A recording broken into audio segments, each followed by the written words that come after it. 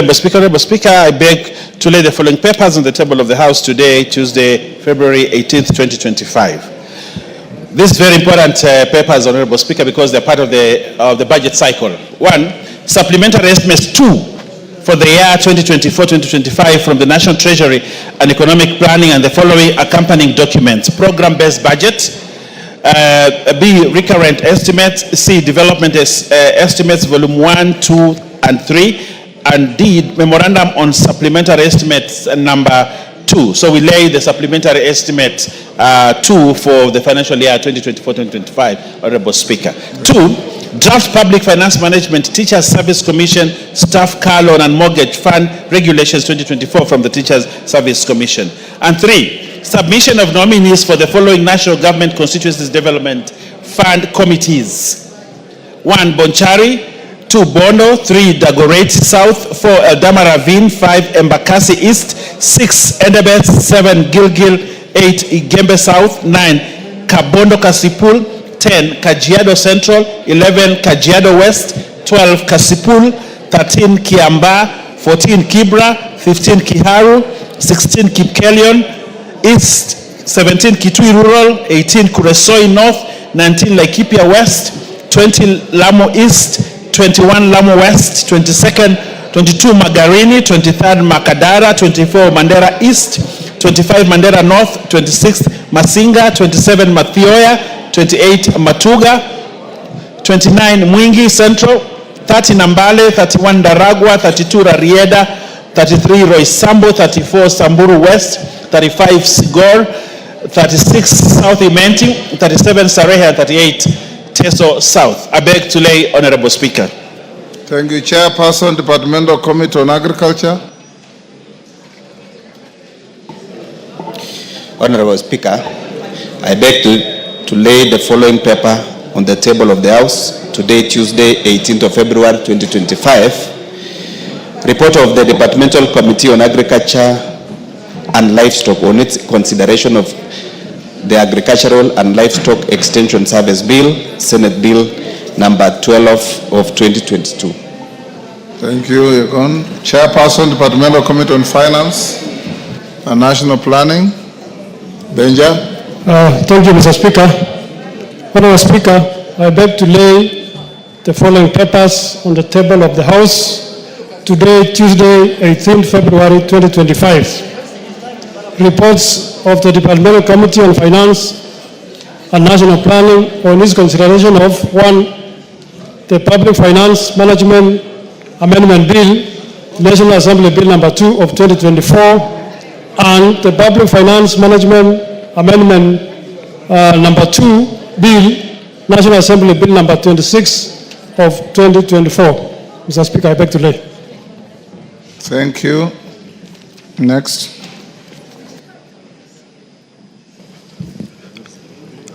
Order number 6, notices of motion. Order number 7, questions and statements. Jerry Maina.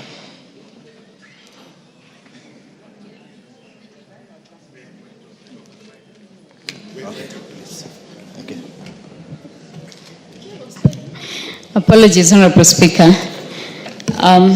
Honorable Speaker, thank you. I rise to request for statement regarding the delay in disbursement of the Higher Education Loans Board funds. Honorable Speaker, pursuant to the provisions of Standing Order 44-2C, I wish to request for a statement from the Chairperson of the Departmental Committee on Education regarding the ongoing funding crisis affecting students in institutions of higher learning across the country.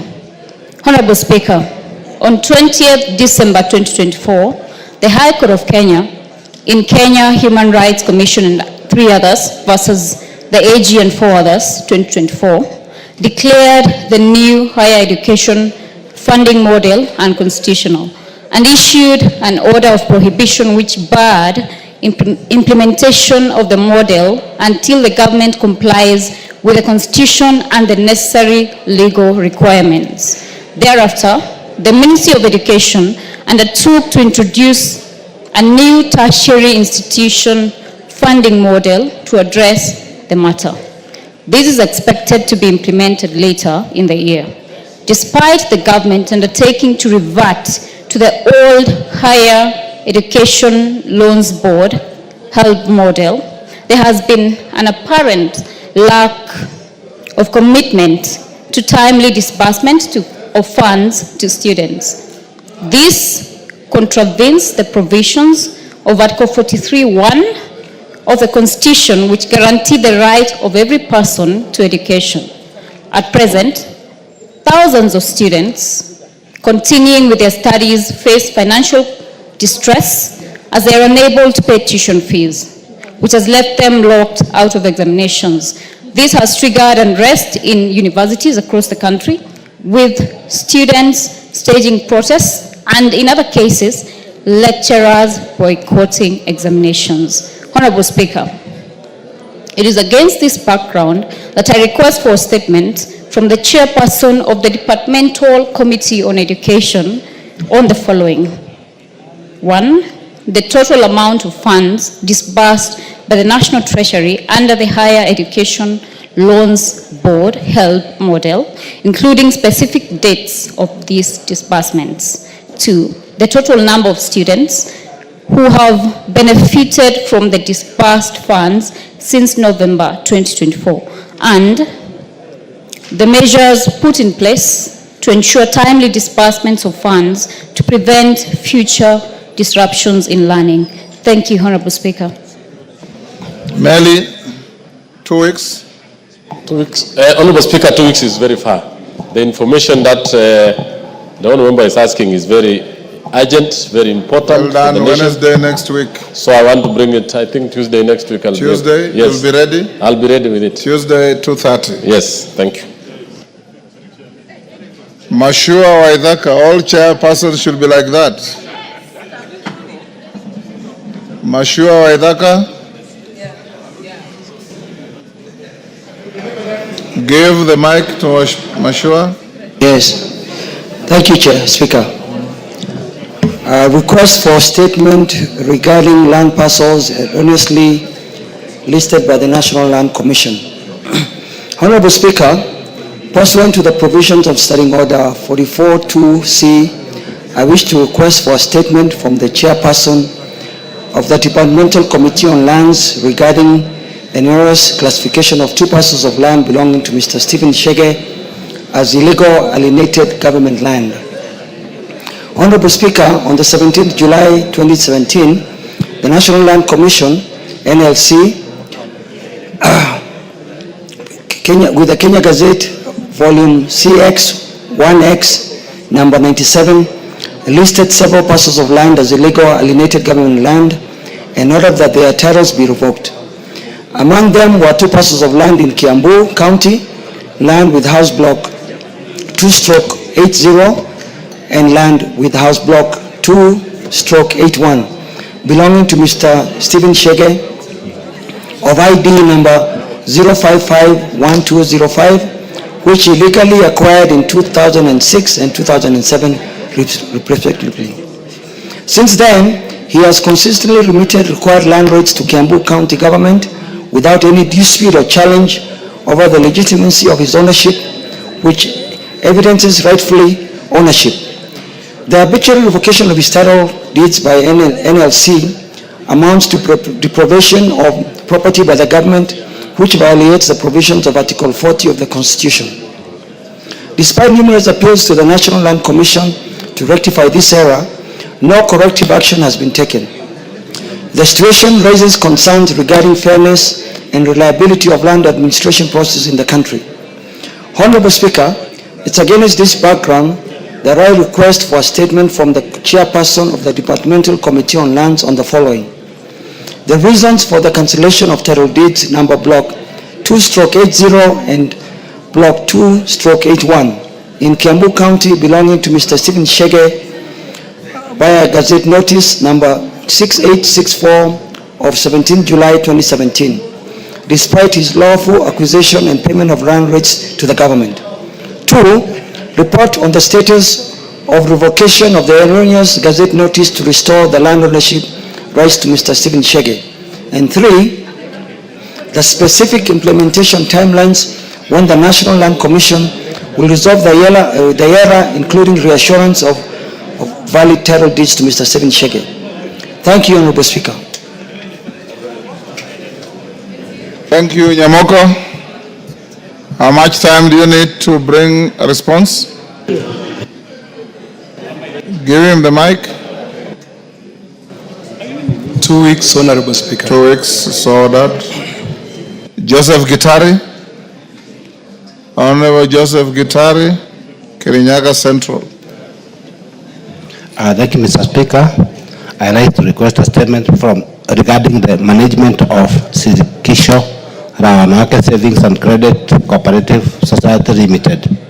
Honorable Speaker, pursuant to provisions of Standing Order 44-2C, I wish to request for a statement from the Chairperson Departmental Committee on Trade and Industry and Cooperative regarding the management of Sirikisho Rawanawake Savings and Credit Cooperative Society Limited.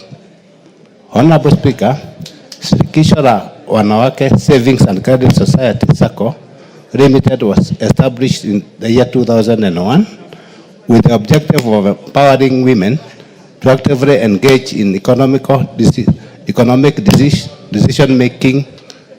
Initially rooted in Embu and Kirinyaga counties, the SACCO has grown to include thousands of members from across the country and boost a substantial capital base. However, in the recent past, concerns have emerged among members regarding the operation of the SACCO, especially following the unfortunate passing on by the coordinator, Mrs. Christine Gary. Since our demise, there has been a breakdown of communication from the new management despite repeated requests from members for updates on the governance and financial status of the SACCO. This has caused anxiety among members, particularly noting that prevalence in financial management reported in various cooperative societies in the country. Honorable Speaker, it is... Order, Honorable Dena, can you walk back to where you've come from? You have been here for now 2.5 years. You know what to do.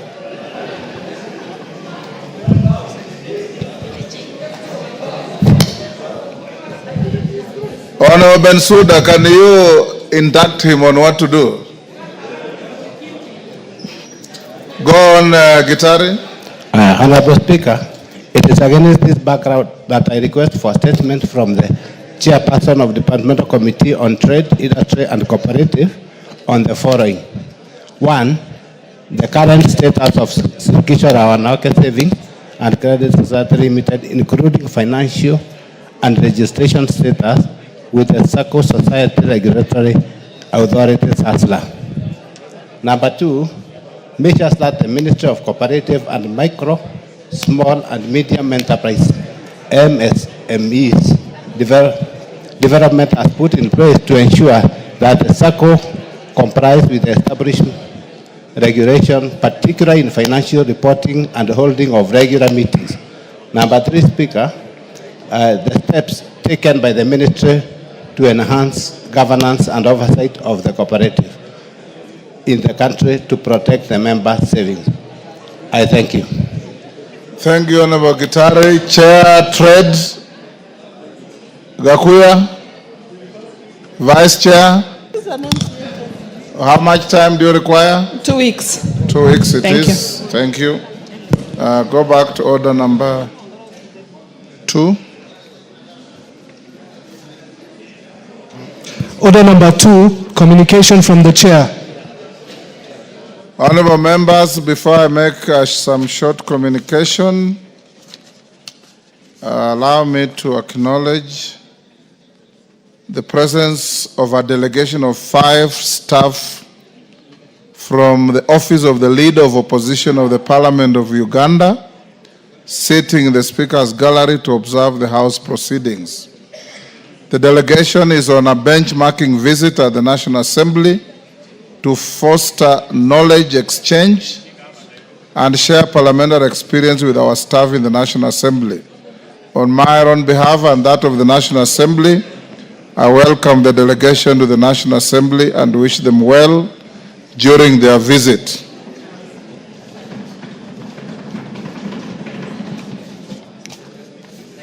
In the public gallery, honorable members, I acknowledge the presence of the following institutions: Pan-African Christian University from Roysambu, Nairobi; Mathwata Secondary School from Masinga, Machakos; Kiambere School Complex from Bere North, Embu; St. Clair Girls High School, Gatitu from Gatundu South, Kiambu; Gilgil Day Secondary School, Gilgil, Nakuru. On behalf of all of us, Mother Wangari has asked me to acknowledge a school from her constituency, do so for all the rest.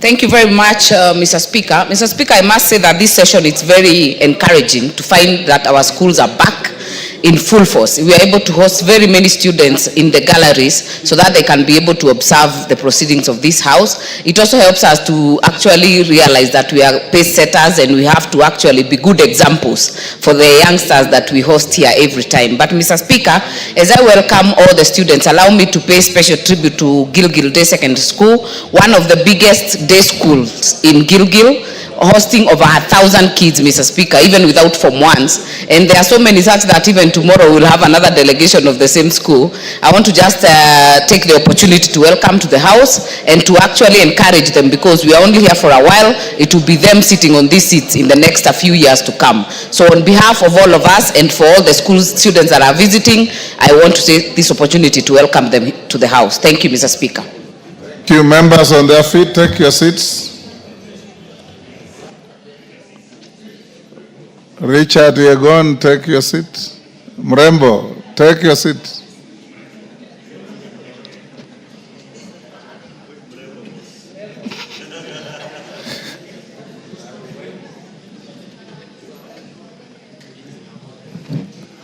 Honorable members, I've got two communications to make. The first one is an update on reconstitution of lapsed committees.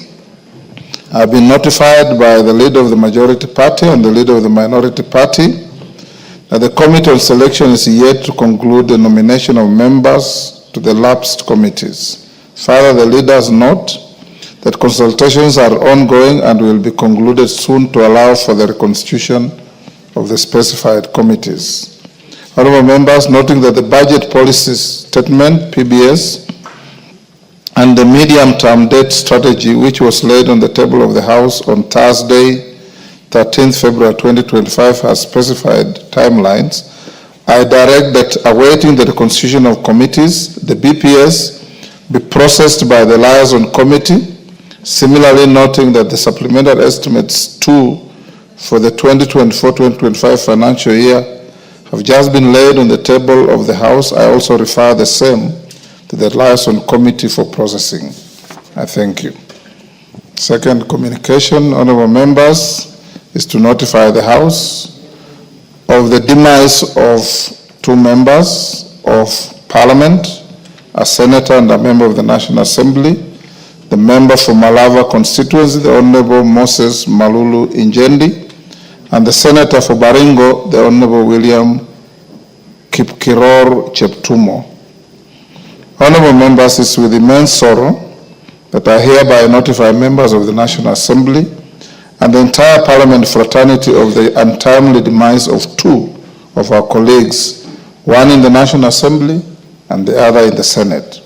First, honorable members, I report with a heavy heart the passing on of the member for Malava constituency, the Honorable Moses Malulu Injendi MP, which occurred yesterday, Monday, 17th February 2025, while he was undergoing treatment at the Aga Khan Hospital in Nairobi.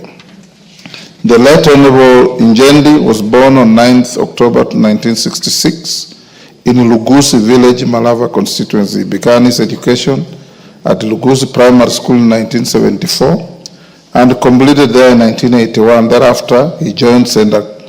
Ignatius Mukumu Boys High School in 1982 and completed his O-levels there in 1985. He proceeded to St. Peter's Mumias Boys High School for his A-levels and completed in 1987. He later joined Egerton University for his undergraduate studies, graduating in 1991 with a Bachelor of Arts, Economics and Sociology. His passion for education pushed him to further his studies and attained a Master of Arts Sociology degree from University of Nairobi in 1996. At the time of his demise, he was pursuing a Doctor of Philosophy at the Nelson Mandela Metropolitan University in the Republic of South Africa. The late Honorable Njendi has a vast career in life, having worked at the Catholic University of Eastern Africa from 2001 as a deputy registrar and later as a lecturer. As an educationist, the late Njendi championed education reforms and dedicated his time to serve as a chairperson and member of boards of governors of various schools, including Luguzi Secondary School. The late Njendi joined elective politics in 2013 when he successfully vied for and won the parliamentary seat as a member for Malava constituency of the Maendeleo Democratic Party MDP ticket, a seat he retained for 3 consecutive terms. Until his untimely demise, he was serving his 3rd term in Parliament and was the Vice Chairperson of the Departmental Committee on Education, where he played a critical role in the formulation of policies to improve the education sector. He was also a member of the Committee on Parliamentary Broadcasting and the Library, where he contributed to the committee's work in its report on enhancing reporting of parliamentary business on online platforms. The report was adopted by this House in September 2024 and is being progressively implemented. The late Honorable Njendi will also be remembered for his contributions in supporting reforms in the sugar sector, including supporting the enactment of the Sugar Act 2024. In the 12th Parliament, the Honorable Njendi also served in the Departmental Committee on Education and Research, the Departmental Committee on Labour and Social Welfare, Transport, Public Works and Housing, and the Committee on Regional Integration. In his first stint, which was the 11th Parliament, the late Njendi was a member of the Departmental Committee on Education, Research and Technology, and the Joint Committee on National Cohesion and Equal Opportunity. His diligent contribution towards the fulfillment of the mandates of the committees in which he served since 2013 was immense. The late Njendi was a dedicated and selfless leader who had passion for reforms in education and other aspects of social welfare. Of note was his passion for the welfare of village elders. Having been raised by a father who served as a village elder, the late Njendi always wished for structured integration of village elders in the national government administration with appropriate remunerations. Consequently, honorable members, when he finally got the platform on the floor of this House as a member in the 11th Parliament, the late Njendi actualized his desire by introducing a motion on recognition of compensation of village elders, which was adopted by the House in 2016. The motion urged the government to facilitate village elders with a monthly honorarium to facilitate them meet their logistical costs and encourage them to uphold their dedication to serving the community. Later on in 13th Parliament, he escalated the motion to a bill by sponsoring the National Government Coordination Amendment Bill, National Assembly Bill number 25 of 2023, so as to give the motion the force of law. The bill, which seeks to recognize village elders who perform national government function at the village level administrative units, is currently awaiting consideration at the Committee of the Whole House. In honor of his persistent vision of creating a framework for recognition of village elders in the national government administration hierarchies, I urge the House to prioritize the bill for enactment into law. Honorable members, besides his legislative role, the late Honorable Njendi was a devout Catholic and an active member of the Catholic Members of Parliament caucus since he joined Parliament. The late Njendi was proud of his Catholic faith and was always visibly wearing his rosary at all times. Indeed, in the year 2023, he requested and received a special rosary right from the Vatican, blessed by the Pope Francis. The late Honorable Njendi was unique for his role, for his rule of thumb practice of always connecting his faith with legislative work. He is reported to have always sought to understand the biblical and Catholic foundational teachings on all matters that were before the House for consideration to inform his position and contribution of them. Honorable members, in the passing on of Njendi, a humble leader who served his constituents and the nation with unwavering dedication and integrity, has rested. On behalf of the Parliamentary Service Commission, all members and staff of the National Assembly, and indeed on my own behalf, I convey our heartfelt condolences to the family of the late Honorable Njendi, his relatives, friends, and the people of Malava constituents. As the National Assembly, we assure them of our support during this period of great sorrow. Honorable members, I also wish to report with profound sorrow the untimely demise of one of our colleagues in the Senate, the Honorable William Kipkiror Cheptumo MP, who was the Senator for Baringo County. The late William Cheptumo passed away on Saturday, 16th February 2025, while receiving treatment at the Nairobi Hospital. The late Senator William Cheptumo was born on 25th December 1967 in Baringo County. He attended Maregut Primary School before joining Bartolimo Secondary School and later Cabernet High School for his O-level and A-level. Thereafter, he pursued a Bachelor of Laws degree at the University of Nairobi from 1988 to 1991 and a postgraduate diploma in law at the Kenya School of Law in 1992, prior to his admission to the bar as an advocate of the High Court of Kenya. Senator Cheptumo began his legal career as a legal officer at the Industrial and Commercial Development Corporation, ICDC, in 1993 and left ICDC in 1995. He then joined the Central Bank of Kenya as a legal officer in 1995 and left in 1998 to establish his own firm, Cheptumo and Kamban Advocates, which he ran from 1998 to 2007. During this time, he gained vast experience on practicing law, establishing himself as an astute advocate. The late Senator Cheptumo ventured into politics in 2007 when he successfully contested for the Baringo North constituency parliamentary seat on the Orange Democratic Movement ODM party ticket.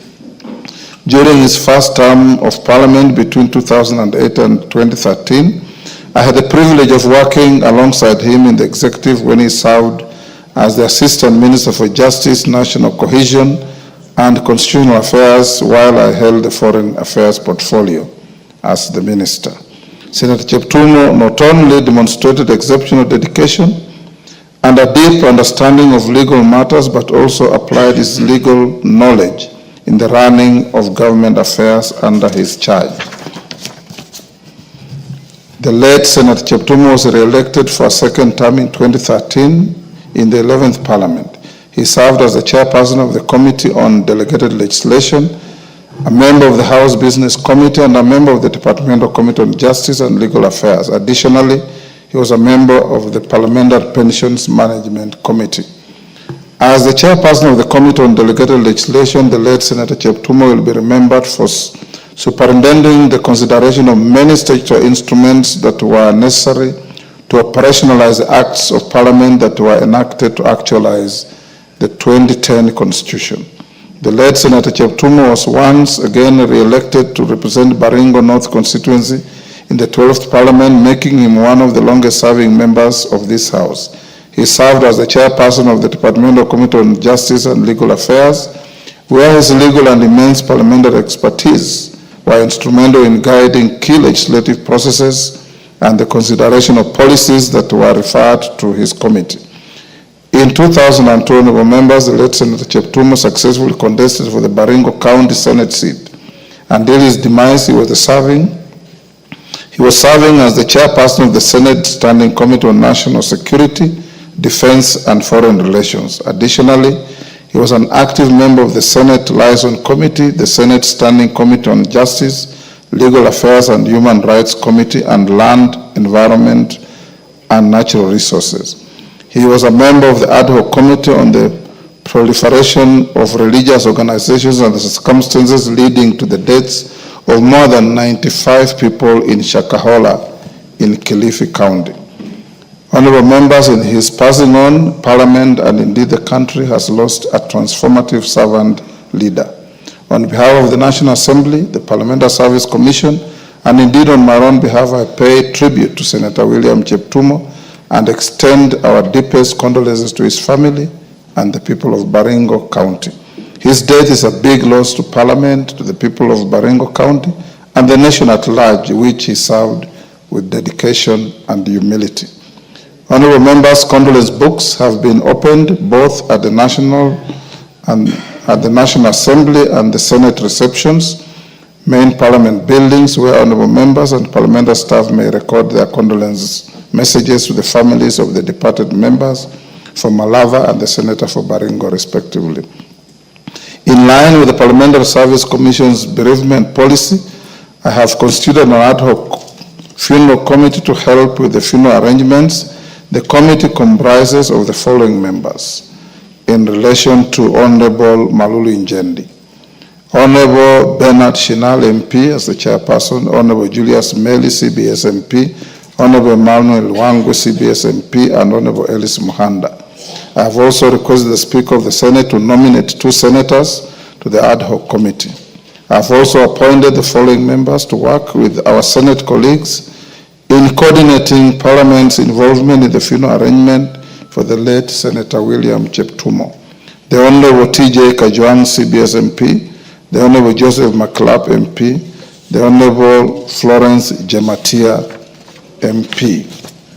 Honorable members are therefore encouraged to liaise with the ad hoc committees on matters relating to the funeral and interment of our departed colleagues.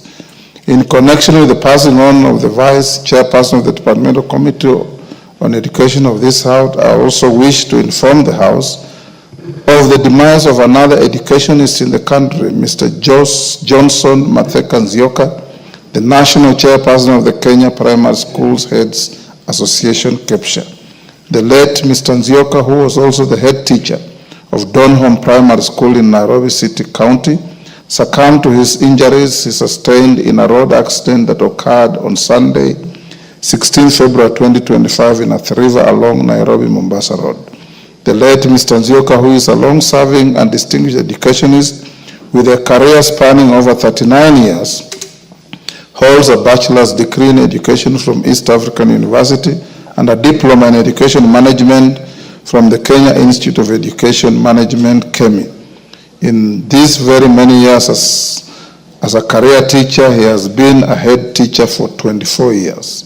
He has made immense contribution to the education sector in various capacities, including, as I've mentioned, a head teacher for 24 years and a member of various councils such as the Kenya Institute of Curriculum Development, the Education Task Force, the International Confederation of Principals, and the National Examination Appeals Tribunal.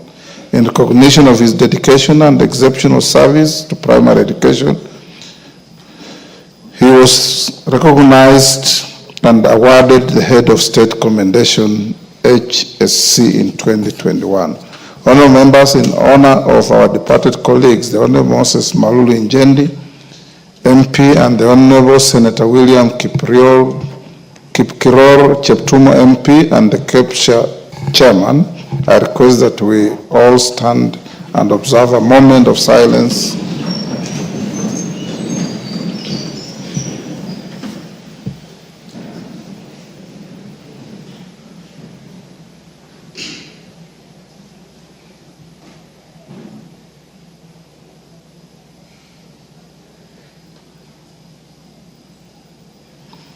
May their souls rest in eternal peace. Amen. Honorable members, I put this communication to come after the other orders because many members asked me to give them an opportunity to eulogize their colleagues.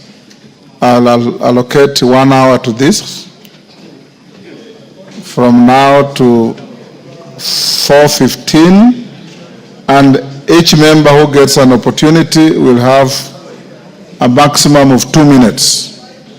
Majority Leader.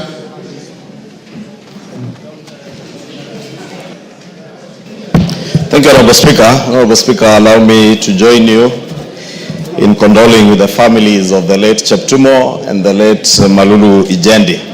Honorable Speaker, I happen to have joined this House at the same time with the two members in the 11th Parliament, and I can attest to what you have said in your communication, that the two honorable members, the Senator for Baringo and the member for Malava, are indeed very dedicated public servants and leaders in their respective constituencies.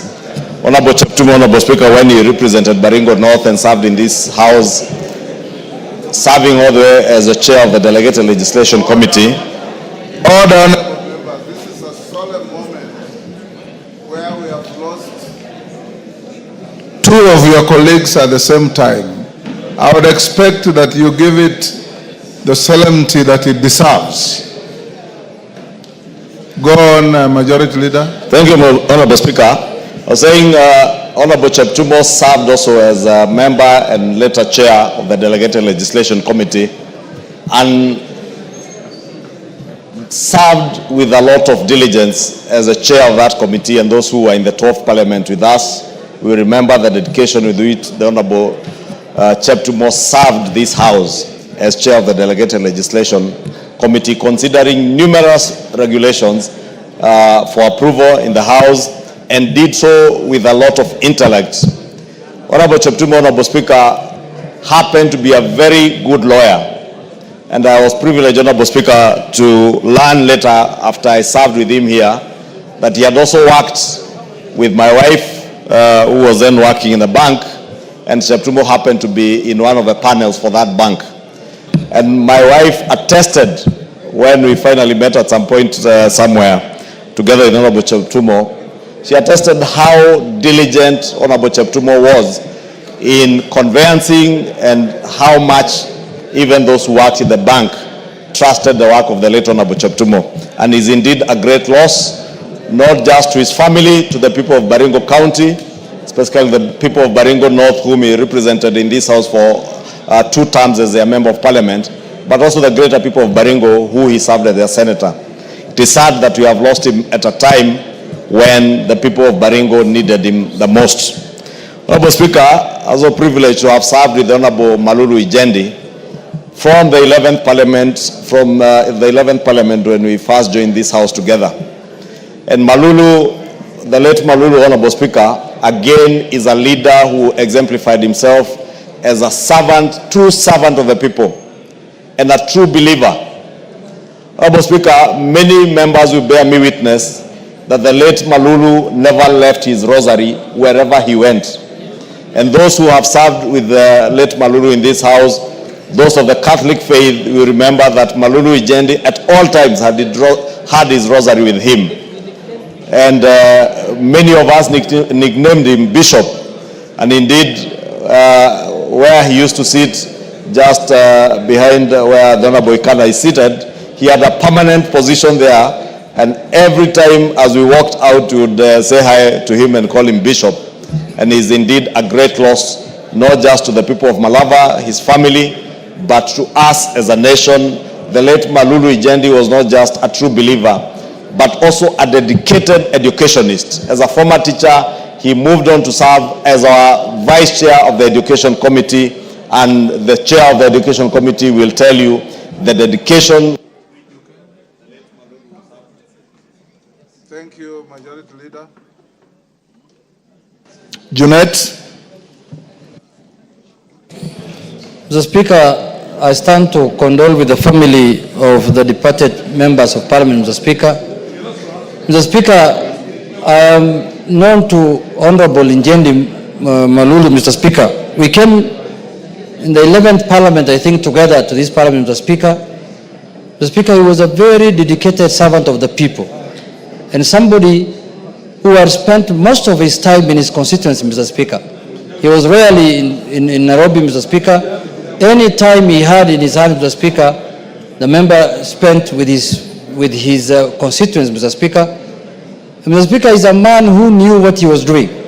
Because, Mr. Speaker, the love Honorable Ijendi Malulu had for his constituents, Mr. Speaker, was immeasurable. I remember during the elections, Mr. Speaker, we were campaigning and we had a candidate as a party against him, Mr. Speaker. But when we visited the constituency, we were told categorically that the most popular person in this constituency is Malulu Njendi, Mr. Speaker, as an individual. You know, on whichever party he contests, that is the information we were given on the ground. So, Mr. Speaker, I would like to ask God to stand with his people, Mr. Speaker, at this trying moment. And Honorable Cheptumo, Mr. Speaker, also, we were together with him in this house. He was a very dedicated servant, Mr. Speaker, of the people. He was in the Justice and Legal Affairs Committee, and we benefited as a house, Mr. Speaker, immensely from his knowledge of the Constitution and the law, Mr. Speaker. I served with him in Parliament, I served with him in the House Business Committee, and Mr. Speaker, those are servants of people who have left us, Mr. Speaker, at a time when Kenyans really require their service, Mr. Speaker. With those few remarks, Mr. Speaker, I condole with the family, and may God rest their souls in peace, Mr. Speaker.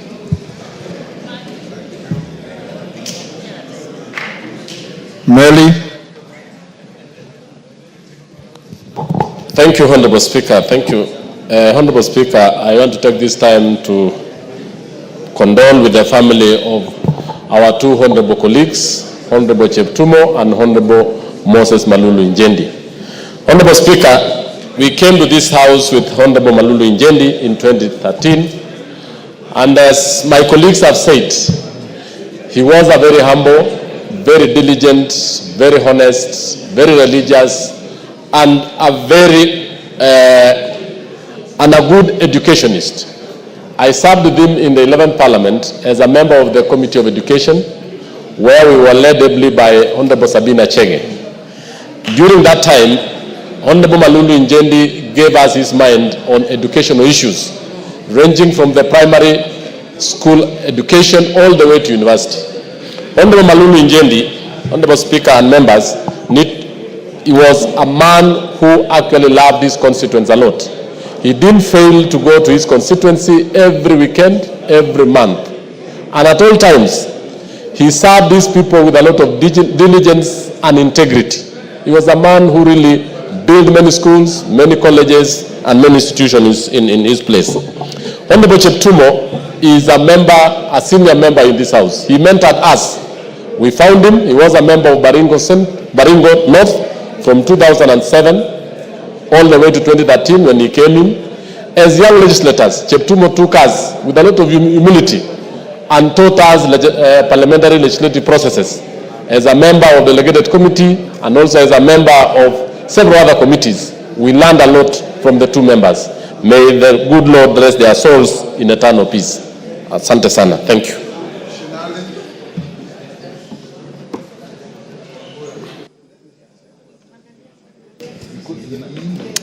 Thank you, Mr. Speaker. I rise to pay tribute to the Honorable Malulu Njendi, Moses MP Malava, Kakamega County, Mr. Speaker. Mr. Speaker, Mr. Malulu has been a good friend, very close and a relative, Mr. Speaker, a man of humility, down to earth, Mr. Speaker. Being a relative, Mr. Speaker, despite the age group, Mr. Speaker, Malulu has always called me uncle since he's married from my clan, Mr. Speaker. Mr. Speaker, I and Mr. Malulu in political trajectory took the same path in 2017, Mr. Speaker, when we found ourselves in corridors of justice, Mr. Speaker, defending election petitions, Mr. Speaker, in the High Court in Kakamega. Despite that, we also won, both of us, and Mr. Speaker, at 2022, Mr. Speaker, we are re-elected the third time, Mr. Speaker, with the Malulu Njendi. Mr. Speaker, Mr. Malulu Njendi, the MP Malava, has transformed education in Malava, both infrastructure and learning, Mr. Speaker, in Malava constituency. Mr. Speaker, I wish to take this chance, Mr. Speaker, on my own behalf and on behalf of people of Ikolomani and Kakamega County, to eulogize with the family and pass my condolences to the people of Kakamega for losing such a leader, Malava constituency, Mr. Speaker, also losing a committed leader who has transformed and left a legacy in Malava constituency, Mr. Speaker. Thank you, sir.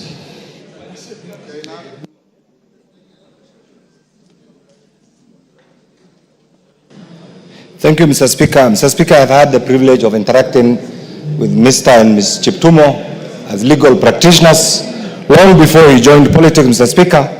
And I found him as a brilliant legal practitioner who was down to earth.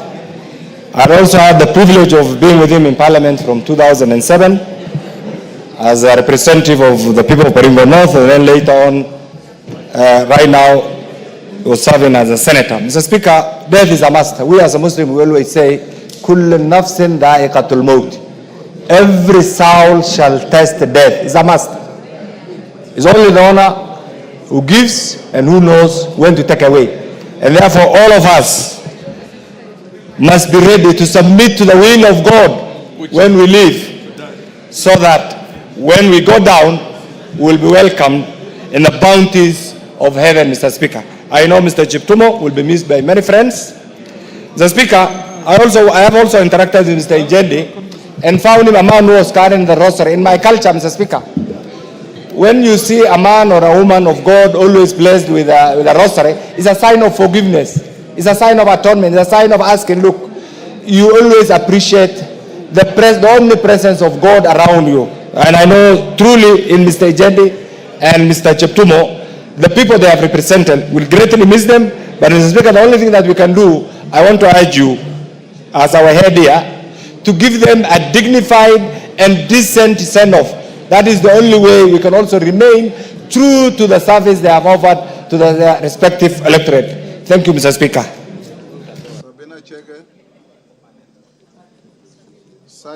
Sabina Chege. Sergeant, can you check the system is malfunctioning? Sabina Chege. Thank you, Mr. Speaker. Mr. Speaker, I want to offer my condolences to the people of Malava on behalf of Honorable Ijendi and also the people of Baringo County. Mr. Speaker, both members have worked with them, and I worked with Honorable Ijendi on 11th Parliament, where I chaired the Committee on Education. He was one of the greatest supporters who contributed immensely in education. Mr. Ijendi, Honorable Ijendi, was also a lecturer and a person who also loved the Catholic faith. We will all remember him wearing his crucifix, and he was a very humble man.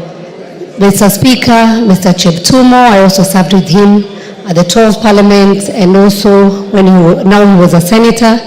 And I would also want to pass my condolences to the people of Baringo County and also his family. And I just want to say one word, Mr. Speaker, that as leaders we should know that life is not permanent. As we make decisions, as we work together here in the House, let us not carry heavy burdens, and let us serve the people, because God has appointed us at a time like this and nobody knows about tomorrow. So to the people of Baringo and Malava constituency, I personally wish them God's grace at this time. Thank you, Mr. Speaker. Maklap. Thank you, Mr. Speaker. Let me join you in paying tribute to our late Senator William Kipkiror Cheptumo, who passed on 16th. Mr. Speaker, first I want to endorse that whatever you read, Mr. Speaker, is a true position and life of Honorable William Cheptumo, our Senator and our immediate former Member of Parliament of Baringo North, a man that I took over from in 2022. Mr. Speaker, I want to make it known that Senator Cheptumo is not only Senator of Baringo, he was actually my maternal uncle. So, Mr. Speaker, I have lost a jomba in myself, a man that is fast in many things. Mr. Speaker, Honorable Cheptumo went to school too late. Those of us, Mr. Speaker, who are not born in hospital and who lived in rural areas, Mr. Speaker, went to school too late. You could see, Mr. Speaker, Cheptumo written 57 years ago. Mr. Speaker, the true position is not 57. We always choose the date of Christmas when Jesus was born as our birthday for those of us who are not born in hospital, Mr. Speaker. Mr. Speaker, this man did a good job in Baringo North, Mr. Speaker, and I have made, Mr. Speaker, give me an extra minute, and I have ensured, Mr. Speaker, that whatever Cheptumo started in Baringo North, we are able to complete, Mr. Speaker, within the shortest time possible. Mr. Speaker, because of no time, Mr. Speaker, I wish to also inform members that Honorable Cheptumo shall be laid to rest in his home in Bartabwa on 1st of March, Mr. Speaker, and there will be a requiem mass on... Allow me just... On 27, Mr. Speaker, there will be a requiem mass in AIC Mlimani for our late Senator William Cheptumo, Mr. Speaker, and I've also known Mr. Ichendi as my registrar in Catholic University of Eastern Africa, Mr. Speaker, where I started double mathematics, Mr. Speaker. Mr. Speaker, may their souls rest in peace, Mr. Speaker, and thank you. Nabii Nabwera.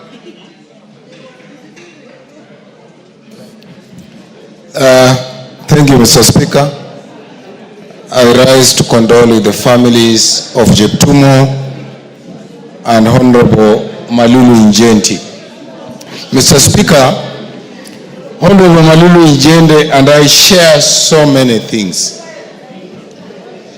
Our mothers are angled in the same home. Honorable Njende and I belong to the same circumcision age set, Vachuma. Njende and I were in school at the same time. While he was in Mumias, I was in Musingu High School.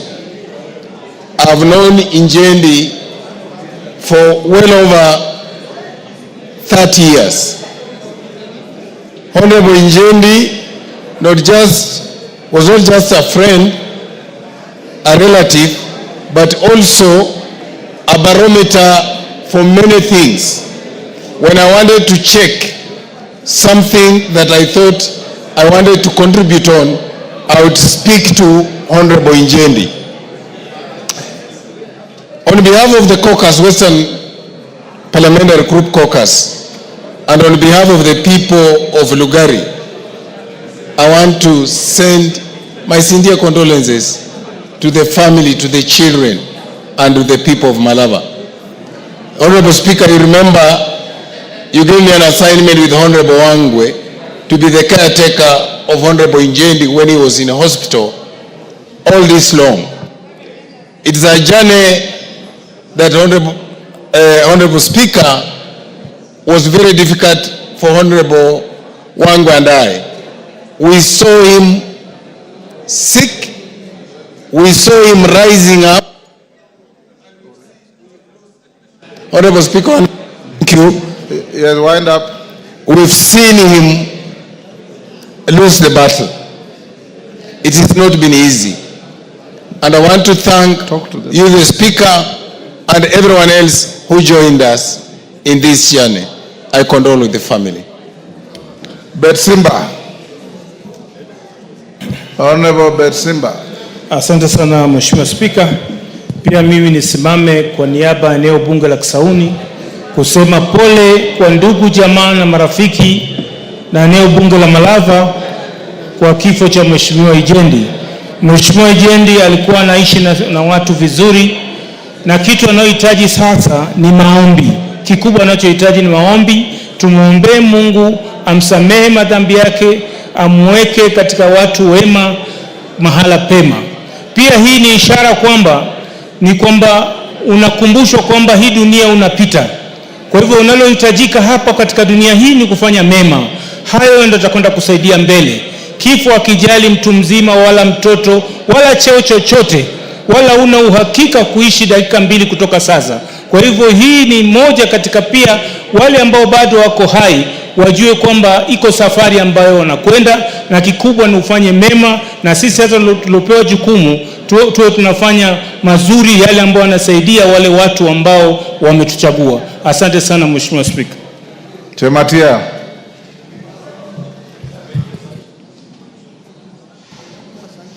Thank you so much, Mr. Speaker. I also want to take this opportunity to condone with the people of Baringo and the people of Malaba.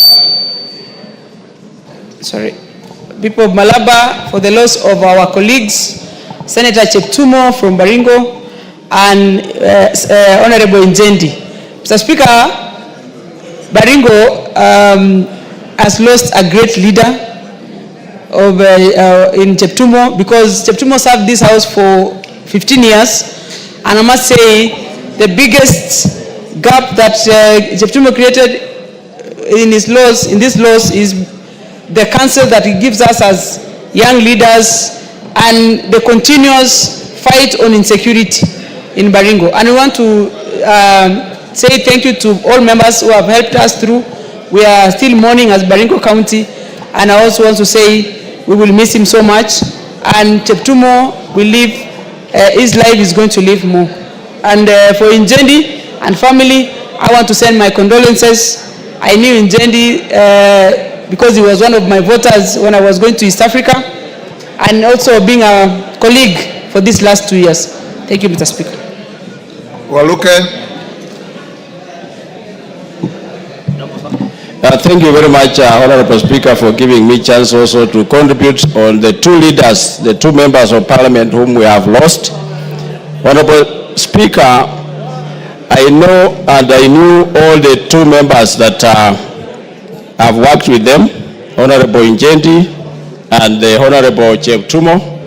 Honorable Speaker, I knew Cheptumo from 2007. I've interacted with him for a very long time, and we met in this house, the 11th Parliament, and he was a very able and honest, hard-working leader, Honorable Speaker. Honorable Njendi was a very strong member, very honest, and people of Malaba, I want to say Paul to them, Honorable Speaker. He was a very strong member of the caucus, Western Regional Caucus. He was a very good advisor of us, Honorable Speaker. We are going to miss them. I used to crack jokes with him, Honorable Speaker, wherever we meet with Honorable Njendi, calling him the Bishop of the Catholic Church, Honorable Speaker. And he was a very jovial member of Parliament, Honorable Speaker. No one in this House, Honorable Speaker, can complain and say that maybe Njendi was a rough. We are going to miss Honorable Njendi and Honorable Cheptumo. Thank you very much. Thank you. Makari Mulu. Thank you so much, Honorable Speaker. Honorable Speaker, on my own behalf and the behalf of the good people of Kitui Central, I want to convey my deepest condolences to the two families, the family of Honorable Njendi Marulu and the family of Senator Cheptumo. Honorable Speaker, I had a chance to work with these two honorable members for 2 terms, for the Cheptumo, and 3 terms with the Honorable Njendi. And Honorable Speaker, these two honorable members have been very serious with their work, and I'm very sure that the people who have been voting for them will miss them in a big way. So even as Honorable Speaker, we send our sympathies to the people who have been voting for them, Honorable Speaker. My prayer to the Almighty God is that their soul rest in eternal peace. Amen, Honorable Speaker. Thank you, Deputy Speaker. Thank you, Honorable Speaker, for giving me this opportunity to pay tribute to 2 great people. Honorable Njendi Mululu, whom I first met when I came here to Parliament. And I know that one of the most important things that I remember about him, was that he was kind and very amiable. He was a gentleman. And so when I arrived in Parliament, I felt like I was fish out of water, but he was one of the people who made me comfortable. He was always polite and kind. He always gave you way when you walked on the corridors or when people were crushing you on the corridors. And most importantly, when he wanted to speak, he requested with such humility and grace despite being very senior. As for Honorable Senator Cheptumo, he was my classmate at the University of Nairobi Law School, and I remember he also stood out because he was sober, calm, and very wise. And once I asked somebody, why does he behave like my father? Then I later was told, and he told me himself, that he had joined school at a very later age. So he was nicer than all the other men at the university, was very polite, was like a father to you. And most importantly, when all the young men in first year were chasing after girls, Cheptumo was focused on studying and was always telling the others not to behave like that. We will always remember our two colleagues. Were they chasing girls or seducing girls? Coaching them. But I stand here today to condole on behalf of the people of Uasin Gishu County with both the families, and may God rest their souls in eternal peace. Amen. Mishimbogo.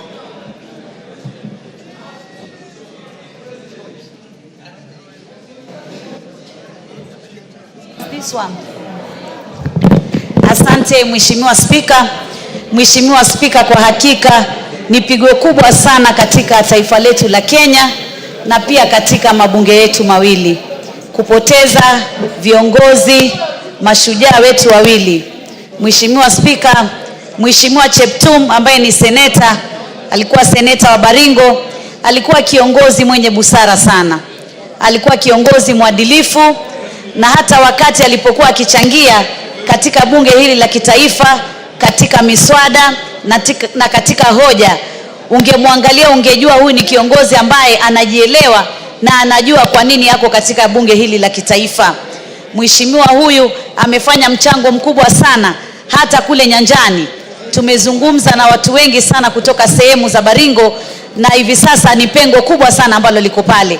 Lakini kwa niaba ya watu wa Likoni nasema poleni sana. Mwenyezi Mungu apatie familia faraja na apatie taifa la Kenya faraja. Kwa ndugu yetu Malulu Ijendi, pia alikuwa kiongozi mwadilifu, kiongozi shupavu. Ukiangalia katika Kakamega, ilikuwa ni sehemu ambayo ni pahali ambapo chama cha chungwa kimebobea, lakini yeye angeweza kuchaguliwa akiwa katika chama cha UDA. Kwa hivyo ni kumaanisha alikuwa ni kiongozi ambaye anatenda mema na anafanya mambo zaidi, haswa katika mambo ya miradi. Ni mheshimiwa ambaye alikuwa mpole, hata ukimuona utamuona tu mwenyewe amevaa ule msalaba wake, nikijua kwamba yeye alikuwa Mkatoliki. Kwa hivyo taifa hili la Kenya na mabunge yetu tumepoteza viongozi shupavu, viongozi ambao michango yao, haswa Malulu katika elimu alichangia pahali pakubwa sana, na mheshimiwa Cheptum amechangia sana katika zile kamati alizokuwa, hata ile kamati ya masuala ya kisheria. Kwa hivyo Mishi, time yake imekwisha. Ferdinand.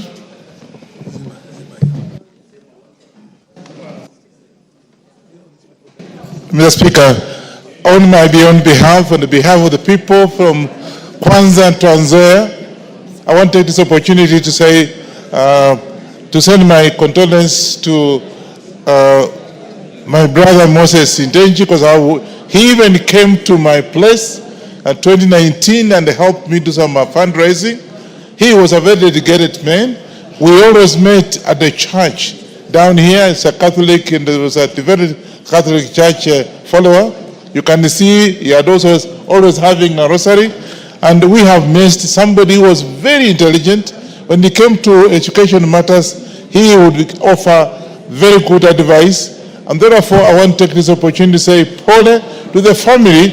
And of course, William Cheptumo also, we came together here in 2013, and he was a very dedicated contributor to most of the issues in this house. And therefore, people in Baringo, I think, have missed a very intelligent person, and therefore also take this opportunity to send my personal condolence to the family of Honorable William Cheptumo. And I want to take this opportunity also to say we have missed very important people, and therefore may the Lord actually place them in the eternal of His. Thank you. Thank you, Naisula.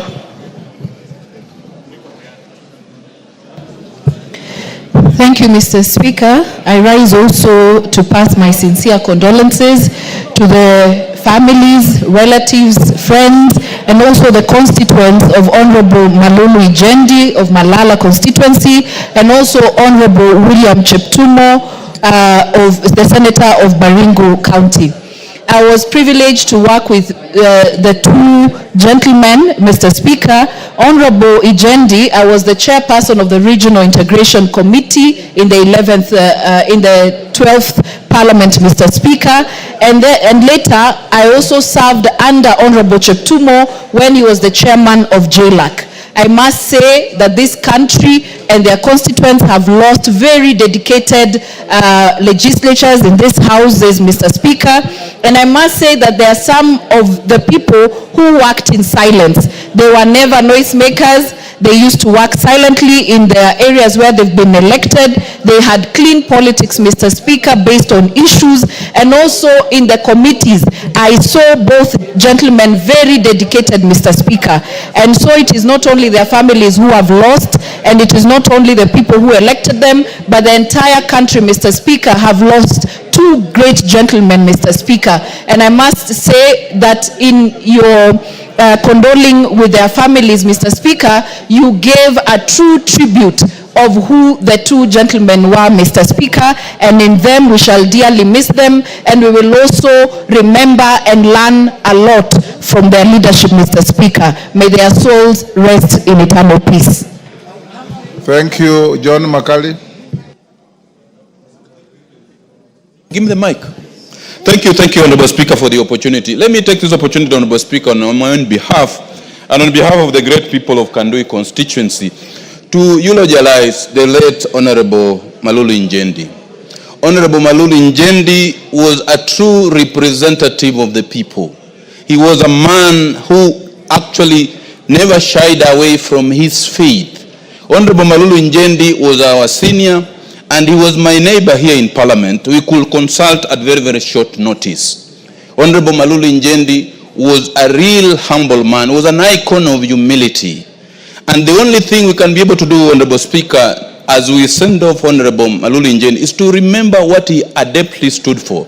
He adeptly stood for passing legislation to assist the village managers and the village elders so they can also be able to get some money arising from the service they give to our people. So as we eulogize and send off Honorable Malulu Ijendi, honorable members, we must send a gift to Honorable Malulu wherever he goes by passing the legislation which he adeptly pushed for in this house. He also contributed immensely in the education sector, and this house is poorer by the passing on of the Honorable Malulu Ijendi. I take this opportunity to say pole sana to the people of Malava and say may he go in peace. And as we realize also the Honorable Baringo Senator, we wish to say that I never had an opportunity to work with him, but from the records held in this particular house and in the Senate, he was such a very sharp and fine legal mind. May the people of Baringo also be consoled due to the loss of the Honorable Cheptumo. May their souls rest in eternal peace. Murugara. Thank you very much, Mr. Speaker.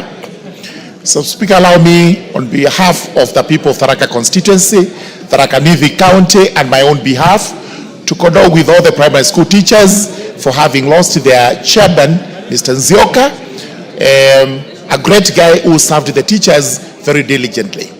Allow me also to condole with the people of Malava for the loss of one great gentleman by the name Moses Ijendi, who actually we would describe as a gentleman par excellence, because nobody in this house would say they crossed paths with Honorable Malulu Ijendi.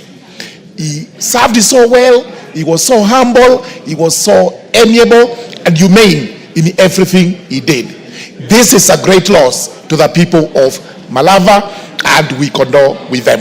Allow me also to condole with the people of Baringo County for having lost one of my best friends, Honorable Cheptumo. Cheptumo, we crossed paths in A level as he studied in Kabarnet High School and I was in Kabarak. We would occasionally meet for debates, And those debates were very fruitful. We then entered the University of Nairobi in 1988 and shared a class with him and also the Deputy Speaker of the House, the Honorable Gladys Boss. Let me disclaim that I was not in that class of those young men she has described. I was in the class of Cheptumo. We were quite serious in studies, and Cheptumo actually did very well. Eventually, we were admitted as advocates, and we practiced law with him. When I came to the House for the tour of the Parliament, I served under Honorable Cheptumo when he was the chairperson of the jail. Wangwe.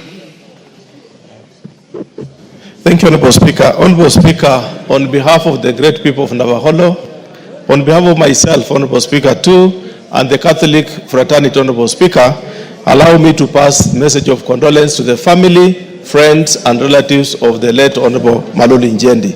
Honorable Speaker, I share religion with Mheshimiwa Injendi. I also share family issues with Mheshimiwa Injendi, Honorable Speaker. His wife and my wife happen to be sisters. And Honorable Speaker, when I was called upon to be with him at his hour of need in hospital, I felt being together with my brother. And indeed, I saw, Honorable Speaker, the dark times of Mheshimiwa Malulu, and also when he has rested, Honorable Speaker. I want also to thank the Parliamentary Service Commission, Honorable Speaker, for the good work they did for us up to yesterday. It was immense, they persevered, and Honorable Speaker, it cannot go without appreciating them for their input. Honorable Speaker, I worked here very well with Mheshimiwa Malulu as a person who understood the people of Malava, whom I neighbor with. As a neighbor, we were very good. We worked together. And Honorable Speaker, the greatest moment I wish to remember Mheshimiwa Malulu is in 2017, Honorable Speaker, when the entire region, Honorable Speaker, was in court. But we came through a very difficult time and held each other's hand and went through as Jubilee MPs. That was a moment, and Honorable Speaker, much time we used to do was to sit with him and he would pray for us. Honorable Speaker, on the issue of Honorable Cheptumo, allow me to really wish the people of Baringo that indeed, Honorable Cheptumo, I served with him twice in the 11th Parliament and 12th Parliament. And Honorable Speaker, many a times we used to refer to him as a walking dictionary because it was a working constitution, Honorable Speaker, because whenever the Speaker and then the Honorable Muturi could want to raise an issue of constitutionalism, he was there to help interpret the Constitution of. Thank you, Rachel Nyamai. Thank you, Honorable Speaker. On behalf of the people of Kitui South and on my own behalf, Honorable Speaker, I would like to join you and the House in condoling with our two colleagues, the Honorable Malulu Ijendi and the Honorable Cheptumo. Honorable Speaker, it is a very sad moment for all of us to lose two great gentlemen who have served in this House. Honorable Speaker, I have served with the two of them in the 11th Parliament, in the 12th Parliament, and also in the 13th Parliament with the Honorable Malulu Ijendi, and also with the Honorable Cheptumo, who, as much as he was in the Senate, he would cross over on this side and consult us. Mr. Speaker, as other members have said, the Honorable Malulu Ijendi is a very respectful person, a person who was committed to his constituents, to his family, very humble and God-loving. Honorable Speaker, it is hard to forget the position where the Honorable Malulu Ijendi sat, and when he wanted to speak, Honorable Speaker, for the opportunity that you give us to sit there, he is very respectful and he always walked to that seat with a lot of respect. Honorable Speaker, the Honorable Malulu's contribution to education in his constituency, in this House, and also in the country is worth noting. Honorable Speaker, I remember that when we were dealing with the sugar bill, the Honorable Malulu Ijendi participated immensely, passionately for his people. Honorable Speaker, I take this opportunity to condole with him and his family and ask God to keep him in a safe place which he worked for hard. Honorable Speaker, give me a chance to say a word about the Honorable Cheptumo. I have interacted with the Honorable Cheptumo in this House. We served together in the 12th Parliament in the liaison committee when I chaired lands, and he was also in delegation.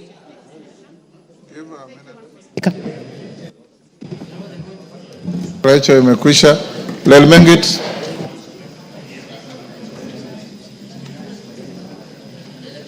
Thank you, Honorable Speaker. I want to join the team, the National Assembly team, in eulogizing the lives of Senator William Cheptumo, the Baringo Senator, and also Honorable Malulu Injendi. It is a great loss, Honorable Speaker, for this country and the people of those constituencies and counties that the two represent. I have known them as very mature leaders in this house, especially with institutional memory. Every time, Honorable Speaker, the like of Malulu Injendi, he will normally sit along the way while we enter this house, Mr. Speaker. It is very difficult to pass him before saying hi to him and also getting one or two wise statements from or wise words from him, Honorable Speaker. I sat with Malulu Injendi in the Committee for Parliamentary Broadcasting and Library Services, and he had a lot of immense contribution during our committee sessions. Also, Honorable Speaker, Senator Cheptumo has been more like a counselor, a leader with a lot of experience. We've shared a lot with him while he was still alive. So, Honorable Speaker, I want to join hands with this House in mourning their lives and also to condole with the people of where these two leaders come from, the people of Baringo and also the people of Malava. Finally, Honorable Mr. Speaker, I also want to pass my condolences to the former chair of KEPSHA, John Nzioka, for his loss. I want to tell all the leadership of the primary school heads that we are very sorry for their loss. Thank you, Honorable Speaker. Nilemba.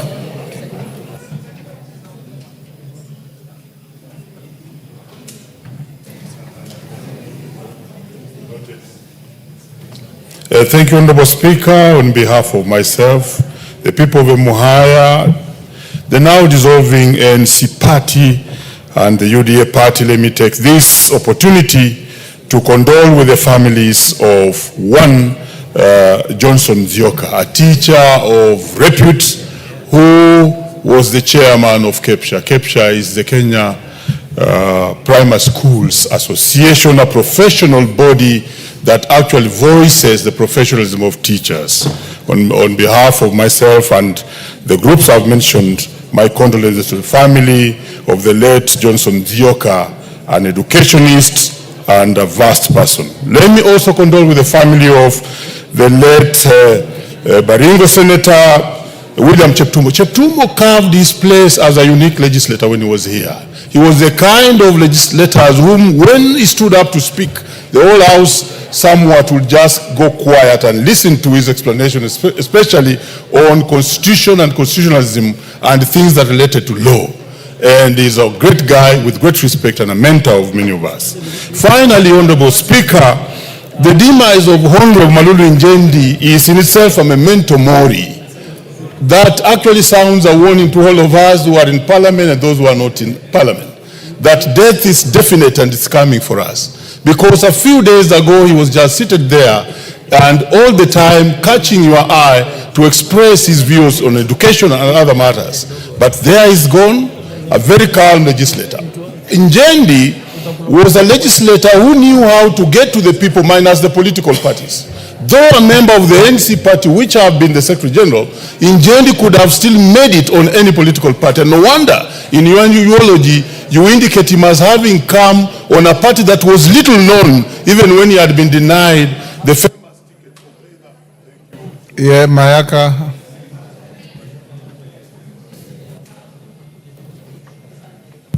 Thank you, Honorable Speaker. Honorable Speaker, let me also take this opportunity to condole with the families of our two colleagues, the Honorable William Cheptumo from the Senate of Baringo and the Honorable Injendi, the MP for Malava. I would like to pass my apologies on behalf of the people of Nyamira and on my own behalf. And Honorable Speaker, secondly, I would also like to pay special tribute to Mwalimu Johnson Nzioka, because, Honorable Speaker, Mwalimu Johnson Nzioka actually taught me in Donholm Primary in class 5 for maths, and he was also the head teacher for our school before I left. He has been the head teacher there for more than 24 years, And I'd just like to send a special tribute to his family, to all the teachers of Kepshare and the community and families of Donholm Primary, because that is a community primary in Embakasi East. And so I pass my sincere condolences to all three. I thank you. Waliobaki mchukue dakika moja moja. We have a few minutes to go. Bensouda, 1 minute only. Thank you, Honorable Speaker. I would also like to pass my condolences to our honorable members who passed on. And this is a moment that we need to be prayerful because we know what the family is undergoing. Mr. Speaker, I would want to say that I sat in the Committee of Education for 3 days only with Honorable Malulu. He was always prompt and early enough for the meeting. His contribution was amazing. Honorable Speaker, I thank you and appreciate that you've set aside already a committee that will look into their befitting send-off.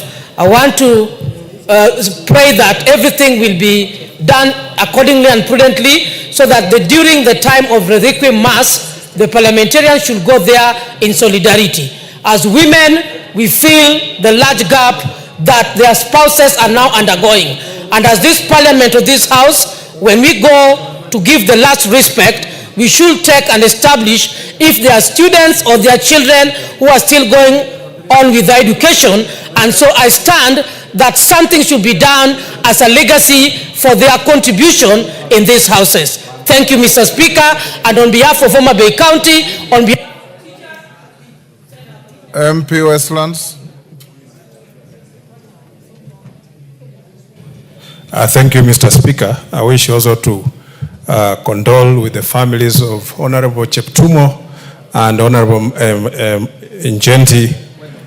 Mr. Speaker, Honorable Cheptumo, I served with him in the 11th Parliament, in the same committee of delegated legislation. He was my chair, and he was a very, very intelligent man, committed, and provided leadership, and we did a lot of work with him. Honorable Speaker, I also want to pass my condolences to the family of Honorable Malulu Njenti, a man that we came to this Parliament at the same time. He served with him, we were serving with him in the current Parliament, the same Committee of Broadcasting and Library. And also we are members of the CAMC, the Catholic Members of Parliament Caucus. And he is a very, very honorable man, and he has... Time up, Ikana. You have only 1 minute, so... Thank you, Mr. Speaker. On behalf of my constituents, the great people of Shinyalu, and myself, I wish to extend my sincere condolences to the families of our departed colleagues. Mr. Speaker, I want to confirm that the tribute you read about the Honorable Malulu Njenti was accurate 100%. Honorable Malulu Njenti was very passionate about his people of Malava. He served them even when he was very sick in the hospital, and this can be confirmed by the fact that he was able to push for the tarmacking of the Malava-Samithi-Navakholo Road even when he was very, very critically sick. Mr. Speaker, personally, I owe to a great deal and extend my election to this Parliament to the support I received from Honorable Malulu Njenti. Having been my teammate in Kenya Kwanza, we did joint rallies, we campaigned together, and he guided me, enabling me to tap into his... Dan Wanyama. Thank you, Honorable Speaker. I want to condole with the families of our departed colleagues, but more importantly, with the Honorable Malulu Njenti. He's one person I've known since our childhood, because I went to school with him at St. Peter's, and at some point I was his class prefect in Form 5 and Form 6. And I know Honorable Malulu as a very truthful and a sincere person. I know the family will lose him, the people of Malava will lose him, but all the same, let his soul rest in peace. I thank you. Thank you. Katana? Okay. Asante Bwana Spika, nataka nijiunge na wenzangu kutoa rambirambi kwa niaba ya wakazi wa Kaloleni kwa Senator Cheptum na Mheshimiwa Injendi. Bwana Spika, Mheshimiwa Injendi amekuwa akitetea sana mambo ya elimu. Na pia Injendi tumekuwa tukienda kanisa moja. Yeye ni Mkatoliki na mimi ni Mkatoliki, na kila siku ya Jumatano, Bwana Spika, tulikuwa tunaenda kanisani na Bwana Injendi. Tunaiombea roho yake iweze kulala mahali pema peponi. Asante. Tongoyo. Thank you, Honorable Speaker, and want to also join the rest of members who had already spoken to pass my condolences to the two great leaders and their families. And Honorable Speaker, it's true that both leaders are great leaders and committed servants of the people of this nation. And I was so privileged to also having interacted closely with both of them. Honorable Speaker, Igendi Malulu, as has been said by the rest of members, is a very committed leader, man of the people, and a down-to-earth leader. More importantly, Honorable Speaker, you had mentioned, rightfully mentioned, that this man was so passionate about the issue of the village elders, and he sponsored a bill that on national government administration bill that had intended to look into the welfare of the village elders, to have them recognized in law and being remunerated. And Honorable Speaker, Bukose, dakika moja tu. Honorable Speaker, I worked with Honorable Cheptumo when I worked in Baringo as a doctor, and also when we joined Parliament here in 2013. He's a gentleman and is somebody whom you can be able to consult, and he will be able to give you advice. Honorable Speaker, about a month ago I met him and I looked at his health, which was actually not doing well. And I want to join the people of Baringo and the people of also Malava in mourning both Honorable Senator Cheptumo and Honorable Malulu Injendi, who in this house we joined together in 2013, and he's been somebody who has been a gentleman and a committed servant to his people and also to the house in general. May their souls rest in eternal peace. Oundo, Katana, switch off your mic. Thank you, Honorable Speaker. On behalf of the people of Nila constituency, let me send my sincere condolence to our two departed colleagues. Honorable Speaker, I have served Honorable Njendi since I joined the other term, and Honorable Njendi visited my constituency sometimes in November after the demise of his fund accounts manager, and we shared a lot, and it was a shock to learn that he was unwell, and it was even more shocking to learn that he passed on. Honorable Speaker, on his bill about the village elders, Honorable Speaker, we were involved, and unfortunately was asked, and that's what Honorable Tongo wanted to raise, he was asked to drop it, awaiting a comprehensive review. I hope in his honor, Honorable Tongoi, you will ensure and conclude that process. And with those 4 remarks, I wish the family these hard times. Thank you, Honorable Speaker. Emase. Thank you, Honorable Speaker. I also arise to pay tribute on my own behalf and on behalf of the great people of Teso South to the bereaved families of our two departed colleagues. Honorable Speaker, I'm privileged to have served with both Honorable Cheptumo and Honorable Ijendi in the 11th Parliament and then this 13th Parliament. And it is so sad, it's a sad week for Parliament. Honorable Ijendi, we sat on this same row and I had consulted him on issues of bills to do with education, motions, and he also consulted me on issues budget. But Honorable Speaker, the two gentlemen were very humble and dedicated to serving their constituents. And their contributions will be greatly missed by us, their families, and the country at large.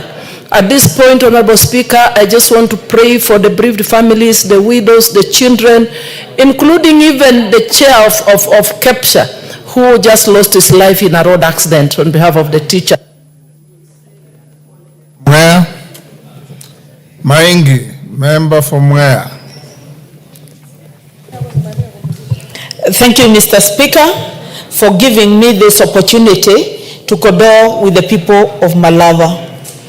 I first met the late Honorable Ijendi at Catholic University when he was a registrar and where I studied for my MBA. Mr. Honorable Majedi was a kind-hearted member. He was compassionate, he was caring, he was selfless, he was respected, and he was so uplifting. I was surprised again when I joined this parliament to meet the Honorable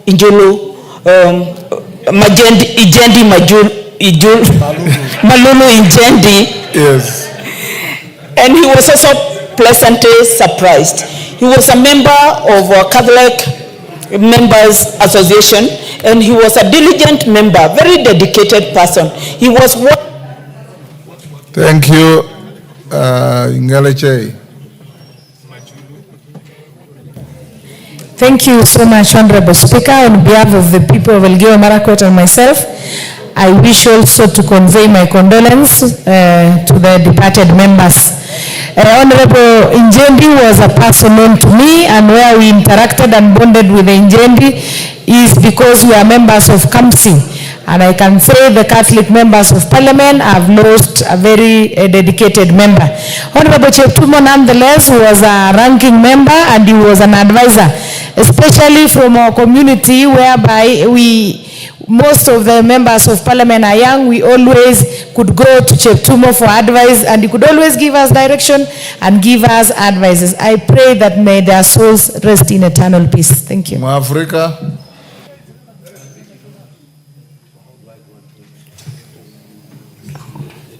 Thank you, Mr. Speaker.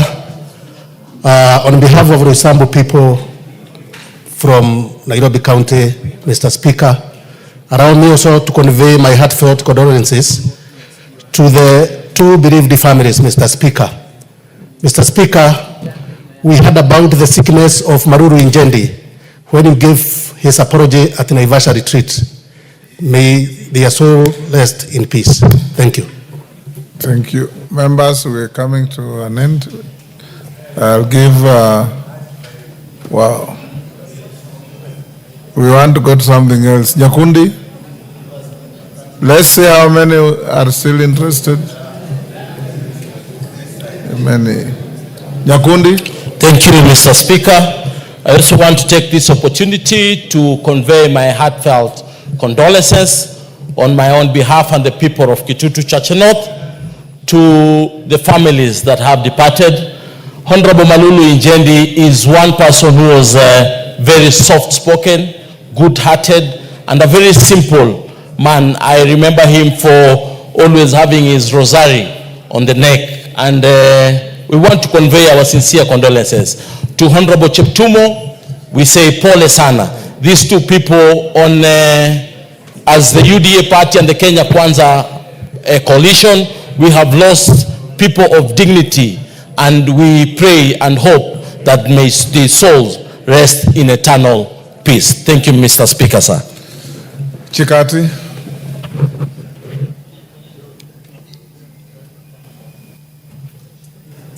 Thank you, Mr. Speaker. As the Secretary General of the Catholic Members Caucus, I would say we have really lost someone who added value to the work of the Catholic MPs.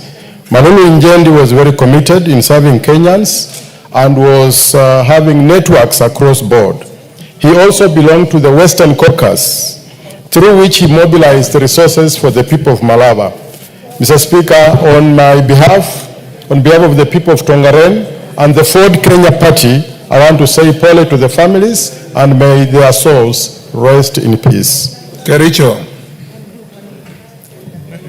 Kericho Women Rep. Okay, thank you, Honorable Speaker.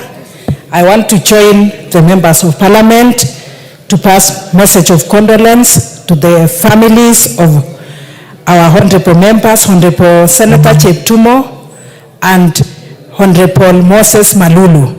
Honorable Speaker, we have actually lost great legislators, great professionals, great leaders. Honorable Cheptumo being a senator, and from our region. He was a very humble person. He gave great and wise counsel to us, and this is a great loss. I pray that the family will be actually comforted. Honorable Malulu, Honorable Speaker, supported the sugarcane farmers. And coming from a region where we have sugarcane, I know we have lost him, but I believe great improvement in the sugar industry, he was part of it, Honorable Speaker. Aseka.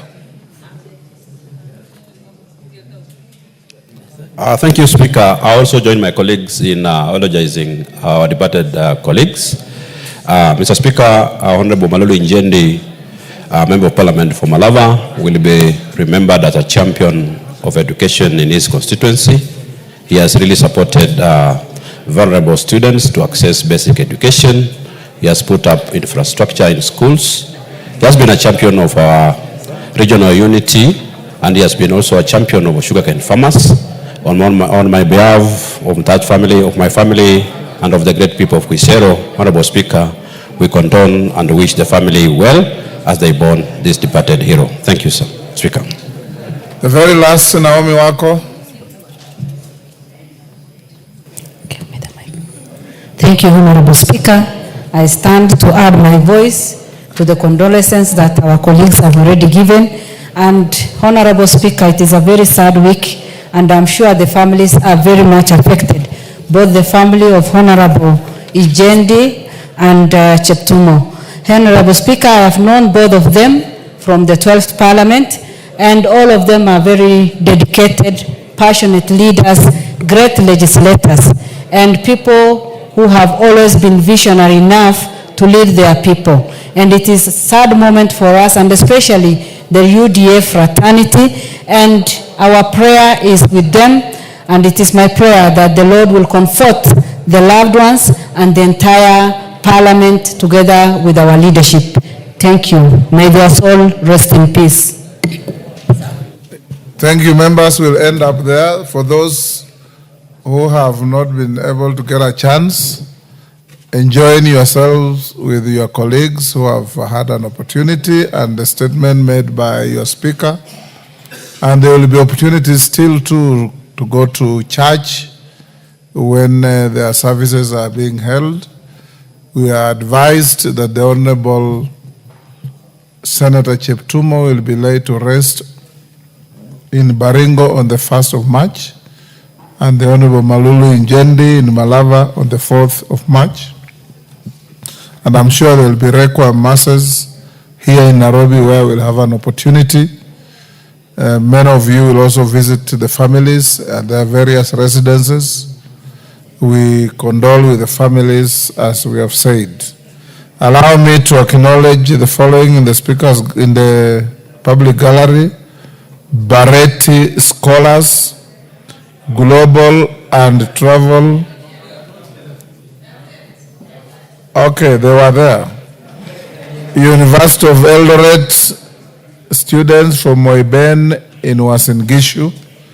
We welcome them in the House of Parliament, even if they have left. I'm sure they are within our precincts.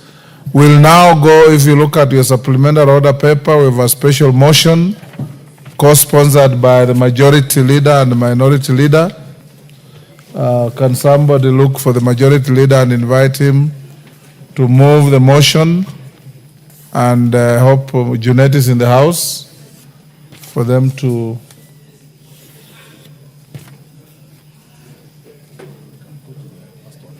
Yeah.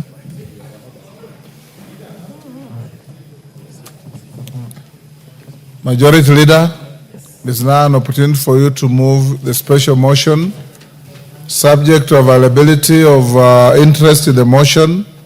I want to allocate it 2 hours. So we'll finish it at 6:22. 6:30. Call it out. Order number 8, the County Government's Additional Allocations Bill, National Assembly Bill number 2 of 2025, first reading. A bill for an Act of Parliament to provide for the additional allocations to county governments for the 2024-2025 financial year, the responsibilities of national government and county governments pursuant to such allocation, and for connected purposes. Order number 9, exceptional motion, recording the thanks of the House on Kenya's attempt at the position of the chairperson of the African Union Commission, AUC. Majority Leader. Thank you, Honorable Speaker. Honorable Speaker, I beg to move this motion on recording the thanks of the House on Kenya's attempt at the position of the chairperson of the African Union Commission. This is a co-sponsored motion, Honorable Speaker, by myself and the Leader of Minority. Honorable Speaker, recalling that the African Union, the successor of the Organization of the African Unity, OAU, was launched in the year 2002 as a continental body consisting of the 55 member states that make up the countries of the African continent, with a vision of creating an integrated, prosperous, and peaceful Africa, driven by its own citizens and representing a dynamic force in the global arena. And aware that the African Union Commission, established as the Secretariat responsible for the day-to-day operations and activities of the African Union, is headed by the chairperson elected by the heads of state and government from member states. And further recalling that on the 27th February 2024, Kenya formally announced that the former Prime Minister, the Right Honorable Raila Amolo Odinga, EGH, would be vying for the position of the chairperson of the African Union Commission, building on his previous service as the African Union Special Envoy for Infrastructure Development in Africa from the year 2018 to 2023.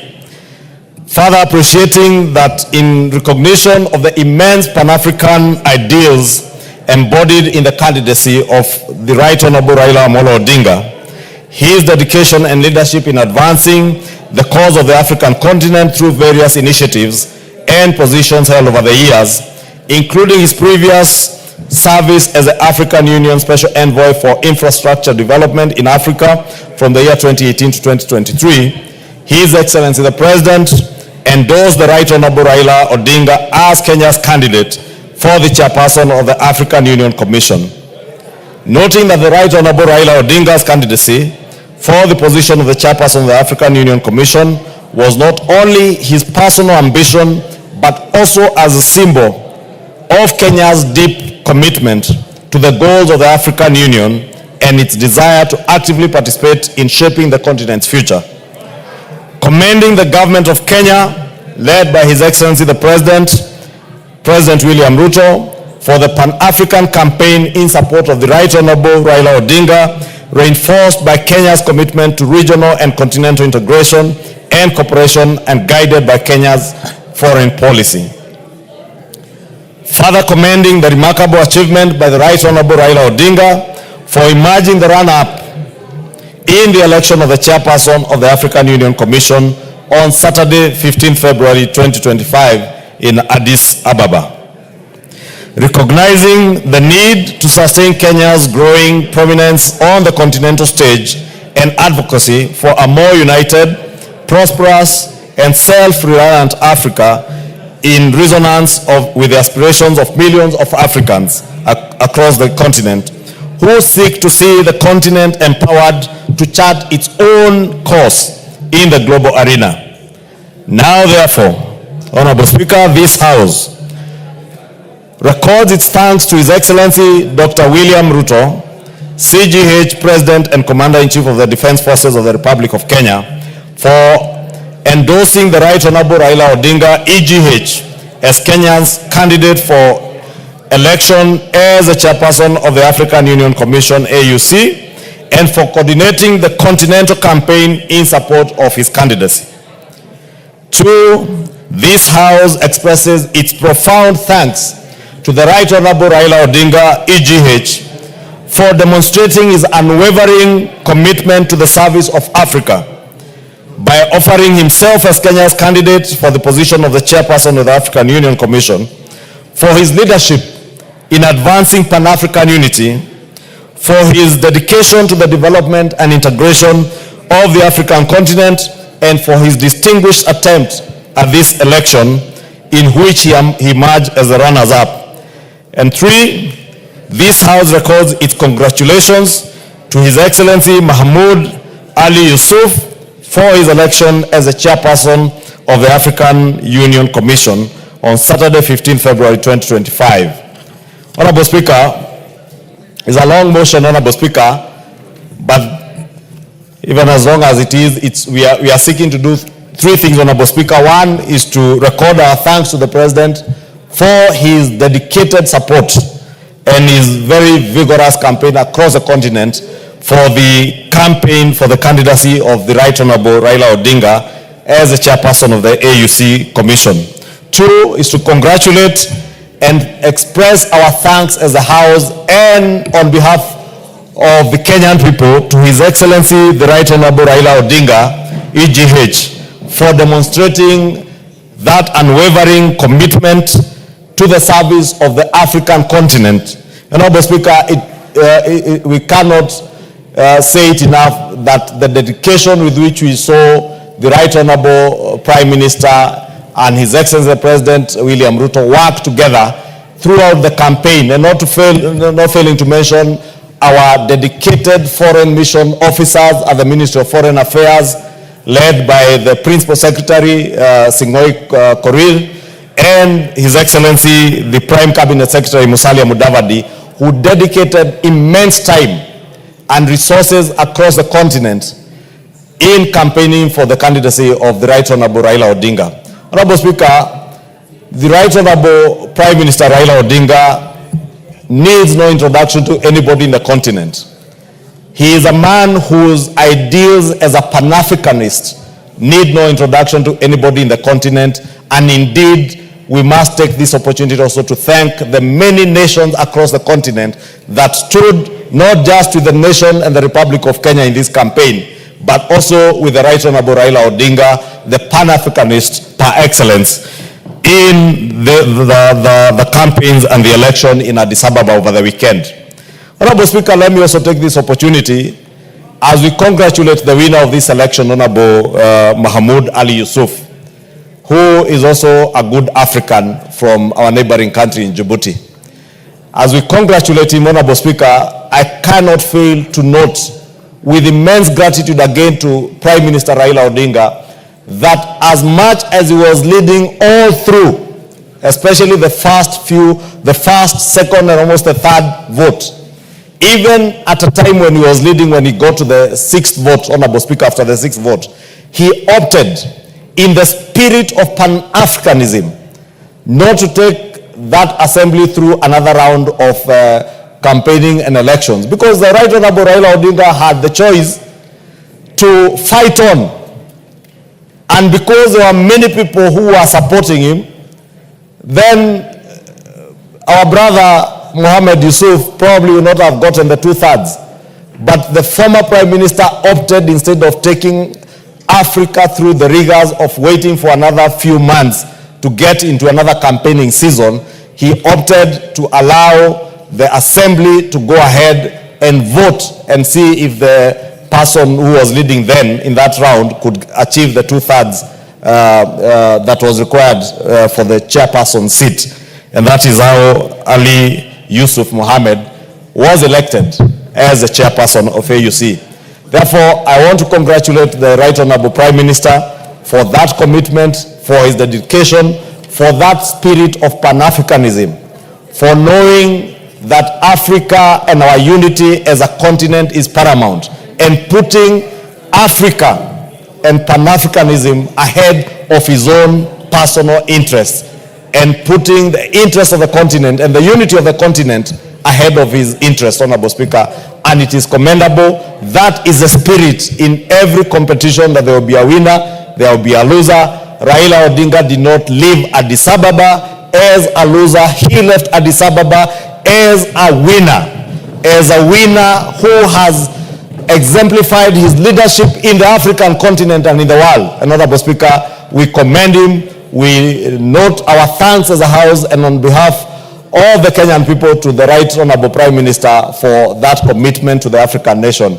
And I want to encourage him to continue serving not just Kenya, but the African continent and the world with the same commitment and dedication that he has shown over the years, Honorable Speaker.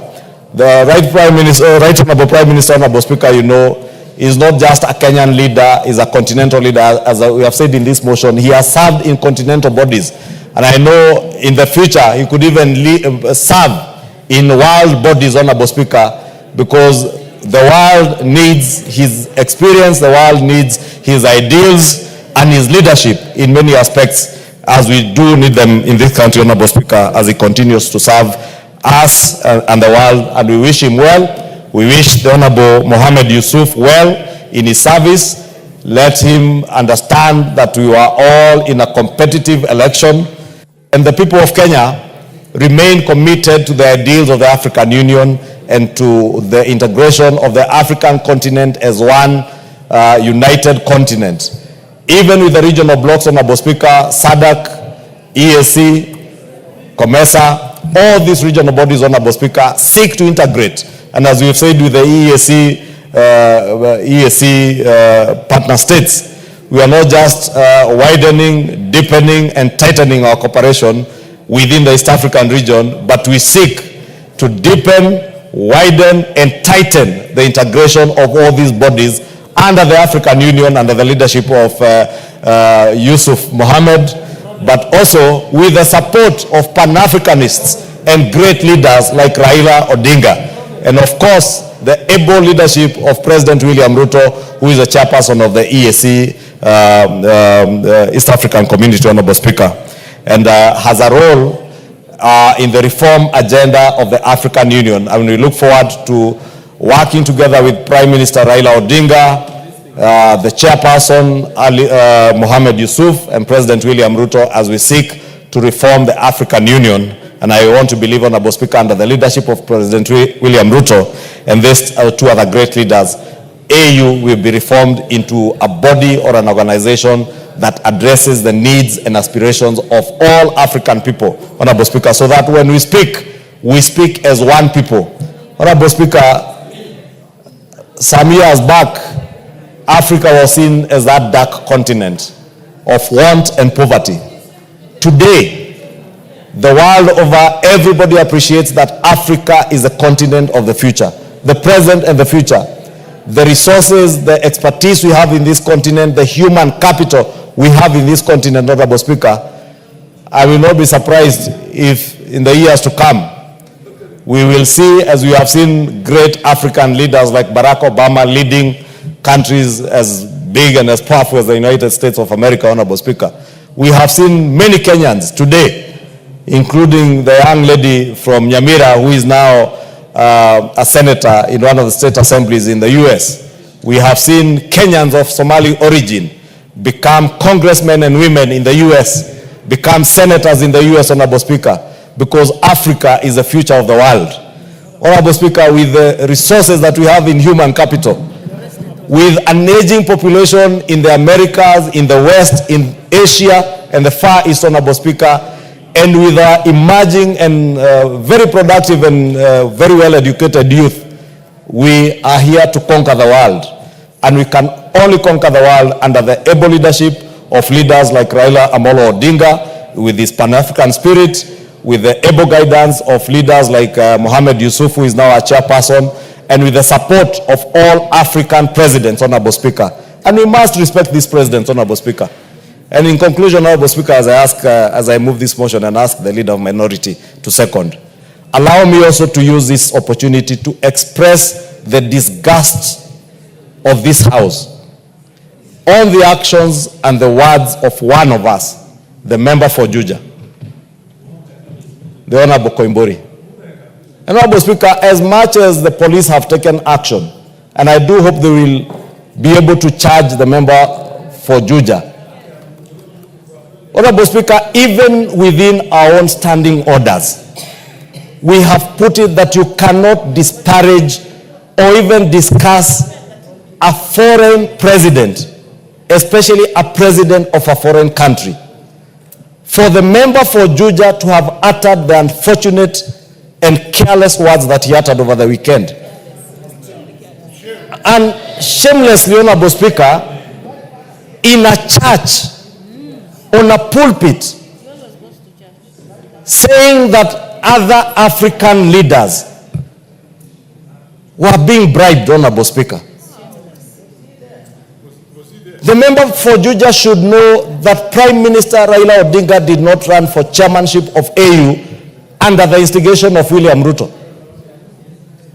Prime Minister Raila Odinga chose to run as chairperson of AUC, of the African Union Commission, on his own volition, because he is a Kenyan and an African statesman who deserved that position. President William Ruto did not choose to support Prime Minister Raila Odinga because he was his competitor in the last elections, or because they have served in ODM together. You know, President William Ruto is a founder member of ODM. He chose to support Prime Minister Raila Odinga as a deserving Kenyan and African statesman. The presidents, many presidents who voted for Raila Odinga to be chairperson, did not do it at the instigation or because they were influenced by anybody. Honorable Speaker, we must at the same time express our disgust by the actions of this member of parliament who claimed that the Republic of Kenya had spent 13 billion shillings. From where? Money that we have not appropriated, Honorable Speaker. But you know, Honorable Speaker, there are some of these members of parliament who sit here. Unfortunately, this member is even never in the house. So he doesn't even understand how money is appropriated. He's probably in a police station now. I don't know where he is and I don't care. I hear someone asking me, Honorable Speaker, where he is. Honorable Speaker, I want to propose the member for Juja must be named for this house because it is a bad habit he has formed. A very bad habit.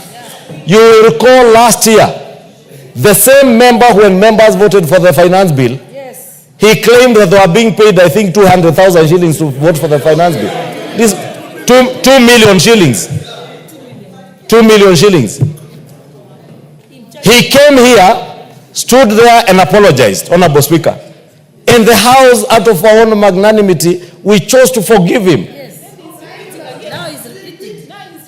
When the impeachment motion came, he then went again to claim in some funeral somewhere where, you know, he's fond of following some other man there in funerals.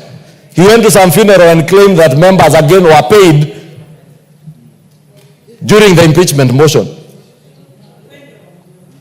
Over 280 members, 282 members who voted in the impeachment motion, he claimed they were being paid. And he mentions figures from his head. And I see the person he follows in funerals repeating the same things. And that's how you know birds of a feather flock together. Honorable Speaker, now he has moved from members of parliament on the finance bill, impeachment motion, to heads of state of friendly countries. We cannot and we must not allow that kind of habit to take root in this house, and we must take action. And I want to invite us. Somebody must move a motion or should move a motion to name this member. So that tomorrow, this is what makes this house, Honorable Speaker, be treated with a lot of contempt and indignity because of the things that we say, not now of just our house. We have taken it outside to speak, say disparaging things about our country, disparaging things about presidents and heads of state and nations of other friendly nations, friends of Kenya, Honorable Speaker. How do you think those friends of ours who supported Prime Minister Raila Odinga would feel if they had their heads of state were being paid to vote? You know, Honorable Speaker, it is so annoying. I want to end it there, but we must name this member. We must. Because if we don't, he will make it a habit. Tomorrow, he will make all manner of allegations against any one of us here or against the president. And you know, because they have made it a sport to move around the country in funerals, insulting the president. And I hear they call themselves, I heard themselves calling them Itungati. Honorable Speaker, Itungati in French means people who have given themselves, heroes who have given themselves their time, their resources, their time and energy for the sake of the nation. But if you find yourself following a man in funerals and wherever you follow that man and calling yourself Itungati, you are not a Itungati, you are a slave to a man. Those who are following, those who are slaves, they are not Itungatis. And lost slaves who are now disparaging heads of nations of Africa. Shame on them, Honorable Speaker. I beg to move and request the leader of minority, the Honorable Junet Mohammed, my good friend, to second this motion to appreciate the government of Kenya, His Excellency the President, His Excellency former Prime Minister Raila Odinga, and His Excellency Mahmoud Ali Yusuf. Junet. Mr. Speaker, I stand to second the motion that has been moved by the leader, Majority Leader, Honorable Kimani Ichung'wah. Mr. Speaker, first and foremost, I want to take this opportunity to thank His Excellency, the President of the Republic of Kenya, Honorable William Samoei Ruto, for his efforts and for his immense contribution towards the campaign of our Kenyan candidate in the African Union Commission chairmanship contest, Mr. Speaker. Mr. Speaker, the President of this country and his government has done everything possible to campaign, to lobby, and to do everything possible to make sure that we win in this contest, Mr. Speaker. Mr. Speaker, it was not a secret that the President visited African capitals and met presidents to lobby and campaign for our Kenyan candidate, Mr. Speaker, and at the same time also received presidents in this country, Mr. Speaker, to talk to them and tell them that we have the best candidate in the contest. Mr. Speaker, we will not forget that. As a party, ODM party, as people, Mr. Speaker, we will remind everyone who wants to forget that the president campaigned and lobbied for our candidate, Mr. Speaker. Mr. Speaker, also I want to thank the Right Honorable former Prime Minister Raila Amolo Odinga, Mr. Speaker, for stepping out, because, Mr. Speaker, it requires a lot of courage, Mr. Speaker, and determination to come out and say that I want to represent my country at a very high level, Mr. Speaker, of the African Union. Many Kenyans will want, Mr. Speaker, to contest for that kind of position, but it requires courage.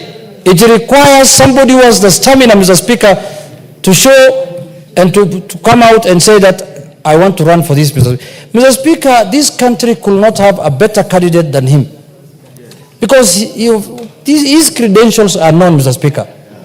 And he has served the African Union, Mr. Speaker, at the level of High Representative on Infrastructure, Mr. Speaker, before, for a period of, I think, 3 years. And he had performed exemplarily very well.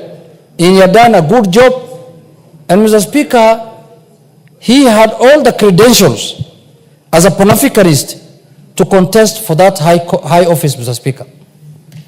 Mr. Speaker, in an election contest, there must be a winner and there must be a loser. And you can also go on a draw. Mr. Speaker, it is not easy to raise the confidence of over 20 presidents of a country, Mr. Speaker. You have seen the first round, he got 22 votes. Those are 22 countries that have faith and confidence in the candidature of Honorable Raila Amolo Odinga, Mr. Speaker. Many of us, if we were to contest, we might not even get 2 presidents or 3, Mr. Speaker, or even one vote of a president, Mr. Speaker. But he could manage to raise those numbers because he's a Pan-Africanist. He's known in this continent, and he has done and participated in many things affecting this country, Mr. Speaker, in solving them. Mr. Speaker, the election went as it went. Even when he was going for the election, his last speech at Bomas of Kenya, in a conference that was held by the ODM party, he said he He'll be very happy if he wins. And in the event he loses, he has a home to come back to. And life continues as usual. And he will do his things, his business and other things that he normally does. But Mr. Speaker, what has shocked me as a Kenyan, Mr. Speaker, and up to now I am still in shock, is not the loss that we had in Addis Ababa. Mr. Speaker, what has shocked me is that the celebration that happened in some parts of our country after we lost that election, Mr. Speaker. This was not a Kenyan contest, Mr. Speaker. Some of the people who are celebrating are keeping now busy the majority leader here. Can they sit down so that they can hear what I'm saying, Mr. Speaker? Mr. Speaker. Order, Wamawa and... These are some of the people who are celebrating. She celebrated, but that is fine. Because in a contest you cannot... Order, Wamawa, you cannot cross the aisle like that. Mr. Speaker, it's immaterial what she wants to do. Mr. Speaker, go on. Kenyans knew very well that this is not an election that is going to happen within the country. It's not an election that's normally announced at Bomas of Kenya. This was an election that was happening at the African Union. And some of the Kenyans became so unpatriotic and supporting a candidate against Kenya, Mr. Speaker, and even campaigning for him openly in the social media, in all kind of sphere, Mr. Speaker. Mr. Speaker, I cannot be so unpatriotic. If today a Kenyan of any color, any race, any religion, any creed comes out to contest for an international position, Mr. Speaker, I will support. In the spirit of being a Kenyan, Mr. Speaker, that's all. The first thing that we need to look at is being a Kenyan, not from the community you come from, not from your color, not from your religion, not from anything. Mr. Speaker, how unpatriotic can some Kenyans be that they fought the Right Honorable Prime Minister for 1 year he has been campaigning, and after losing, they celebrated. We shall revisit that, I can assure you. We will revisit that one. It will not go. We will revisit at the right time. We will also have our day to laugh and to celebrate, Mr. Speaker. And it's not very far, it is coming, Mr. Speaker. It's not very far. You can take that to the bank, and I will remind you the day I'm celebrating that you also celebrated your day. This is my day. Inshallah. Binillah al-Karim. Mr. Speaker, I also want to congratulate the winner. In a contest, someone must win. And a country that is who is our neighbor in the same region, the Eastern African region, won the election. So we have every reason to celebrate also and to congratulate them, Mr. Speaker, because in a contest we expected to have a winner and a loser. But we expected ourselves to win, but we did not win. So we cannot be so losers. We say there are many things that happened. I was in Addis Ababa, Mr. Speaker. I don't want to talk about them now, but that is part of the election. You don't have to complain. You don't have to begrudge anyone. That is normal. All of us defeated someone by being in this house, Mr. Speaker. All of us defeated someone by being in this house, Mr. Speaker. We had opponents, Mr. Speaker, in the election. Even you, to be elected as a speaker, you had opponents. We had a candidate, Azimio, and Kenya Kwanza proposed you, and you got the highest votes. And now today you are presiding over here as our speaker. You are a speaker for all of us. We are not saying, oh, we have lost, now another speaker must sit next to you, the one who lost to you. We cannot work like that. So, Mr. Speaker, in a contest, it goes that way. But I want Kenyans to get experience out of this contest, because this is not going to be the last time a Kenyan is going to contest for an international job.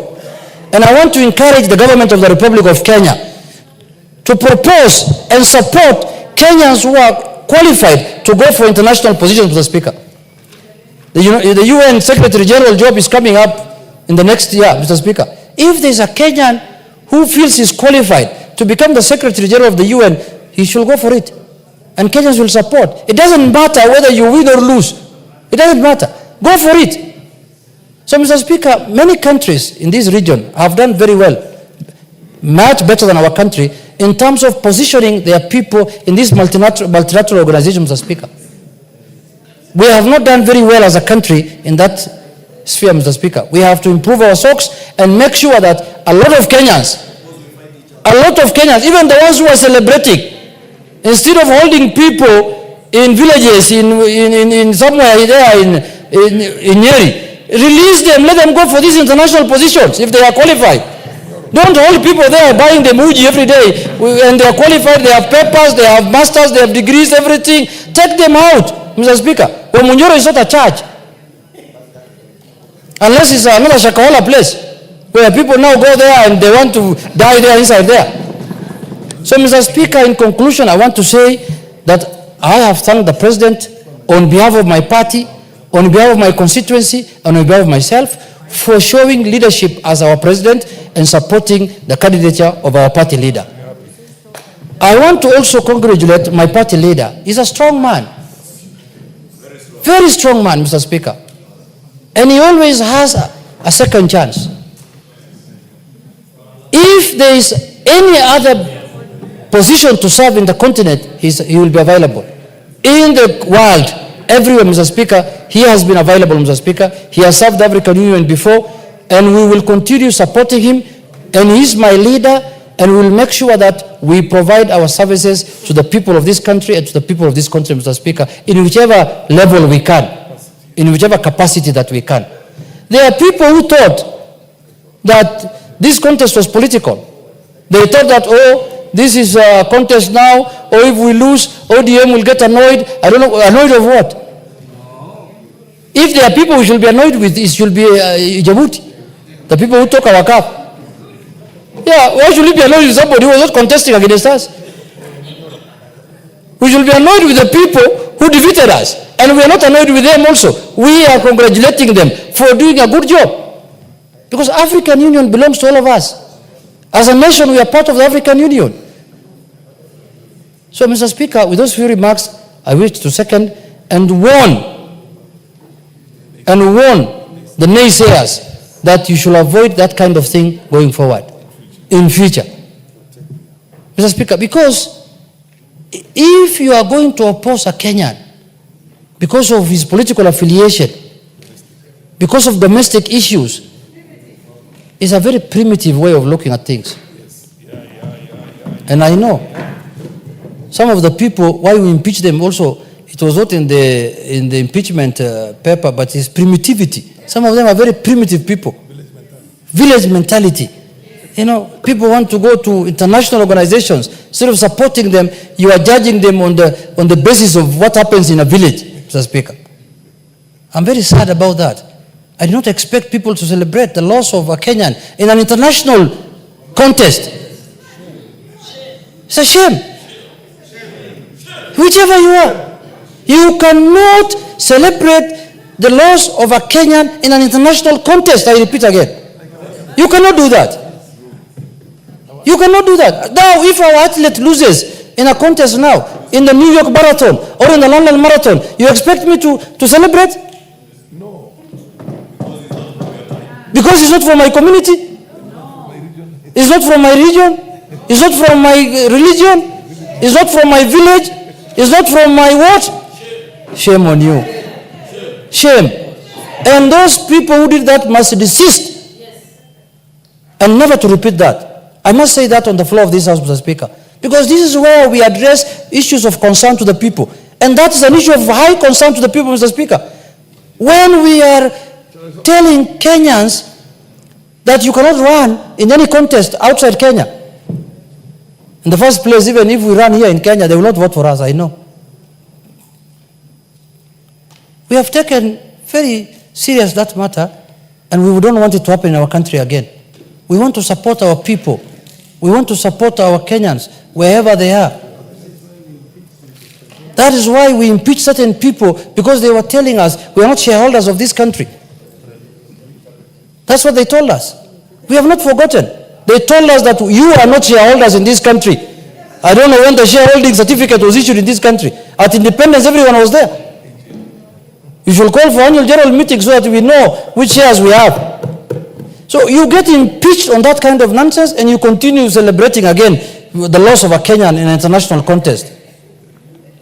We will stand firm. We will hold our head high.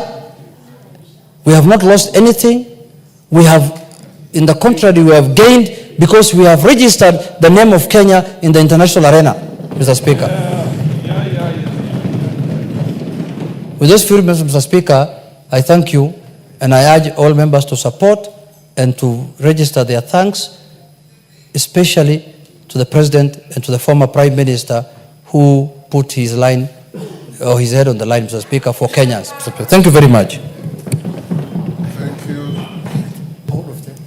Honourable members, I'll now propose the question, which is that recalling that the African Union, the successor of the Organization of African Unity, or AU, was launched in 2002 as a continental body consisting of the 55 member states that make up the countries of the African continent, with a vision of creating an integral, prosperous and peaceful Africa, driven by its own citizens and representing a dynamic force in the global arena, aware that the African Union Commission, AUC, established as the secretariat responsible for the day-to-day operations and activities of the AU, is headed by the chairperson elected by heads of state and governments from member states. Recalling that on 27th February 2024, Kenya formally announced that the former Prime Minister, Right Honorable Raila Odinga, EGH, will be vying for the position of chairperson of the African Union Commission, AUC, building on his previous service as the African Union Special Envoy for Infrastructure Development in Africa from 2018 to 2023, appreciating that in recognition of the immense Pan-African ideals embodied in the candidacy of the Right Honorable Raila Odinga, his dedication and leadership in advancing the cause of the African continent through various initiatives and positions held over the years, including his previous service as the African Union Special Envoy for Infrastructure Development in Africa from 2018 to 2023, His Excellency the President endorsed the Right Honorable Raila Odinga as Kenya's candidate for the chairperson of the African Union Commission, noting that the Right Honorable Raila Odinga's candidacy for the position of chairperson of the African Union Commission was not only his personal ambition, but also a symbol of Kenya's deep commitment to the goals of the African Union and its desire to actively participate in shaping the continent's future. Commending the government of Kenya, led by His Excellency the President, for the Pan-African campaign in support of the Right Honorable Raila Odinga, reinforced by Kenya's commitment to regional and continental integration and cooperation and guided by Kenya's foreign policy.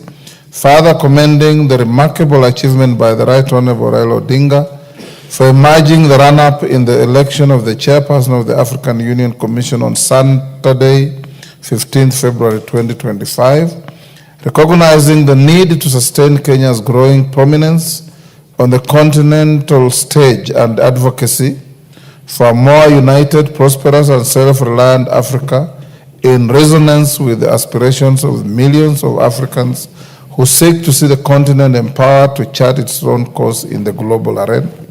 Now, therefore, this House records its thanks to His Excellency Dr. William Ruto, CGH, President and Commander-in-Chief of the Defense Forces of the Republic of Kenya, for endorsing the Right Honorable Raila Odinga, EGH, as Kenya's candidate for the election as the chairperson of the African Union Commission, AUC, and for coordinating the continental campaign in support of his candidacy.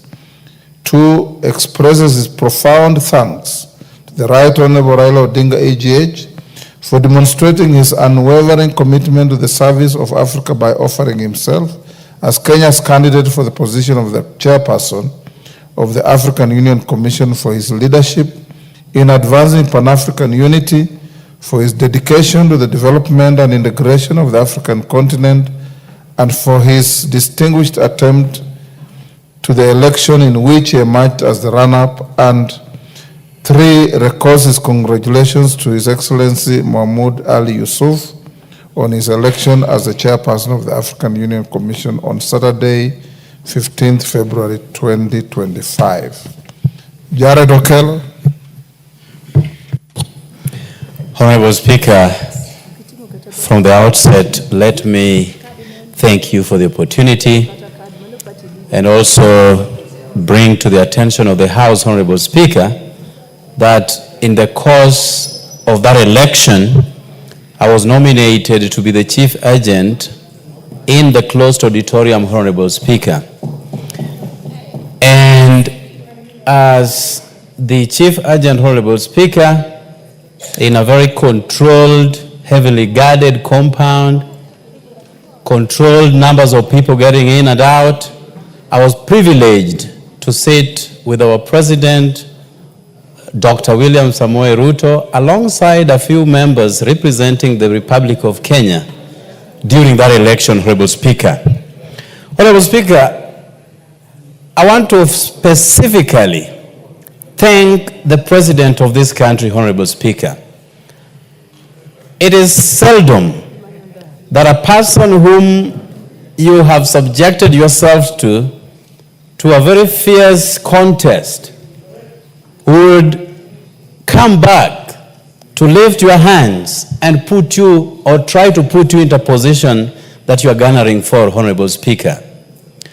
The President of the Republic of Kenya went beyond the call of duty, even launching the candidature of Right Honorable Raila Amolo Odinga in State House in the Republic of Kenya, notwithstanding the fact that in 2022, they were fierce challengers, Honorable Speaker. And therefore, history will judge Dr. William Samoei Ruto very positively going into the future. And I come from a community, Honorable Speaker, that will never forget those who do good to it. Perhaps the only community, Honorable Speaker, and I'm very proud to be hailing from that community, Honorable Speaker. As is the norm, many a times there is victory in defeat. And we left Addis Ababa together with Baba, with our heads high. And now the President, together with the Right Honorable Prime Minister, can embark on their duty of uniting this country. There is more work to be done here than there could have been work to be done in Addis Ababa. And therefore I join my brother, Honorable Junet, by saying that those who think this was a defeat against Baba are in for a rude shock, Honorable Speaker. The mission to unite this country, regardless of where one comes from, is a journey that we can never drop. And therefore, as Baba comes back to join hands with his brother, the President, those who celebrated much early will be shocked as we go into the future, Honorable Speaker. And Baba is going to give us more direction as to where we will go, both as a community and as the Republic of Kenya. In the auditorium, Honorable Speaker, there could be factors that played out, some of which we will not delve into, Honorable Speaker. But in that auditorium, if I counted correctly, there were less than 10 presidents who had stayed behind for that election. However, they were represented by their various ministers in charge of foreign affairs, Honorable Speaker. And I would be remiss not to make it clear that even the one who has been elected is a foreign minister of his country. And therefore, those who were given the task to vote on behalf of their leaders, Honorable Speaker, are his contemporaries, are his colleagues, are people that he has worked with in the Foreign Office. And because this was a secret ballot, it was secret to the extent, Honorable Speaker, that presidents and the voters were given empty papers, empty. There was no name. And they were expected to write those names and bring the papers to where we were to be counted, Honorable Speaker. And therefore, the speculation going around that people are castigating other countries for dropping the ball against us is not true, Honorable Speaker. It is so hard to tell who wrote what on which piece of paper, Honorable Speaker. And therefore, unless you know handwritings of all the presidents in Africa, you can never know who voted for who.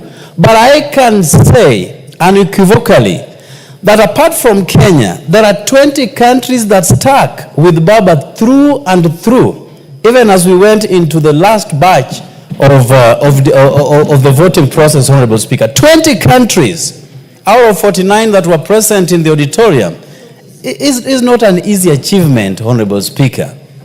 They stuck with us to the letter, Honorable Speaker. And therefore, we are very thankful to the entire African continent because Baba went all the way to the 7th round. And in the spirit of Pan-Africanism, he chose to withdraw himself in order to avoid a stalemate that would have ensued, Honorable Speaker. Only Baba can do that. Otherwise, the rest would have subjected themselves to rounds and rounds of elections that would have led to nowhere. And you remember, Honorable Speaker, when our South African sister, Dlamini Zuma, won, they went all the way to the 7th round. There was no ultimate winner. The election had to be suspended for 6 months. And in the intervening period, Mali had to be taken out because of the coup. So Baba, in the Pan-Africanist spirit, chose to withdraw himself, not to subject our African continent to a stalemate that was witnessed when Dlamini Zuma became chair. And Honorable Speaker, these are facts that will govern the elections of AUC going into the future. That certain times there is no point holding on and subjecting the whole continent into a stalemate. Only Baba did it, somebody else can be able to do it, Honorable Speaker. Honorable Speaker, a clarion call has been made by both the President and the Prime Minister, Honorable Speaker, that it is time we united our country first and then move to unite the African continent. Honorable Speaker, this is not a small journey. Uniting a country that has always been divided across ethnic, religious, and tribal lines, you need a Baba and you need President Ruto to have this country come together. You need both to bring this country come together. And the hyperbolic political temperatures that we have continued to see, when we have elections 2.5 years to come, must stop for the sake of this country. Honorable Speaker, we only have one country, and it is called the Republic of Kenya.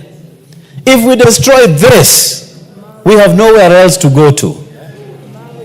If you go to the northeastern part where we are playing good host to refugees who left their countries because of the circumstances of war, it is not something that you'd wish on anyone else, Honorable Speaker. The conditions that people live in those shanties is not something to write home about. And therefore, if there are people who are beating drums of war and are laughing at the top of their voices because Kenya has not succeeded, they do not belong to this country. And perhaps they do not understand the history of war and genocide that other countries have been subjected to, Honorable Speaker.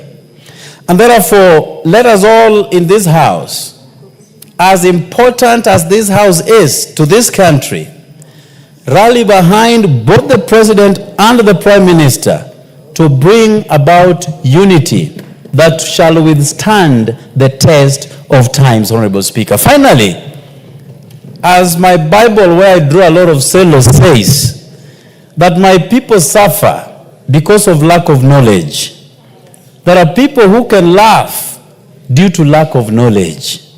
But sooner, that revelation shall come to pass, and this country will be reunited once and for all. And I thank you, Honorable Speaker, for the opportunity.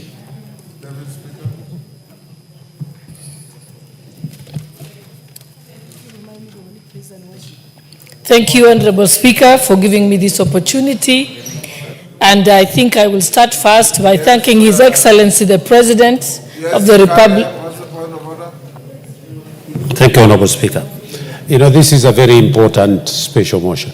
Honorable Speaker, I really wanted to have indulged you before my brother had started speaking, and you had given instruction that by 6:22, then it will come. I wish maybe, Honorable Speaker, we could be given fewer minutes so that everybody can have an opportunity to contribute. Around 3 minutes, maybe. That because, yeah. Thank you, Honorable Speaker. Can we do 3? 3 or 5? 3, 5. Let's do 5. We see how well we do. Yes. Honorable Speaker, I said I'm glad that you gave me the opportunity to speak on this. I first want to thank His Excellency the President for leading the candidature of the Kenyan candidate, the Right Honorable Raila Odinga, with a spirited fight. I also appreciate those members who put in the support and acted as agents. Honorable Speaker, I want to first start by saying that it is important that we know that the Right Honorable Raila Odinga was not the candidate. Kenya was the candidate. That is what many Kenyans forgot. So any Kenyan who was against the candidature of the Right Honorable Raila Odinga is an unpatriotic Kenyan, because it is very prestigious for your country to hold the position of chairperson. That position of chairperson is actually the symbol of continental unity in Africa. So it is the envy of every country to have a person from their country to hold that position of chairperson. So anyone who makes disparaging remarks is actually doing a disservice, not to the individual of the Right Honorable Raila Odinga, but to us as a country, and must be frowned upon. It is also important because it seems like during this conversation, many Kenyans never understood the significance of that position of chairperson. When you have that position of chairperson as a country, you literally have the ability to be able to shape the economic and trade policies of the entire continent. You would be able to have the ability to champion the African Continental Free Trade, the African Continental Free Trade Agreement, yes. And it's something that has been very difficult for us, for Africa to achieve. You will also be able to promote the unity of Africa, even in movement. You see that today, to go to an African country, within Africa, I have to get a visa. Today, you go to the EU, if you have an EU visa, you can practically transverse the entire EU without any border stop, and so can the trade movement also happen like that. So it is upon us as African and as Kenyans that we were in an enviable position, that we almost clinched that position of chairperson, where we'd be able as a country to champion the free movement of Africans within Africa. Because we must remind ourselves that visas were created by the global north to keep off Africans or the global south from the global north. But today, within Africa, we actually have visas to keep ourselves out of it.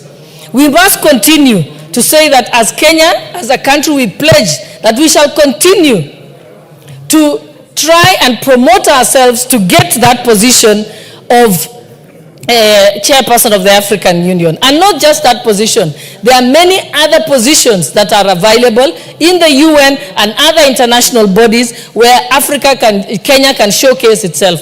So I call upon all Kenyans that when these positions do arise and we have a Kenyan candidate, that candidate is not an individual candidate but a national candidate. And it's upon us to support them throughout and be able to ensure that the country gets that particular seat. I saw the joy of Germany when van der Leyen became president of the European Commission.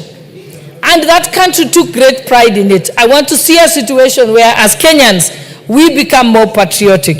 Thank you, Honorable Speaker.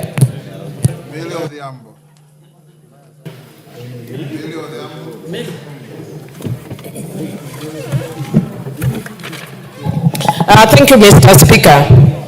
Mr. Speaker, let me take this opportunity to congratulate Baba, Honorable Raila Amolo Odinga, for the good work that he did at the African Union.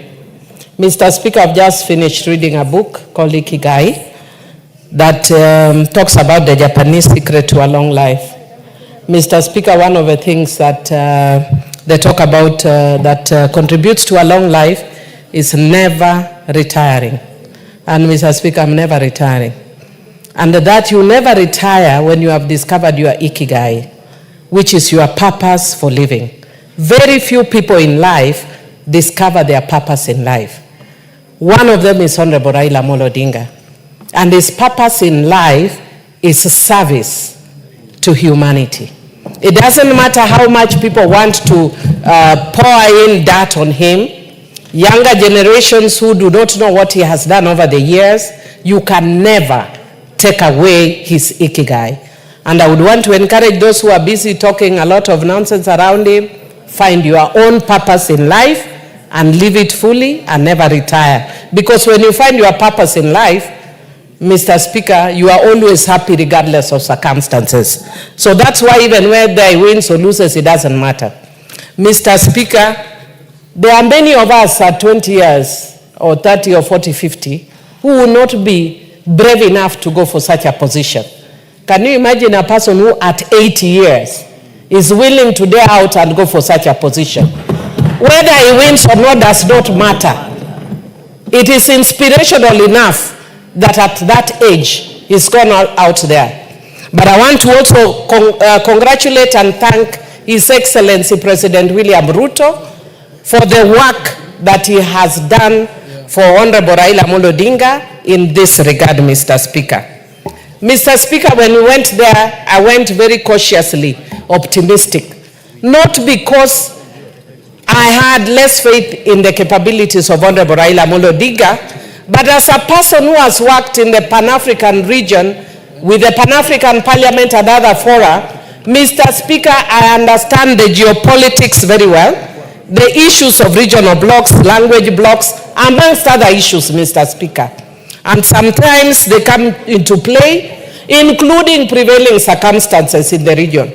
They sometimes come into play. Mr. Speaker, the other issues, including the fact that Mr. Honorable Raila Amolo Odinga was a towering figure that some people may have found a bit intimidating. His strength, as I've seen one writer say, may have been his weakness because some people can't deal with strong characters. Mr. Speaker, it is also an opportunity for the AU to introspect. Mr. Speaker, Madam Speaker, sorry, I see you have changed. Madam Speaker, it's an opportunity for the AU to introspect because the issues of equity keep coming up and barriers based on language, religion, and other factors always keep coming up.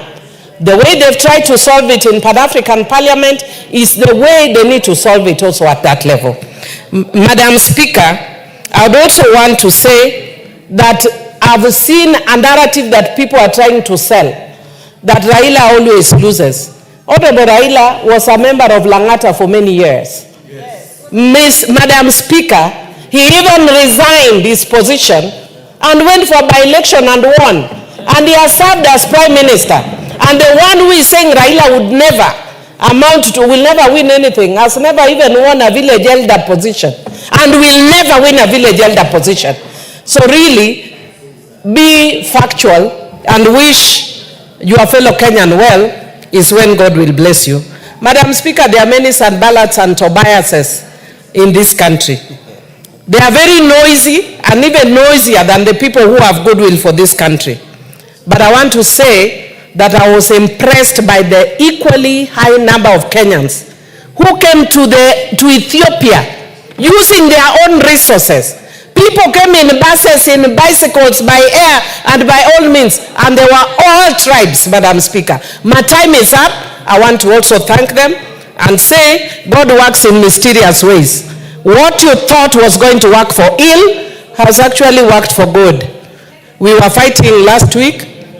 We are now sitting calmly as a minority, Madam Speaker.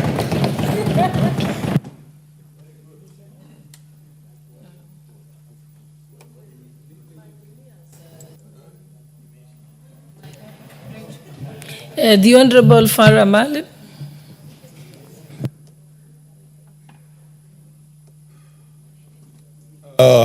Madam Speaker, I also want to join my colleagues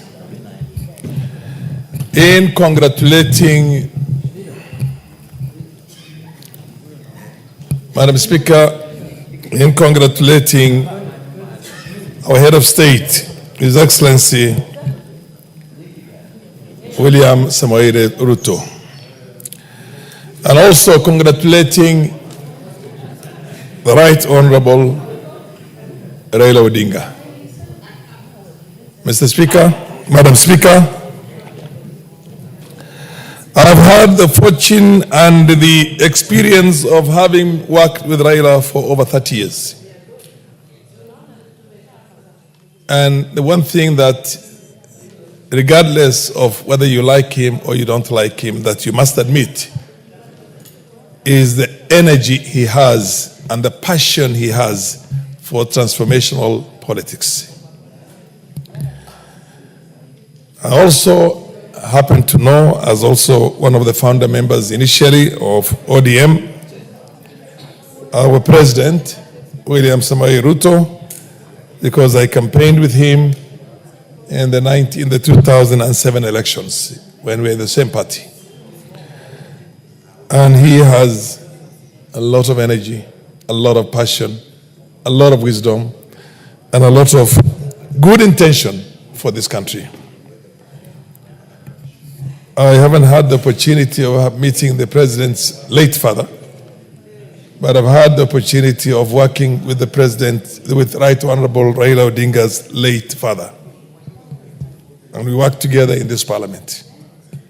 And up until the last time when he breathed his last breath, he was working with us in parliament here like any other young man. With that advanced age, he would still discuss with us matters that were current in our political sphere, including the bills, including all the committees in the House here, because we happen to have been from the same party. Madam Speaker,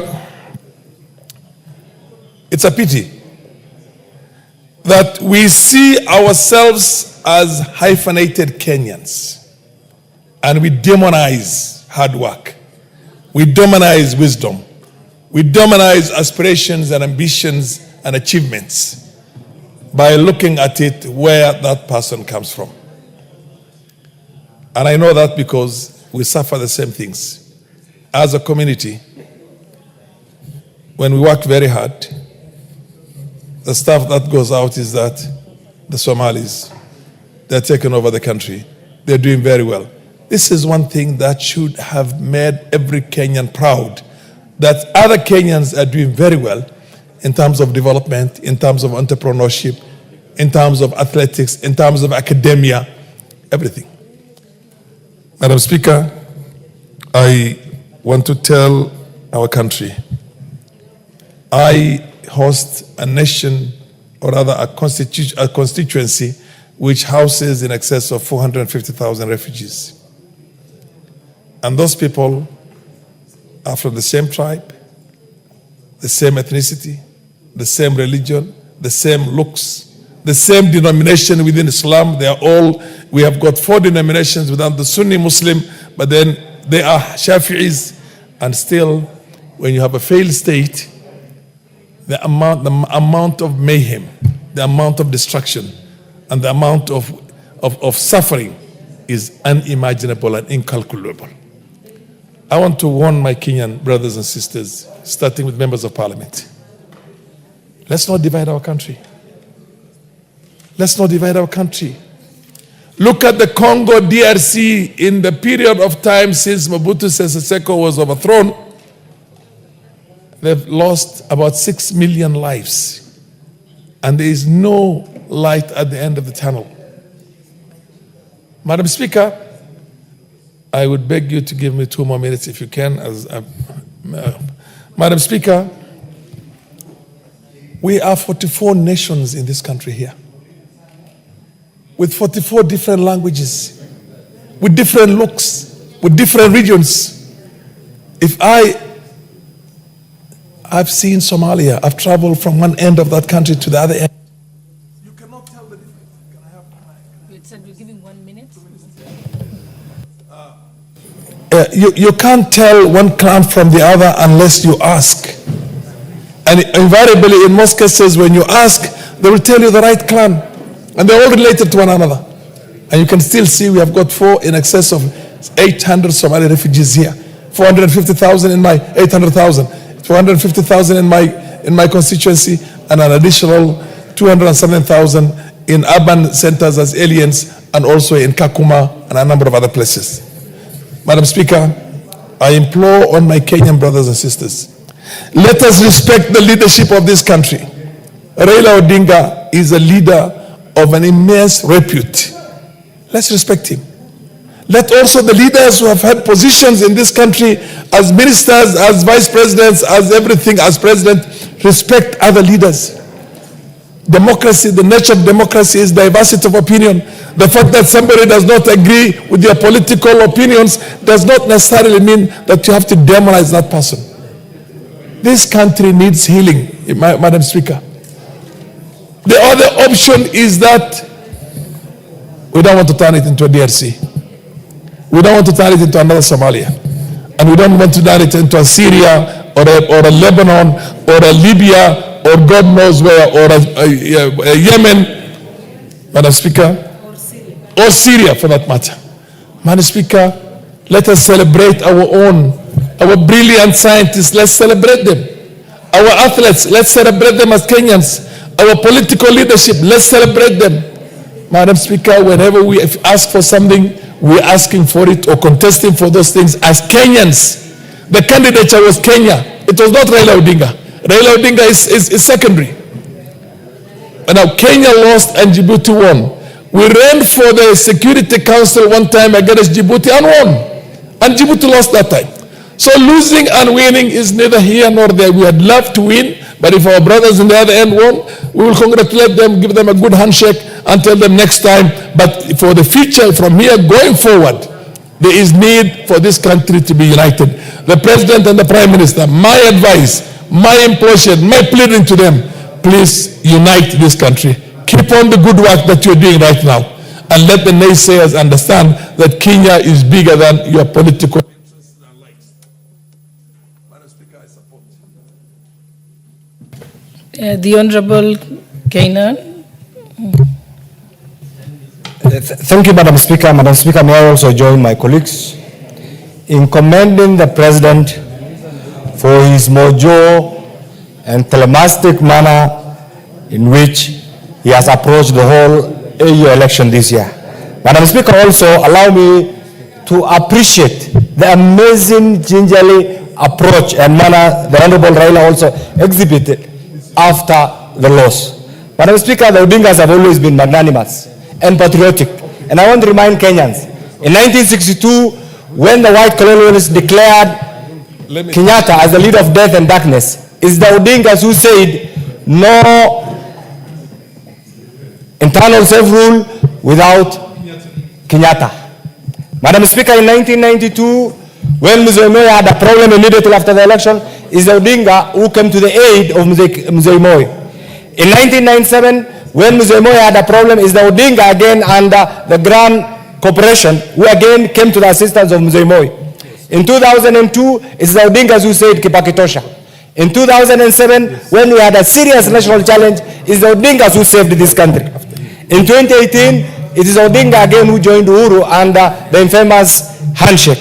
In 2024, when everybody expected Kenyans to fight because of that entitlement of tribally driven, tribally centered, tribally oriented shareholding mechanism, is the Odinga who said, no, we have one country.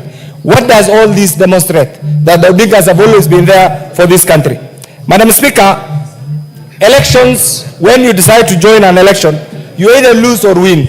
the continental politics, Madam Speaker, Kenya as a leading economic hub, as a leading diplomatic hub, we have demonstrated under the leadership of President Ruto that Kenya is not just a country per se, it's a diplomatic hub.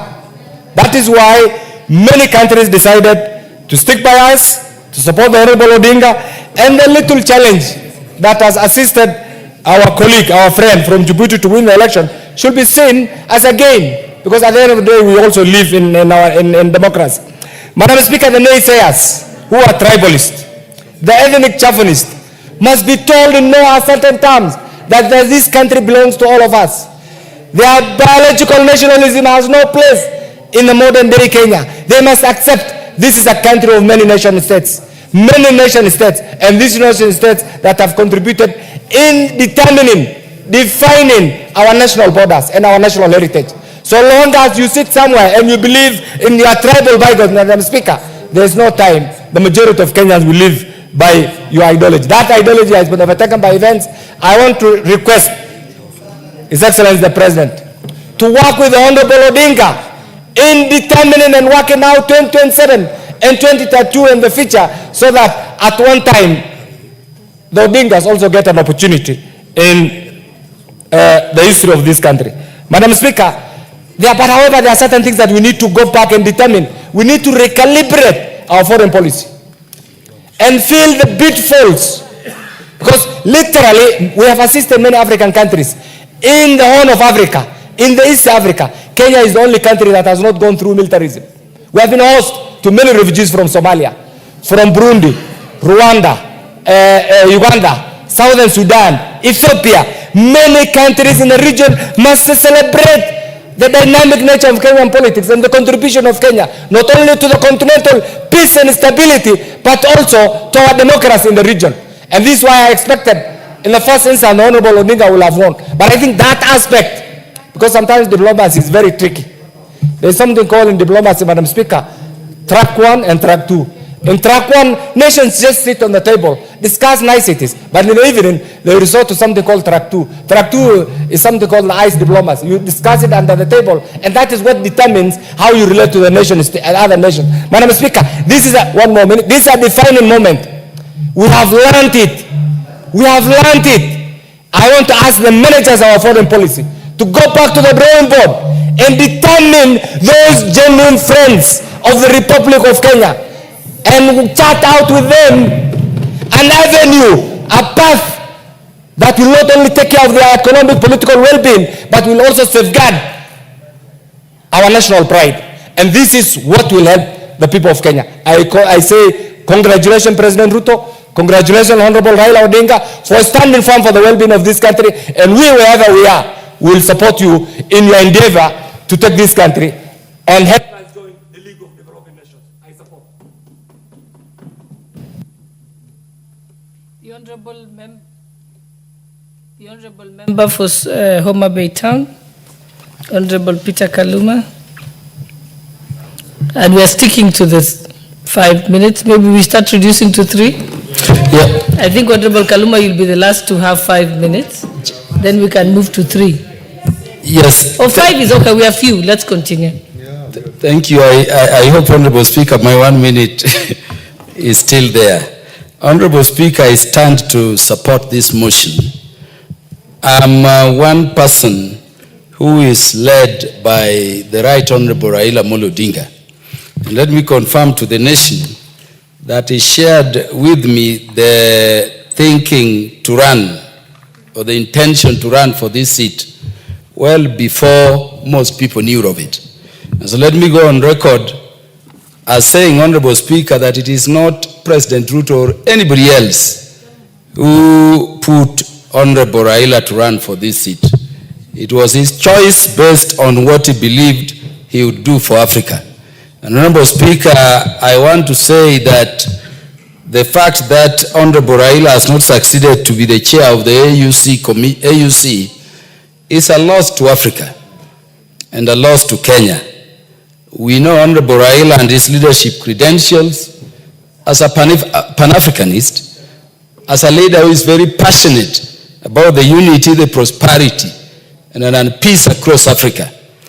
And an Honorable Speaker, we know so because of the sacrifices he's made for this country. Because of shortness of time, let me thank Honorable Raila for stepping in to the space to represent Kenya in that continental competition.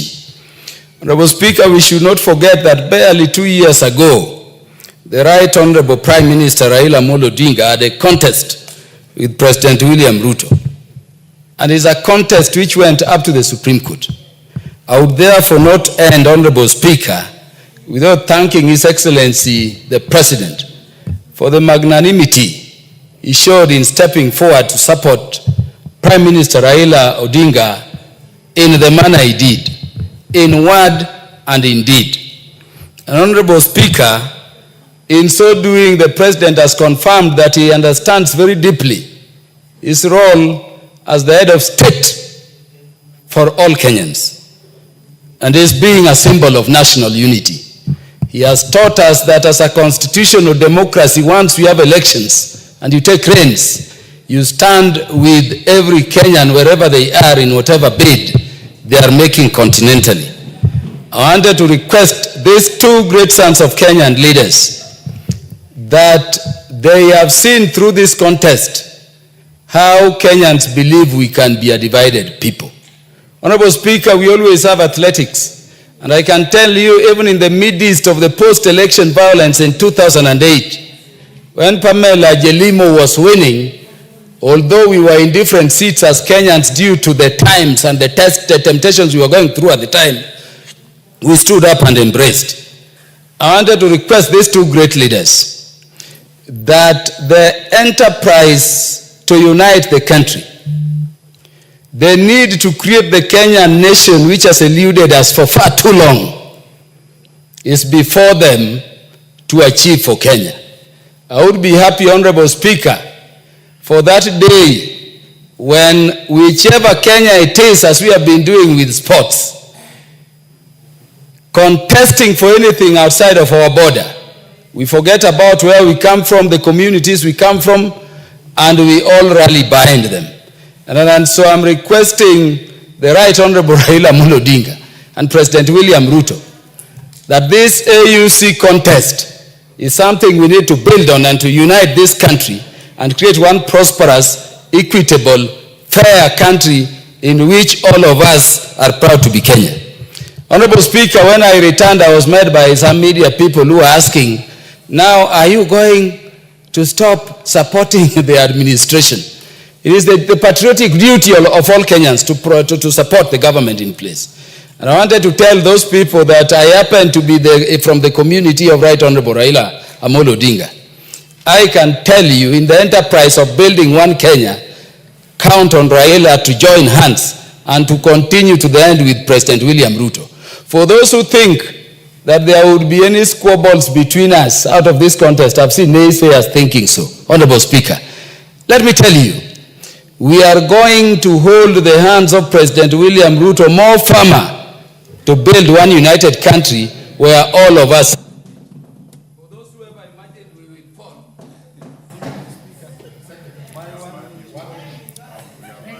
I think there are many others who are, but I think the Honorable Kimani Kuria, member for Molo.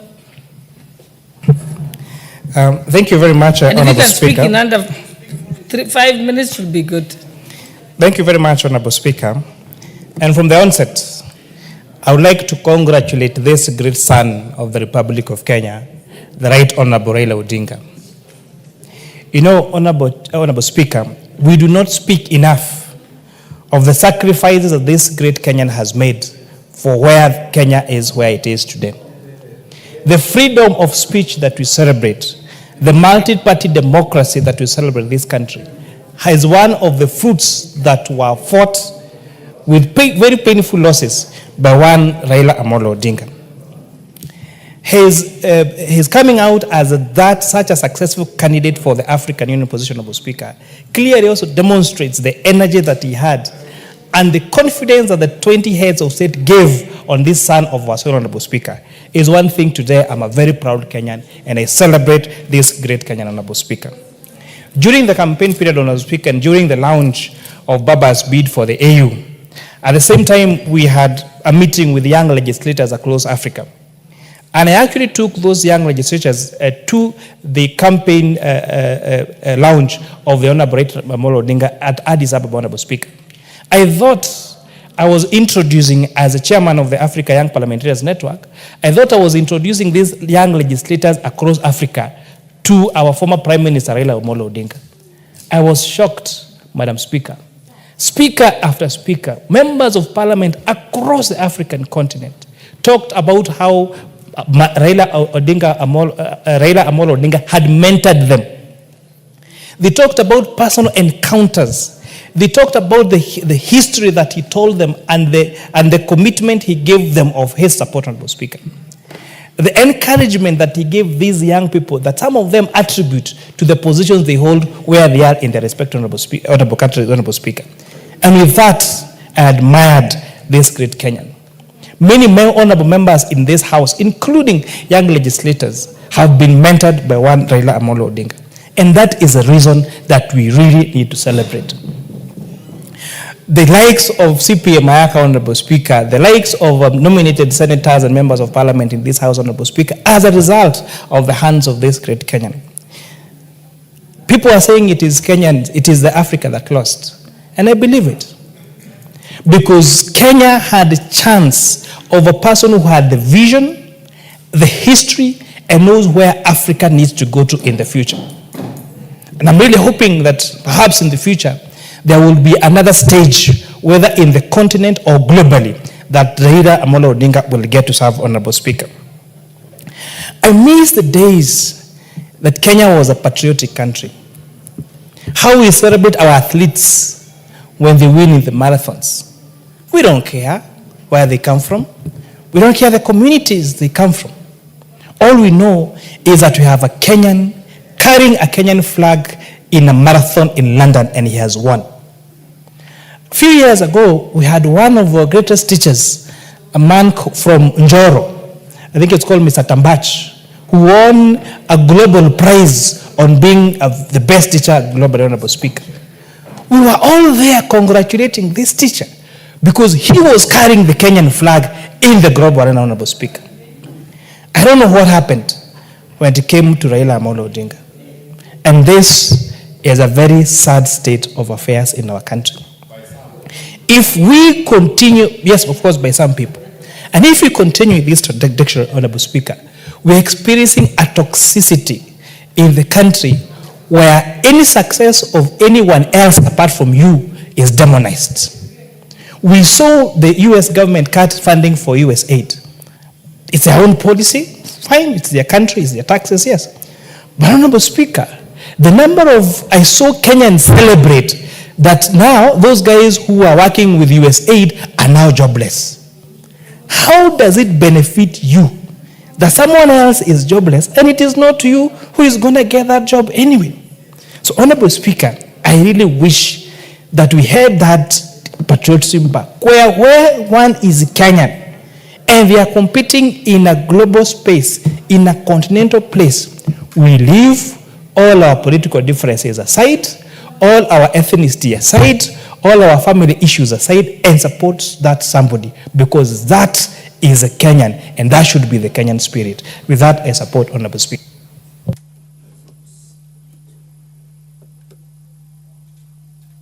My mic is not working. Okay. Yeah, the Honorable Member for Kitui South, Honorable Nyamai. Thank you very much, Honorable Speaker, for this opportunity to support this motion that has been moved ably by the majority leader and seconded by the minority leader, the biggest cheerleader of the Honorable Raila Amolo Odinga, the Honorable Junet Mohammed. Honorable Speaker, I would like to start by congratulating the President for standing with Baba. He needed his support. He needed him to cheer him on. So we are very grateful for this. Madam Speaker, I would like to say that the Honorable Raila Odinga, when he was going for this position, he knew that it involved 55 countries of this world. And he knew that it was a very competitive position where he required to give his time, his brain, to stand in the international agenda, tell those people who he is, introduce himself to the world at that level. And I would like to congratulate him for that. And thank God for him, Honorable Speaker. Because at the age of 80, Honorable Speaker, the Honorable Raila Amolo Odinga has a sharp mind. He still has the strength to compete with young people, where he came second, and we would like to tell him, keep going, Honorable Raila Odinga, because God has given you the grace. Madam Speaker, the Honorable Raila Odinga has a gift. He has been in leadership for over 30 years. He stood with Honorable Moi. He stood with the Honorable Kibaki. He stood with Uhuruto for 10 years. And now he is working with William Samoei Ruto. Madam Speaker, I would like to say that, love him, hate him, Raila Odinga is blessed for his age, for the work that he has done, for the courage that he has shown, for the strength that God has given him. We would only like to say, those of us in position, may God give us so many people who are like him, who can put our country to the level that he has. It is not the first time, Honorable Speaker, that Raila Odinga has given himself to lead the continent. In 2018 up to 2023, as the majority leader said, he was the chair of infrastructure and development, the special envoy, and that means that he did not do it for anybody. He did it for this country. The position that he went for was not for himself, it was for us. And I think it is time we love our country, Honorable Speaker. And for anyone who may have celebrated this loss, I think it is important for them to go back and just reflect on what we are doing to our country. This is a position that would have given us a print in the country as Kenya, that having the former Prime Minister leading Africa to ensure that we have peace, to ensure that we have development, and to ensure that we play at the world arena. Honorable Speaker, I would like to congratulate the President, His Excellency Dr. William Samoei Ruto. It is hard. He had a very tough competition with the Right Honorable Raila Odinga.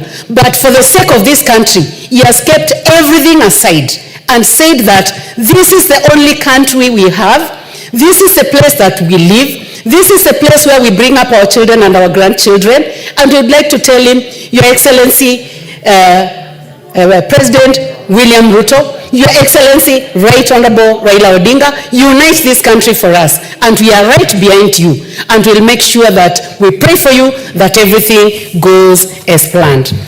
Honorable Speaker, I would like to say that finally, when the Right Honorable Prime Minister realized that there was going to be a stalemate, he knew the right time to say, stop it. We have a continent that needs proper leadership. And that is the time that he decided to pull back so that he can give an opportunity to the current chair. As we congratulate the current chair, we would like to say, thank you, God, that Right Honorable Raila Odinga was able to be the second. Thank the countries that supported us, and these were our genuine friends, and they remain to be so. Thank you, Honorable Speaker.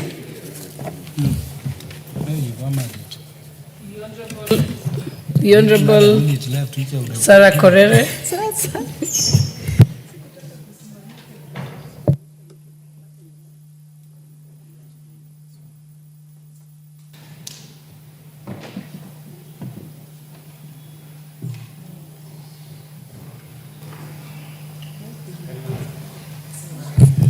Thank you, Madam Speaker.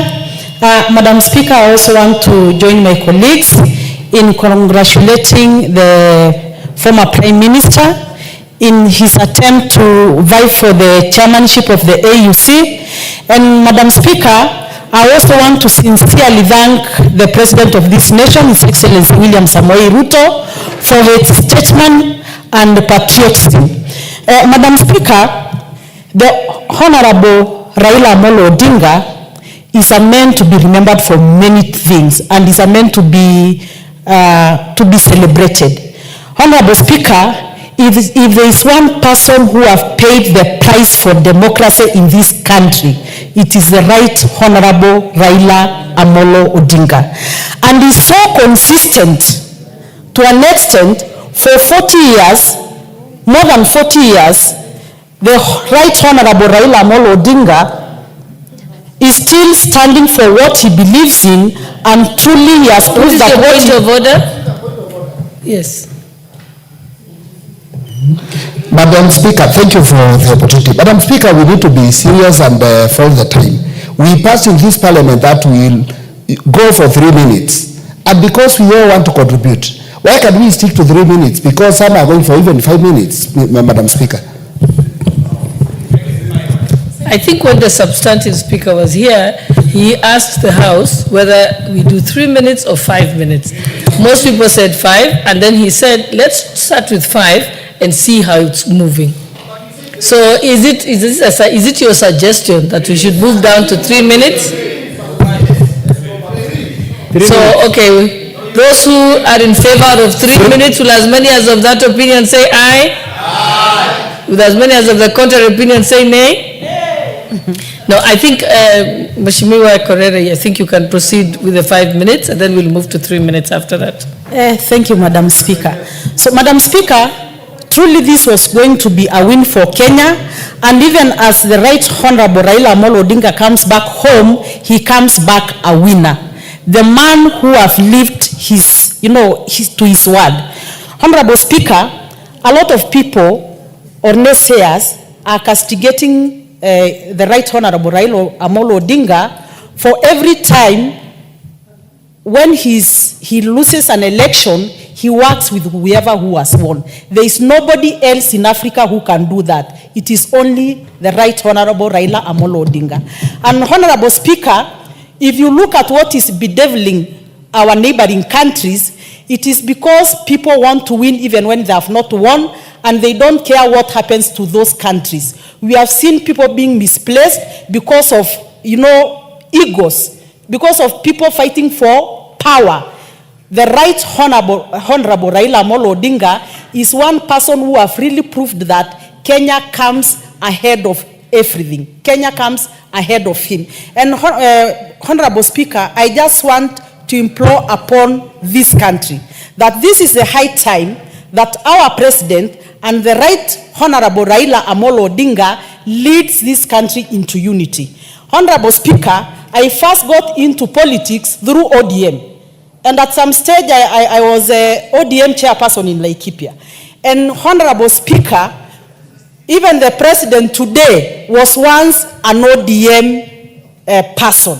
He was once an ODM member. What I want to say is, it is possible for Kenyans to work together, regardless of which region they come from, regardless of which communities they come from, regardless of their religious backgrounds. Finally, Madam Speaker, it is so sad that some of the utterances that were uttered about the heads of states of other countries and our candidates were uttered on the pulpit of the church.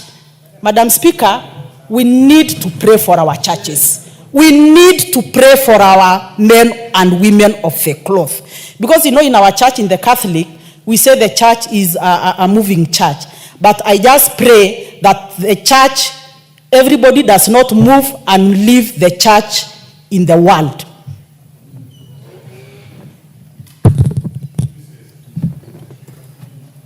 You're getting an opportunity, unless you're on a point of order. Hold on. Yeah, I think the next person was the Honorable nominated member, Honorable Irene Mayaka. And then I think we're coming to you. Thank you, Honorable Speaker, for this opportunity. Honorable Speaker, I also want to take this opportunity to join my fellow colleagues in congratulating the Right Honorable Raila Amolo Odinga for conducting himself as the true Pan-Africanist that he is, and actually offering himself up for the AU chairperson position. Honorable Speaker, the Right Honorable Raila Amolo Odinga is one of those people who are very resilient. When we were in Addis and we were all feeling very sad about this particular loss, he was talking to us while smiling and assuring us that it is not the end of the world. And so I really want to salute him for that. Honorable Speaker, I also want to take this opportunity to thank the President, His Excellency Dr. William Samoei Ruto, for leading the campaign on behalf of Kenya. Truly, what the President did was magnanimous of him. Him going across the whole country, the whole of Africa, him hosting us in State House to launch the campaign of the Honorable Raila Amolo Odinga is something that as young people we will never forget, and we want to thank him for that. Madam Speaker, and the Honorable CPA Kimani Kuri alluded to this, that so many of us have been beneficiaries of the Right Honorable Raila Amolo Odinga offering us mentorship. Madam Speaker, if you notice, on my right hand, I always wear two wristbands. One that is the Kenyan wristband for my patriotism. The other one is a blue wristband that has the initials DOR, which means Daughters of Raila. And the reason why I do this is because I am one of the beneficiaries of a mentorship of a great statesman of this country. The Right Honorable Raila Amolo Odinga did not look at me as the daughter of so-and-so. He looked at me as a young girl who was really passionate about politics, who wanted to be in this space and mentored me to get to where I am. And so, Honorable Speaker, it really saddened and disgusted me when I saw so many other young people on social media trying to castigate the candidature of the Right Honorable Raila Amolo Odinga. And Honorable Speaker, I just want to say that we also have a fault because we do not educate our young people about the history of some of the great Kenyans that we have, because they need to understand that when you're out there, when you're competing as a Kenyan, we all forget our tribal cards, put them aside, and stand up for the Kenyan who is competing for something. And therefore, Honorable Speaker, even for the people in Nyeri who are celebrating this, I really want to just tell them that that was a show of patriotism, and we should not allow it as a country. And therefore, Honorable Speaker, even as we introspect and look at what else for Kenya in terms of Africa, even as we congratulate Djibouti for winning this particular context, I just want to say personally, I think that Africa lost an opportunity to be led by a great man, an opportunity to have a Pan-Africanist who would have taken this continent to the next level. I submit and I thank you.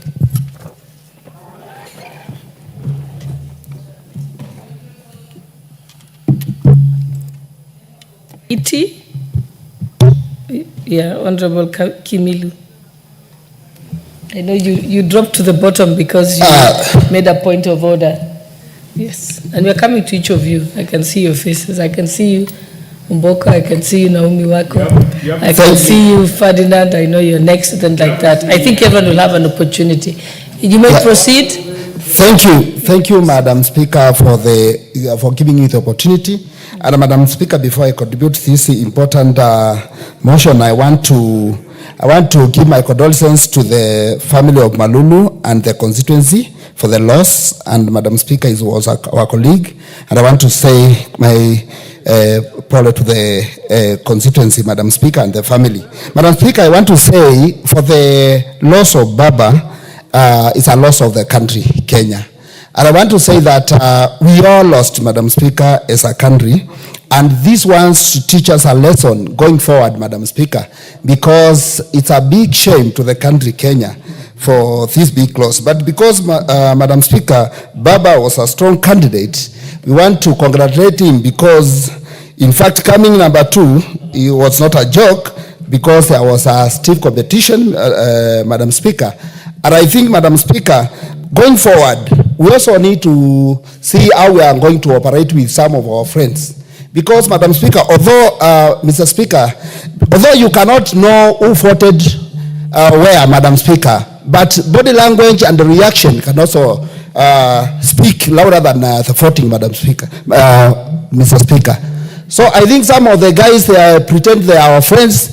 I think they are not our friends, Mr. Speaker. Like this guy, I don't think whether Museveni is a friend of this country, Mr. Speaker. And these are the people we need, Mr. Speaker, to be serious, because we need to know who are our true friends and who are just lying us, who are just telling us we work together, we are friends, but they are not friends to this country, Mr. Speaker. I think it's very important, Mr. Speaker, and this is the time as a country we need to be united, we need to look forward, and also we need to forget of what has happened, Mr. Speaker, and move forward as a country. We need to come back. I want to request Baba to come back to the country. We unite and see how we can move our country together, Mr. Speaker. Mr. Speaker, I don't agree with some of segment made by the Kenyans, Mr. Speaker, but it's their right to make such segments. But Mr. Speaker, I think this is a time we need to give Baba moral support and also stand with him, because it's not easy. It's not easy. I'm a politician and I know what it means. But Mr. Speaker, we need to support him. We need to give him moral support. And I want to say, as a country, let's not have.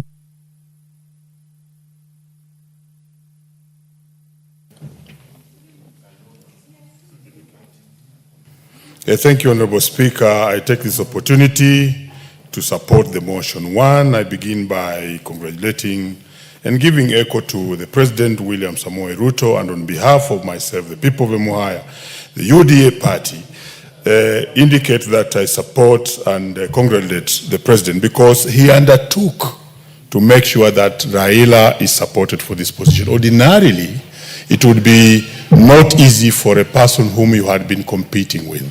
I saw a spirit of brotherliness, a spirit of Kenyahood that he exuded. I also want to thank him for taking us to that space where you would imagine for a new Kenyan born that this is the first time that we were having the AUC elections happening, because it's a space which ordinarily Kenyans had not been exposed to.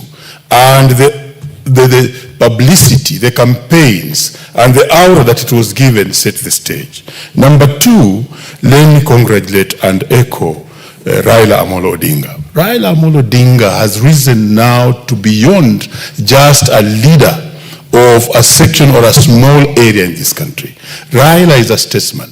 He now joins the Pan-Africanists, the likes of W.E. Du Bois and the others like Marcus Garvey, maybe Kwame Nkrumah and others. Because what he does, he shows very clearly that he is above the normal, ordinary, small politics of Kenya. But he rises beyond that level to support Kenya as a country and where need is required. Look at just the last, because one member of parliament had created the milestones that he has done.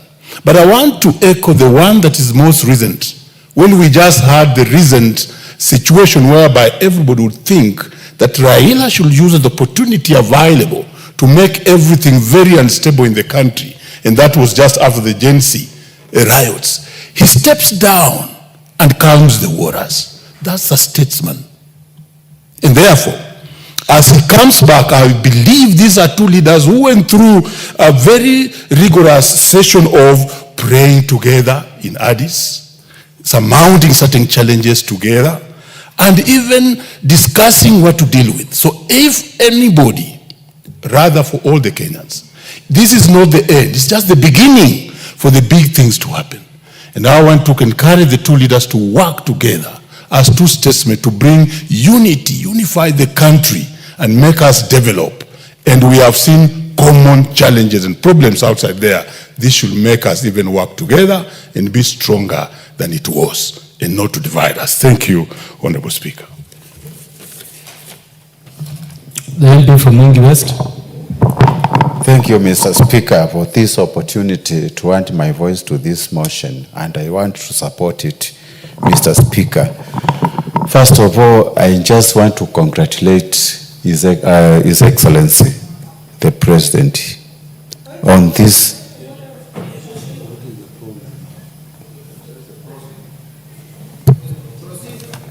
to congratulate His Excellency, the President, for championing this candidature of Raila Amolo Odinga. Mr. Speaker, this was not actually a tribal or any political affiliation kind of a matter. It was a national thing that should have been supported by each and every Kenyan, regardless of tribal affiliation, Mr. Speaker. Mr. Speaker, a win for Raila Amolo Odinga would have been a win for Kenya. And if he lost as a Kenyan, not a Luo, not an ODM person, or not even an Azimio leader, Mr. Speaker. So, Mr. Speaker, I would like to say that we are very proud of him. He just registered the name of our country in what we call international arena in Africa, Mr. Speaker. Mr. Speaker, going to what happened, this is the first time I'm seeing an election someone winning round 1 and 2 and still losing. We need to change the format of the way we are determining the win of AUC chairman, Mr. Speaker. And I would suggest in the future, we import the leave from European Union where the chairmanship comes from in a rotational basis. We have to rotate. Otherwise, African Union has become a thing for the North. Every time they collude, the last minute they vote for the candidate they want, and always coming from the northern part of Africa, Mr. Speaker. Mr. Speaker, I would like to challenge the new incoming chair to address the issues of loss of biodiversity in Africa, the issues of climate change, to work together to address the perennial issues facing the African continent, and in particular the economic pressures and the conflicts we are witnessing in different parts of the country. And since, Mr. Speaker, I can see my time is up, I would like to say, let us unite as a country and let us work in unison for the prosperity of our nation and forget what had happened in Addis Ababa. The Honorable James Anyikal. Thank you, Mr. Speaker, for this opportunity. Mr. Speaker, may I appreciate and thank the government of Kenya for endorsing and supporting Honorable Raila's quest for the chairmanship of AU Commission. Mr. Speaker, may I also congratulate and thank Honorable Raila for the courage, the commitment, and the selflessness to pursue this. This was not actually for his own benefit, not even just for the benefit of Kenya, but for the whole of Africa. Mr. Speaker, the local political discussions that we are seeing after this election completely misses the point. The bigger objective in this was actually the future of Africa. We know, and we all agree, that Africa is the richest continent in terms of resources and potential, and yet it is the poorest continent in terms of utilization of these resources. Therefore, in this election, in my view, even as we congratulate the winner, it is only the Honorable Raila who had the political clout actually to get the African heads of state for once, hopefully, if you leave the 1957 era when we were all clamoring for a united Africa, to get them to speak together with one voice and put the Africa agenda for international discourse. And this is particularly, Mr. Speaker, necessary if we look at the leadership in the America today. African leaders need to talk together with one language. This is what is going to protect us. And in my view, this is what I know, and everybody perhaps knew Raila Amolo Odinga was capable of doing. Mr. Speaker, look at Africa, the youthful population. But what happens to this population? We are actually afraid of the youth. Many are dying crossing the Mediterranean Sea because they say they would rather go and live abroad than live in. They would rather die while trying to go abroad than live in Africa. Who can put this thing together? Mr. Speaker, we have the largest potential in minerals. We have the largest potential in hydropower. We have the largest potential even in gas. But despite all that, we are still poor. And in fact, the countries with the highest potential are the countries with the biggest turmoil in politics.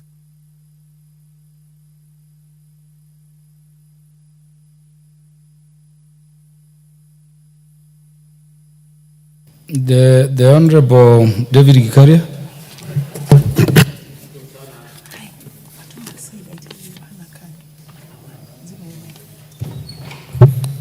Asante sana Mheshimiwa Spika kwa kunipatia nafasi hii.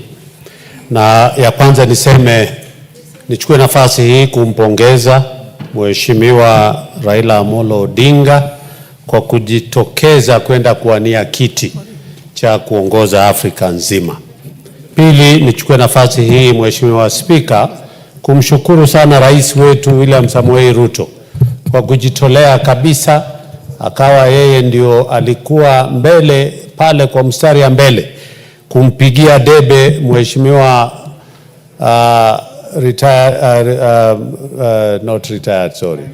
Prime Minister Right Honorable Raila Amolo Odinga. Sijawahi pata nafasi Mheshimiwa Spika ya kukaa karibu na Raila, na nafikiria nitamuuliza ndugu yangu Atandi anipeleke ama Madam Gogo wanipeleke niende. Unajua mbeleni ilikuwa tukienda hapo ilikuwa nasema unafanywa nini, unakuwa sanitized. Lakini sasa ni kwa kweli, na nasema hivi si kwa sababu ya haya peke yake. Mimi ni shabiki ya Raila sana kwa mambo mengi. Tangu nikiwa kansela aliniongoza kwa njia ya kuleta watu pamoja na kufanya mambo mengi.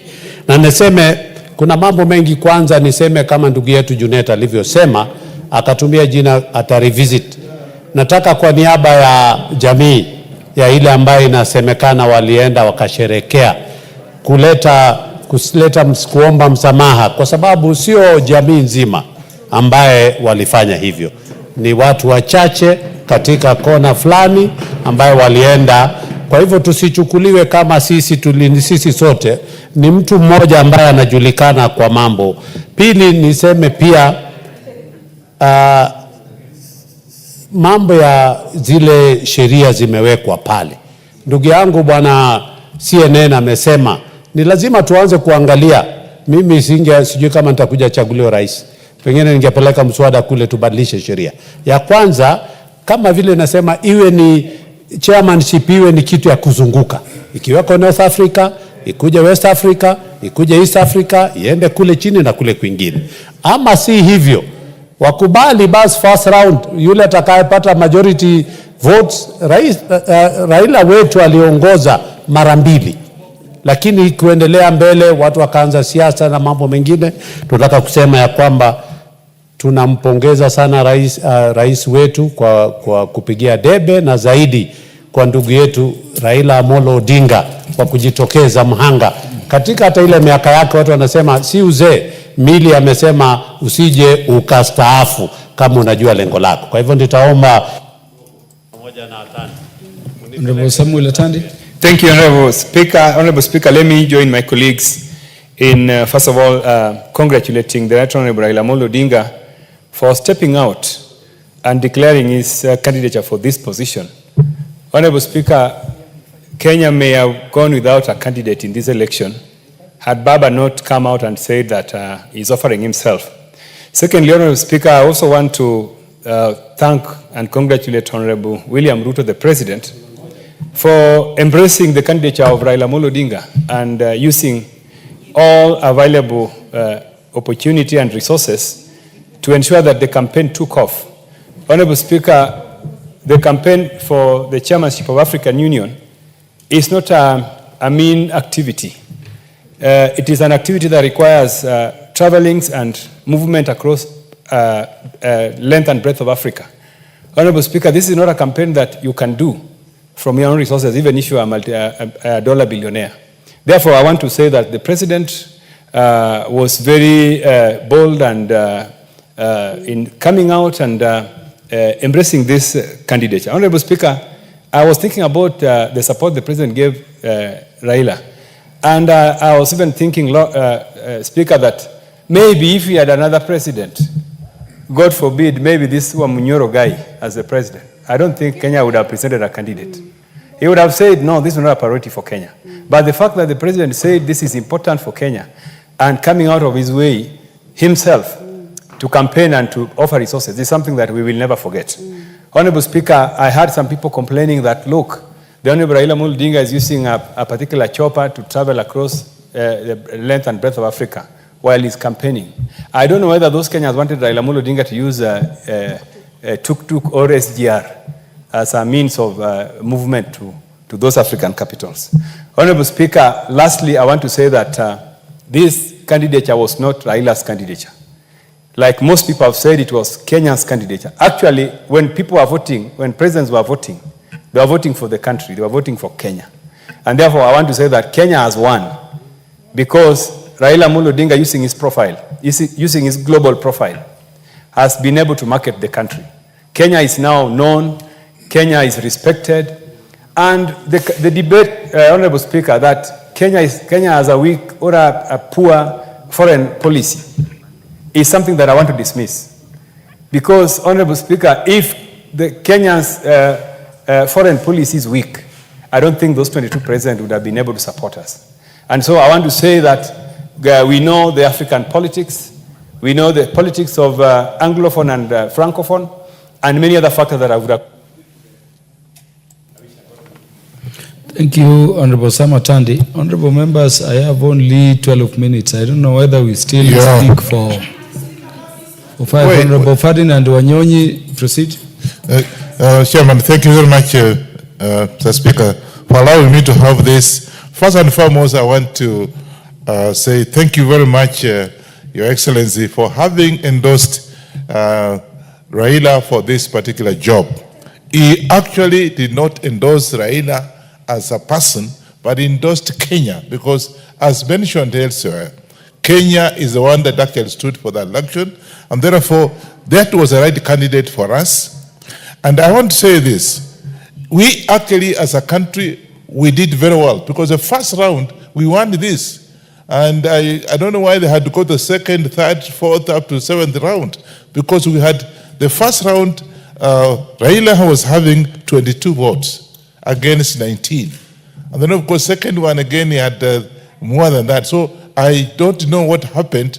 As somebody mentioned, I don't want to say maybe votes were stolen or anything else, or there was corruption, but I can tell you that Raila actually won this. And I want to say this, that His Excellency did very well for actually endorsing Raila, because he actually endorsed Kenya.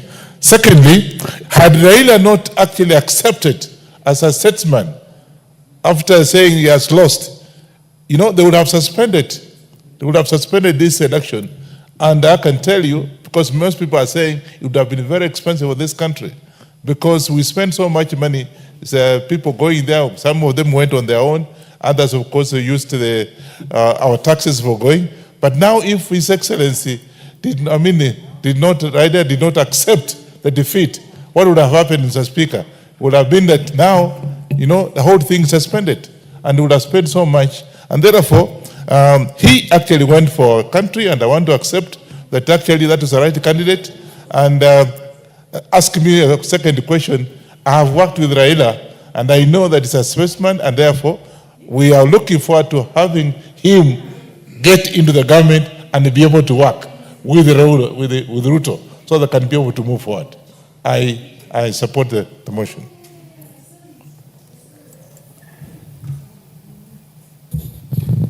The Honorable Fatuma, MP for Migori County. Thank you, Mr. Speaker, for this opportunity. First, I want to congratulate His Excellency, the President of the Republic of Kenya. He did what only great men would do. And as other Kenyans are talking, we want Africa to know that that was the best candidate. And Kenya won, Africa lost, because we gave them the best of the best. And we are asking Wamunyoro, if you think Raila was not fit, why would you not give yourself in to go as a candidate so that we see how many votes you'd have garnered? I also want to congratulate my Baba, my father, the father of this country, the father of Africa, that only a strong man like you would go for this position. Having gone through an election 2 years ago, and you go again for another election, I think only a God-given man would do such a thing. So I congratulate you, Baba, and as you come back home, we celebrate you, we will slaughter all our chicken for you, we love you from the bottom of our hearts. Many Kenyans were saying that we use taxpayers' money. Mr. Speaker, here is a form of Pacoso Sacco where I took a loan of 600,000 to go and see Baba win in whichever way. The government did not pay for me. I'll be struggling to pay this loan, and the Kenyans who are saying, and the newspapers who were castigating that we took taxpayers' money. The National Assembly only paid for 2 members of parliament. The rest of Kenyans there came in the same way or even worse than the way I came. There are Kenyans who took loans, there are Kenyans who sold their cows, and Mr. Speaker, there are Kenyans who took a bus and stayed on the road for 4 days to be in Addis Ababa, regardless of their tribe, regardless of their party and age. And so those Kenyans in those media houses, please, when you speak, remember we are all Kenyans. And we want to tell the Munyoros who are dancing, shame on you. And we are waiting for you. We love Ruto, we will pay him back because he loves our son. I swear we are waiting for you. We will embarrass you. Not even one vote you can get in this country. Shame on you. You're not even a Kenyan. In fact, I voted yes, and if you bring him again, I'll vote yes. He should even be expelled from this country. Shame on you, Amunyoro.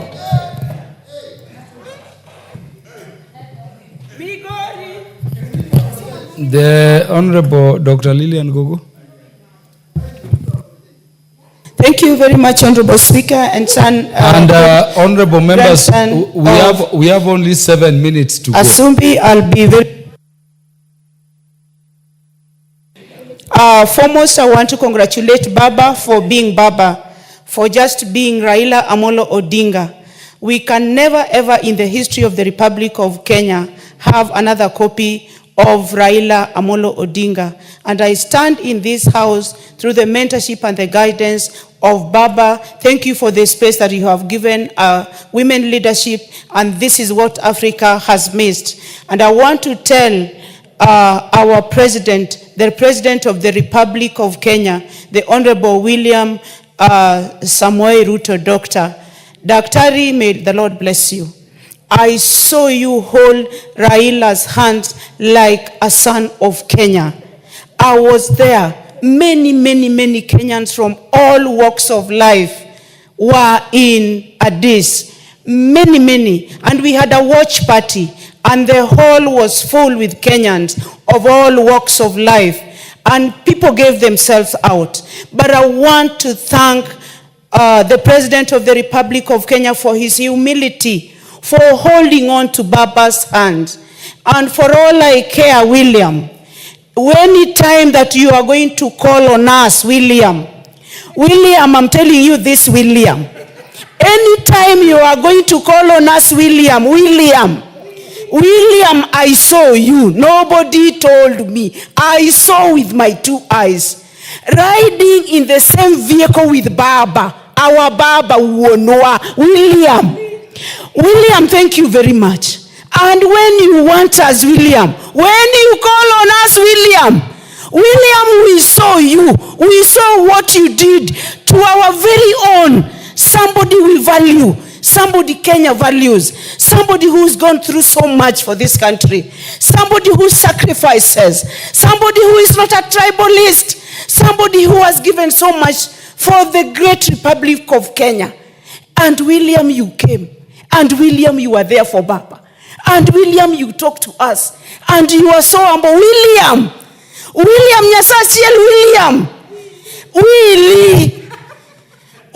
I'm telling you what you did to Baba. What you did to our son, William, we saw you. And the way you were there. And the way Kenyans were mourning. And the way we were grieving. And both of you stood and talked to us in the evening in Addis. William, leave that gender thing alone first. I'm just congratulating William. And I want to tell you, William, just unite Kenyans. William, please put Kenyans together. That is the only direction that we want. I'm talking to President William Ruto, William Samoei.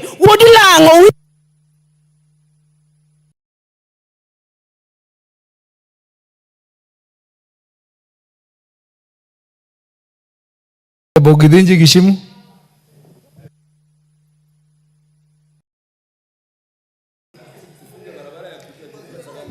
Thank you, Honorable Speaker. And let me stand to also support the motion and heartily thank the President of this Republic, Honorable Dr. William Samoei Ruto, for leading a very vigorous campaign for our candidate as Kenyans, Raila Amolo Odinga, and who was very bold to offer himself for candidature in Africa for the chairmanship of the AU. And Honorable Speaker, the Andes was a Kenyan moment. It was not a personal or an individual moment. It was a Kenyan moment. And it is very sad to see that some people could come out celebrating when a Kenyan lost an election at an African or at a continent level. So I believe there is a lot that can be done by these leaders. I congratulate Honorable Raila Odinga for having shown and coming out very courageously to run for this elective position in Africa. I believe the two leaders, Honorable Raila Odinga and Honorable Dr. William Samoei Ruto, the president of this country, will also come together and bring unity in this country, which is already there, and strengthen it so that for the benefit of all Kenyans and for the benefit for each and every part of this country. And I want to call out the prophets of doom that this country is headed for greatness. And these leaders, I'm sure, if they get united, every part of this country will get its right share of development because they care for all of us as Kenyans. And Honorable Speaker, I support, for the benefit of the rest of the members who have not contributed, let them contribute. And Honorable Speaker, under standing order number 1, I pray that you use your discretion to extend time so that as many as the few members that are remaining can be able to contribute. Honorable Speaker, under standing order number 1, you have that liberty or discretion to extend time even for about 15 minutes for the few members that are remaining to be able to make a contribution, Honorable Speaker. Kindly.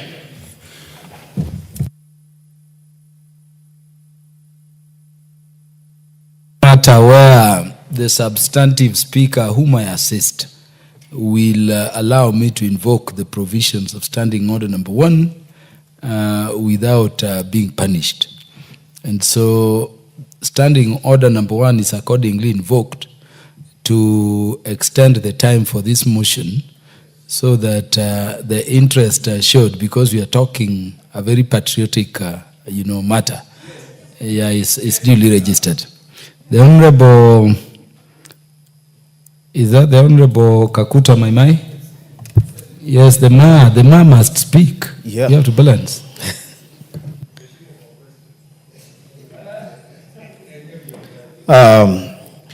Thank you, Honorable Speaker, for giving me this opportunity to contribute to this motion.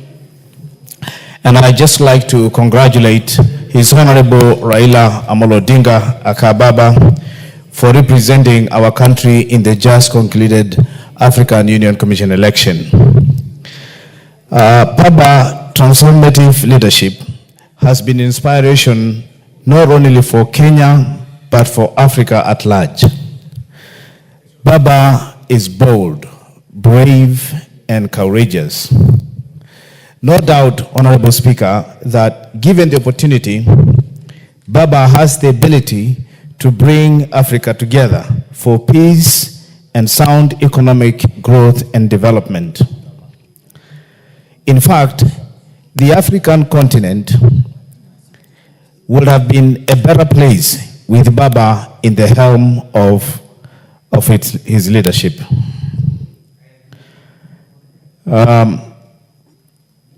To many of us, Baba Raila Amolo Odinga is the ultimate African statement. As a Kenyan, I am proud of my country and our citizen for continuing putting Kenya on a global map in so many different ways.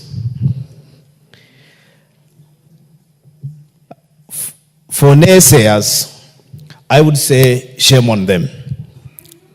We must always stand with our citizens when it comes to global contents. Most importantly, I would like to thank His Excellency Dr. William Samoei Ruto, President of the Republic of Kenya, for standing firm with Baba during African Union Commission election.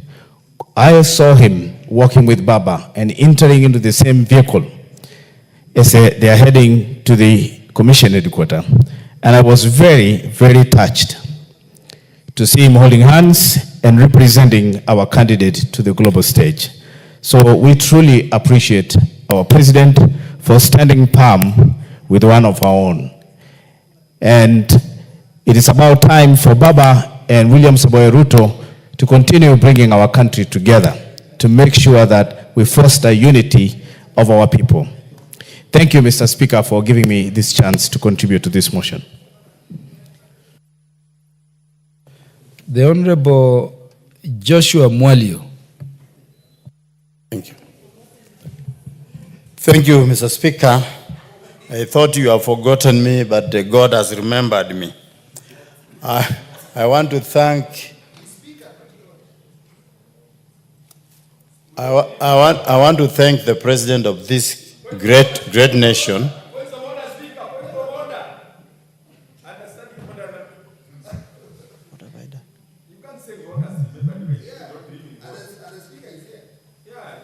Thank you, Mr. Speaker, for giving me this opportunity. I have not stopped you. You proceed. Thank you very much, Speaker.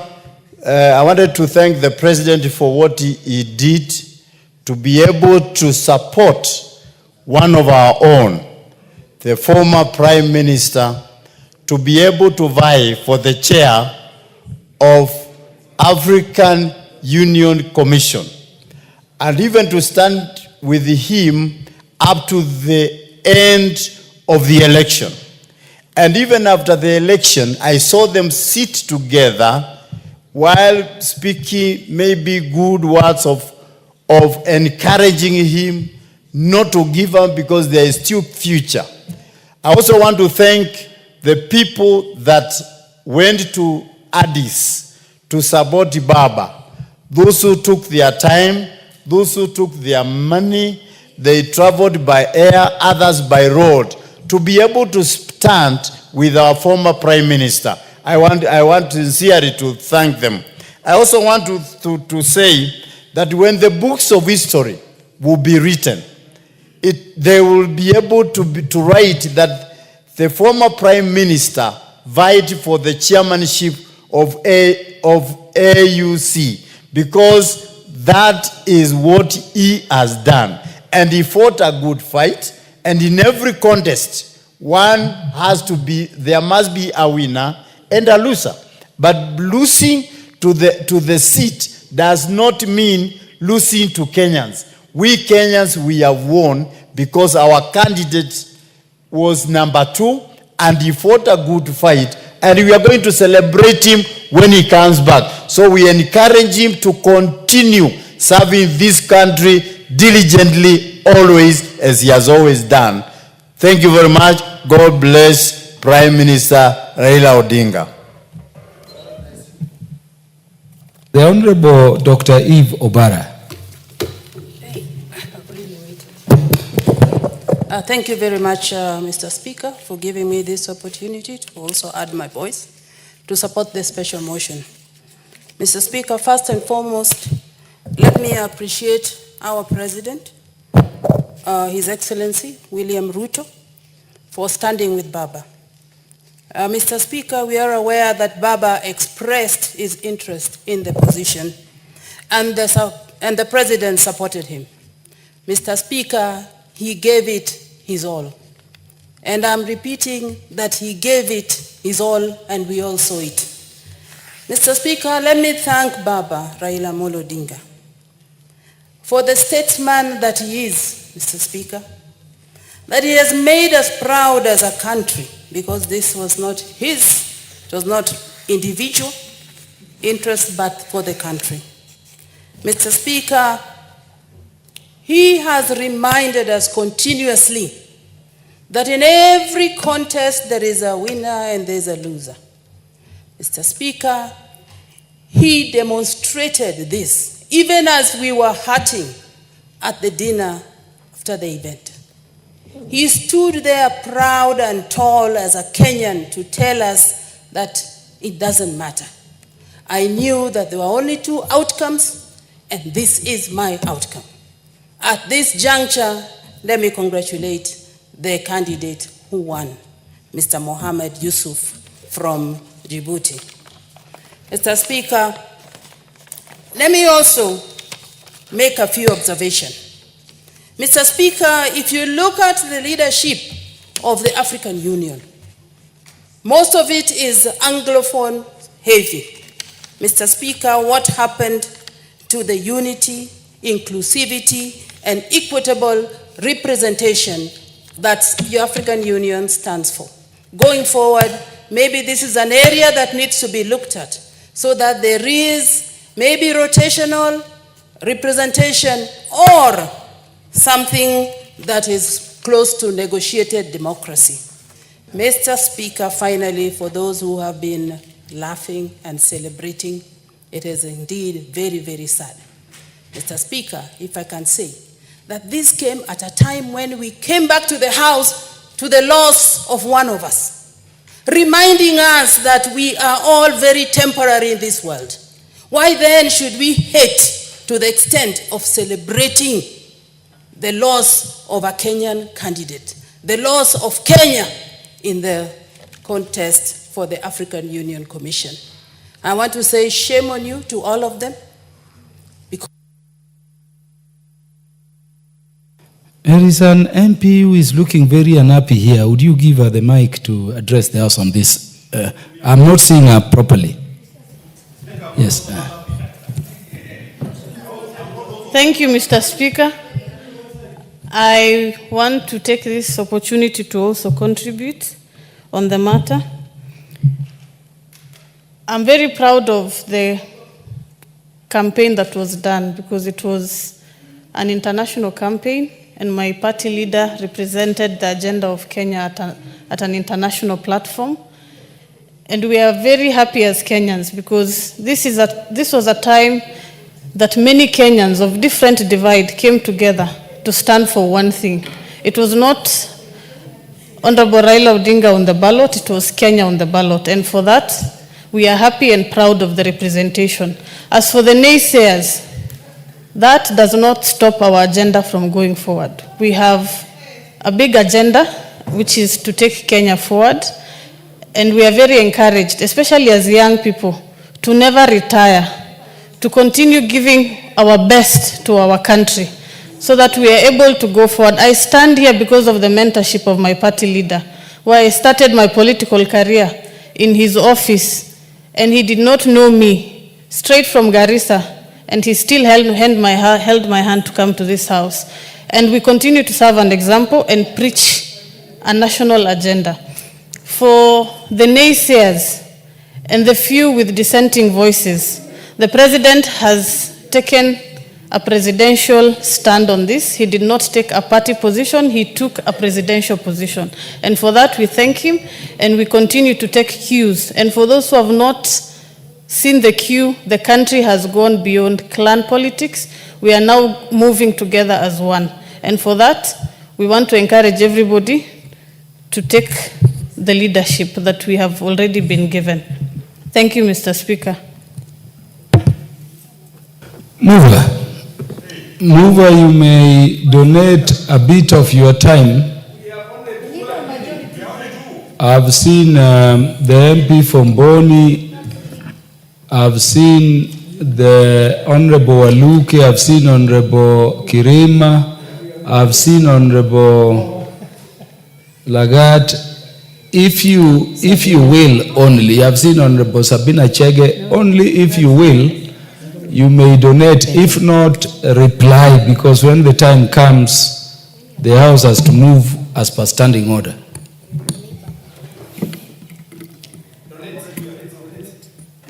Thank you, Honorable Speaker. I donate some 1 minute to Honorable Speaker from Boni. Honorable Boni, sorry.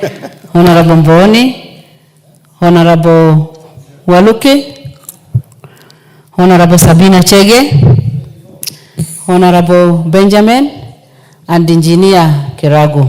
1 minute each. Ni sawa? Okay, another 1 minute to you, but tusiongee vibaya.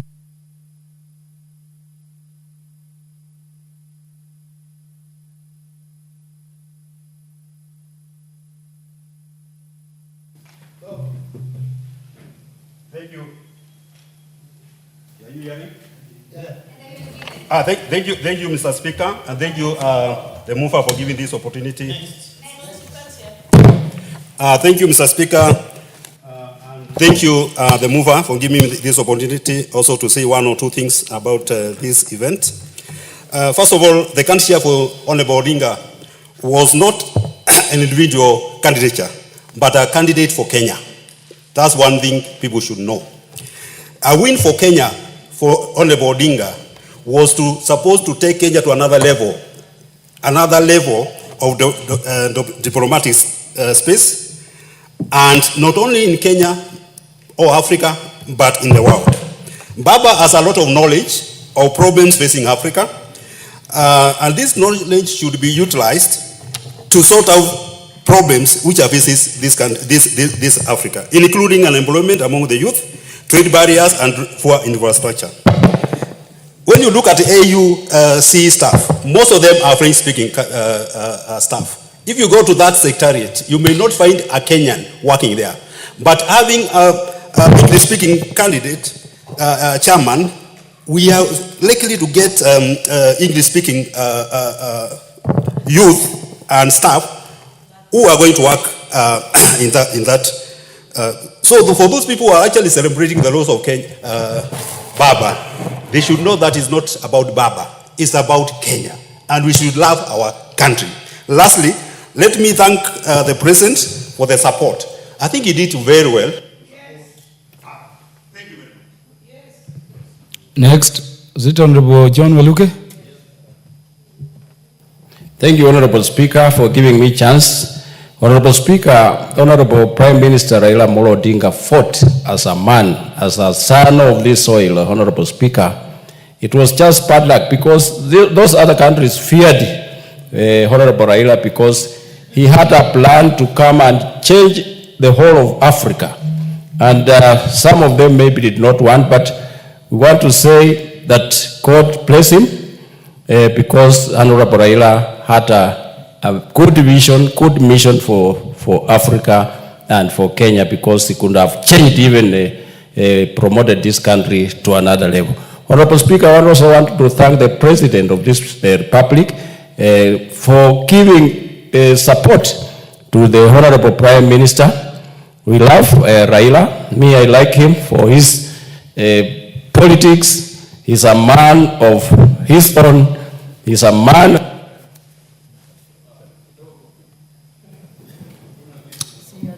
Honorable Sabina Chege. Thank you, Mr. Speaker. Let me also join my colleagues in congratulating the former Prime Minister, Honorable Raila Amolo Odinga.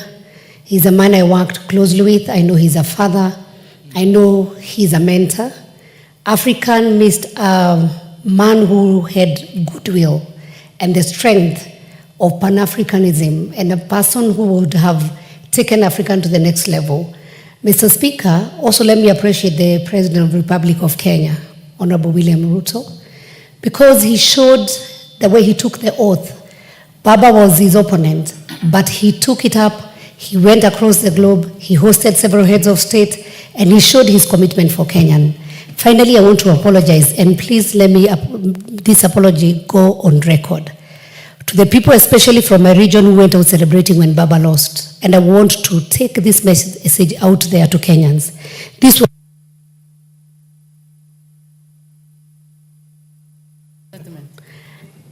I want to say this, Honorable Speaker, that the Baba win or Baba going to EU, he was not going as Raila Amolo Odinga, but as a Kenyan.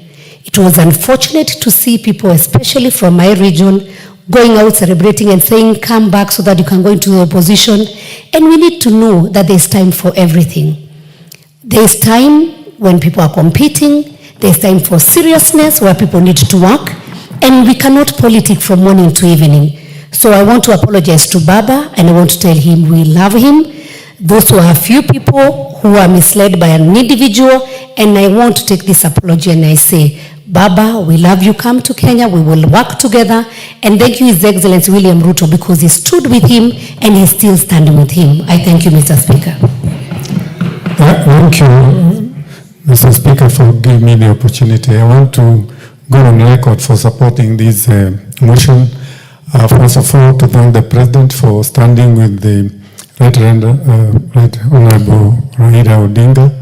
And he has proved that, in fact, he's a man of his words. When he says that he'll work with somebody, he has demonstrated very well on this one. For Right Honorable Raila, I know him when I was a student at the university, and I saw him wearing the white clothes, helping the other students. He was an instructor. And I have seen him grow through even engineering in many places that he has offered his experience and his expertise in this country. And for sure, his candidature was to change Africa. I know he was committed.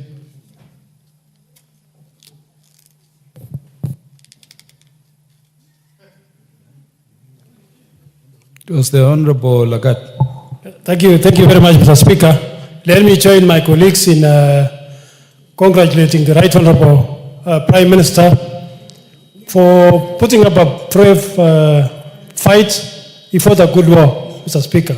In fact, when the results came for the first round, all of us we celebrated because he won round one, Mr. Speaker. It is only that maybe in round 2, 3 that the geopolitics... He won round 2 also. And round 2, yes. It's only that, Mr. Speaker, in third and fourth round, Mr. Speaker, other geopolitics came in and other countries supported the other countries. But, Mr. Speaker, I want to congratulate them, the Prime Minister, and I also want to thank the President, Mr. Speaker. It is not very easy for you to support somebody you have been competing with. Mr. Speaker, the President has done very well in supporting Kenya. Thank you, Mr. Speaker. I will take it very short because of the minute. First, I congratulate the Honorable Prime Minister Raila Odinga for what he did for Kenya, standing for Kenya. Then the President, standing up with the Honorable Raila Odinga, he galvanized the country together, and that was a sign of unity. I'm praying that what was shown in Addis Ababa, let it now be demonstrated here in Kenya. The NONDEC report, which was discussed to create vacancies and so on, that position of the Prime Minister, let it be created now so that you can have at least Raila giving that kind of advice, which we wanted to be given in Africa, to be given in Kenya here. It will work very well for us. Thank you, Honorable Speaker.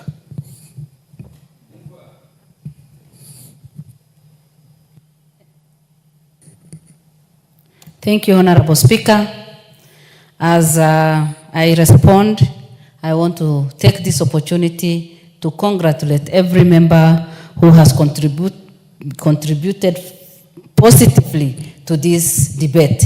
I also confirm that members have debated and they have shown a lot of passion in their debate. A lot of truth has been said. Over 30 members have contributed to this. And I'm sure if we gave the opportunity to people even tomorrow, many more would have contributed and they would have eagerly debated on this because it is a matter that touches on each one of us as a leader today in our country. Honorable Speaker, we also know very well that God gave us this good opportunity and we are now placed at a very high and respectable space in Africa, simply because of what our leader, our President, Dr. William Samoei Ruto has done.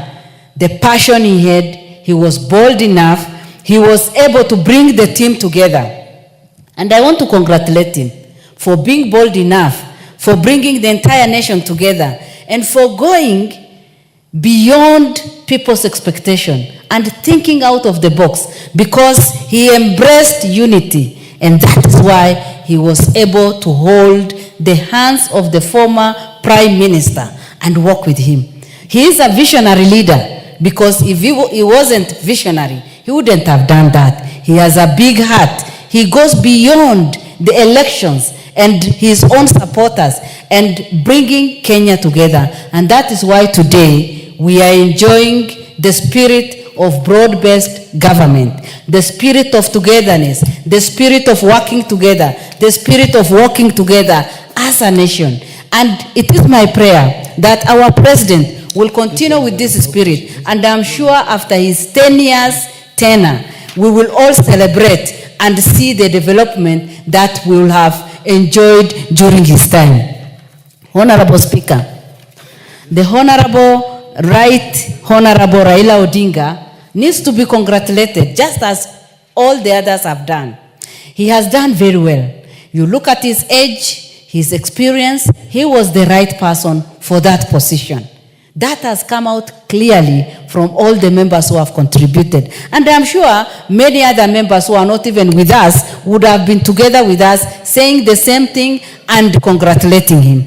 He has done great, because in the whole season of campaign, the president himself confirmed to us that he was strong enough, he was able to move from one place to the other place, and the president leading and moving from one country to other country, bringing the leaders together, talking to them, and it just made us being proud of our country, and also feeling that yes, as a country, we have gone to another level.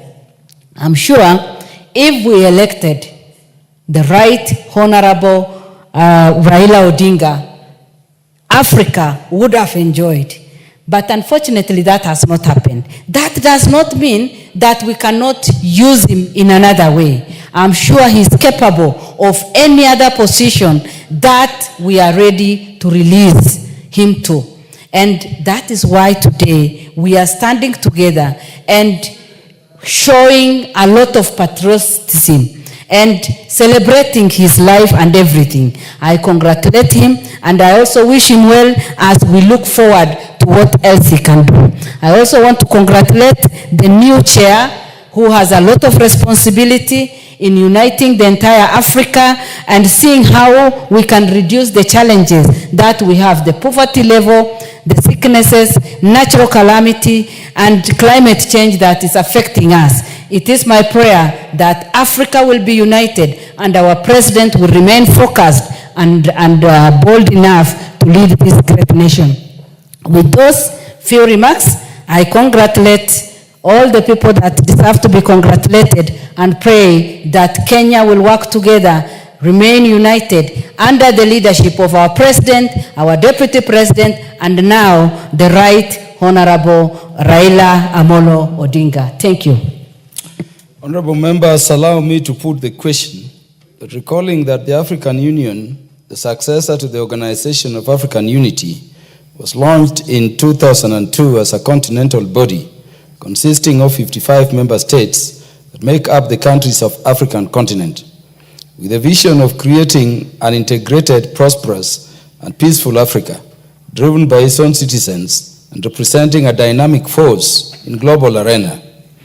Aware that the African Union Commission established the secretariat responsible for the day-to-day operations and activities of the AU, is headed by the chairperson elected by the heads of state and government from member states.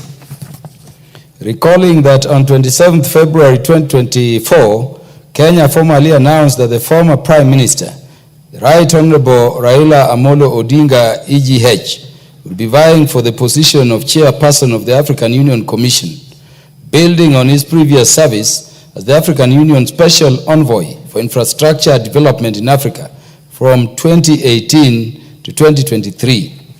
Appreciating that, in recognition of the immense Pan-African ideals embodied in the candidacy of the Right Honorable Prime Minister Raila Odinga, his dedication and leadership in advancing the cause of the African continent through various initiatives and positions held over the years, including his previous service as the African Union Special Envoy for Infrastructure Development in Africa, His Excellency the President endorsed the Right Honorable Raila Odinga as Kenya's candidate for the chairperson of the African Union Commission. noting that the Right Honorable Raila Odinga's candidacy for the position of chairperson of the African Union Commission was not only his personal ambition, but also a symbol of Kenya's deep commitment to the goals of the African Union and his desire to actively participate in shaping the continent's future. Commending the government of Kenya, led by His Excellency the President, for the Pan-African campaign in support of the Right Honorable Raila Odinga, reinforced by Kenya's commitment to regional and continental integration and cooperation, and guided by Kenya's foreign policy. Further commending the remarkable achievement by Right Honorable Raila Odinga for emerging the runner-up in the election of the chairperson of the African Union Commission, held on Saturday, the 15th day of February 2025. Recognizing the need to sustain Kenya's growing prominence on the continental stage and advocacy for a more united, prosperous, and self-reliant Africa, in resonance with the aspirations of millions of Africans who seek the continent empowered to chart its own course in the global arena. Now, therefore, this House, number one, records its thanks to His Excellency Dr. William Ruto, CGH, President and Commander-in-Chief of the Defense Forces of the Republic of Kenya, for endorsing the Right Honorable Raila Amolo Odinga, EGH, as Kenya's candidate for election as the chairperson of the African Union Commission, and for coordinating the continental campaign in support of his candidacy. Two, expresses its profound thanks to the Right Honorable Raila Odinga, EGH, for demonstrating his unwavering commitment to the service of Africa by offering himself as Kenya's candidate for the position of the chairperson of the African Union Commission, for his leadership in advancing Pan-African unity, for his dedication to the development and integration of the African continent, and for his distinguished attempt at the election, in which he emerged as the runner-up. And three, records its congratulations to His Excellency Mahmoud Ali Yusuf in his election as the chairperson of the African Union Commission on the election held on Saturday, 15th February 2025. Will as many as are of that opinion say aye? Aye. Will as many as are of a contrary opinion say nay? The ayes have it.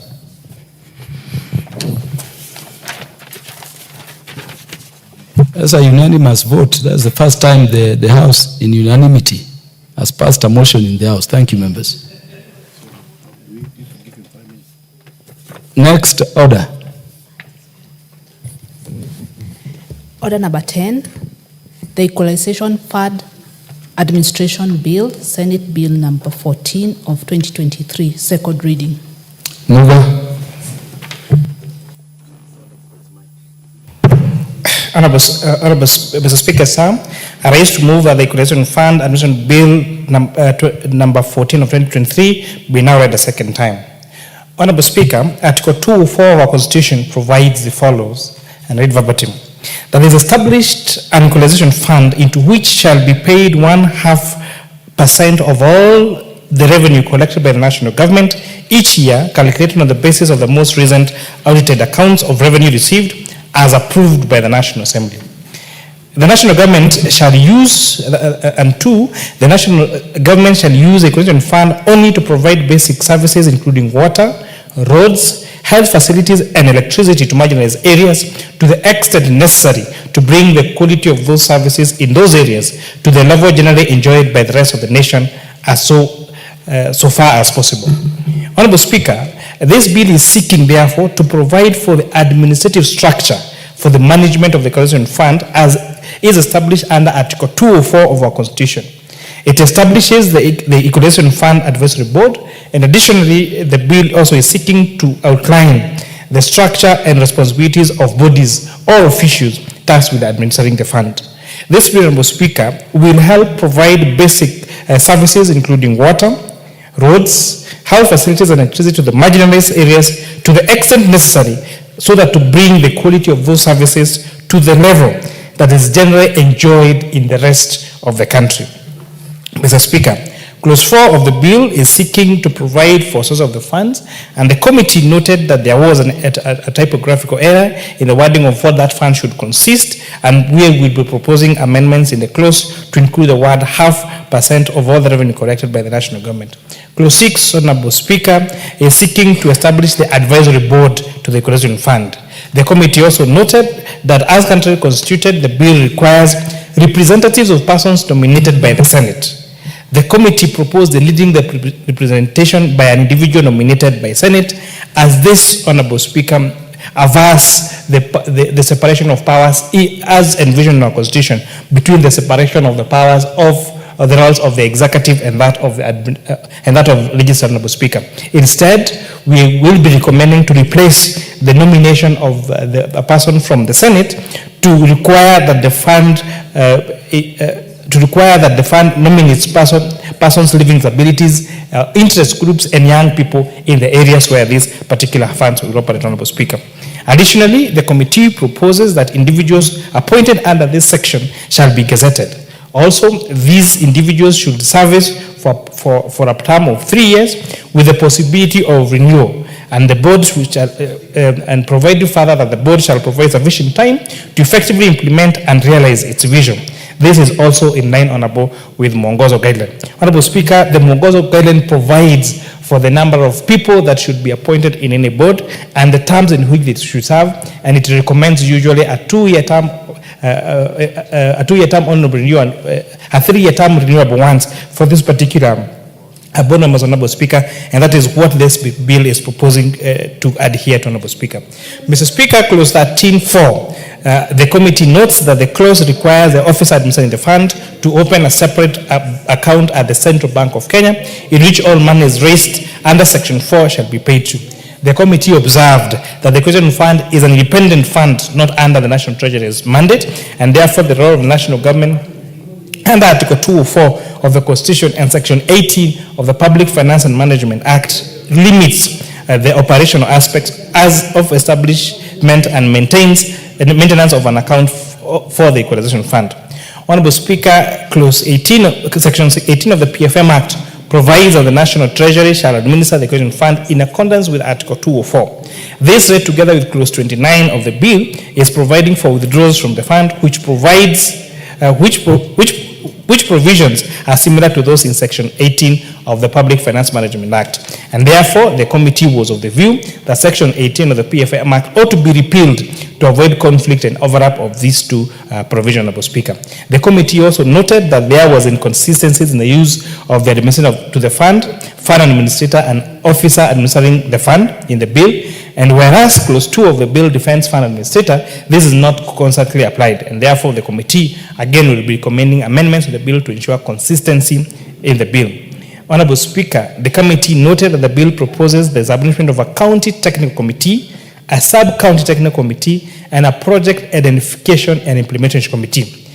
Honorable Speaker, these committees we found to be too many, because having 3 levels of committee for the implementation of the particular projects could raise unnecessary bureaucracies that could eat into the fund and therefore prevent these monies to go into the role in which they are supposed to go to, which is implementation of projects that will see services being delivered to these marginal areas in the level that is agreeable to what other parts of this country enjoy, Speaker. And therefore, again, we are recommending for the minimization of these bureaucracies, because, Honorable Speaker, we note that majority of these particular well thought through funds that are supposed to facilitate poverty reduction, equalization, and ensuring fair distribution of resources among Kenya, Honorable Speaker, is lost in bureaucracies, where monies are supposed to go to projects end up sitting with people in committees in Naivasha and Mombasa and across the country at the expense of these monies going to the projects in which these particular monies are intended to, Honorable Speaker.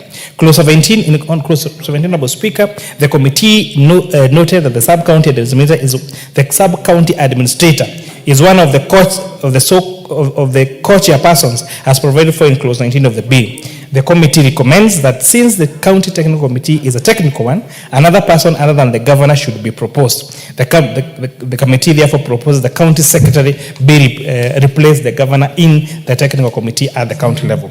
The committee noted that Clause 9(1)(j) of the bill provides that the board shall undertake project public participation in line with Article 2(1) of the Constitution.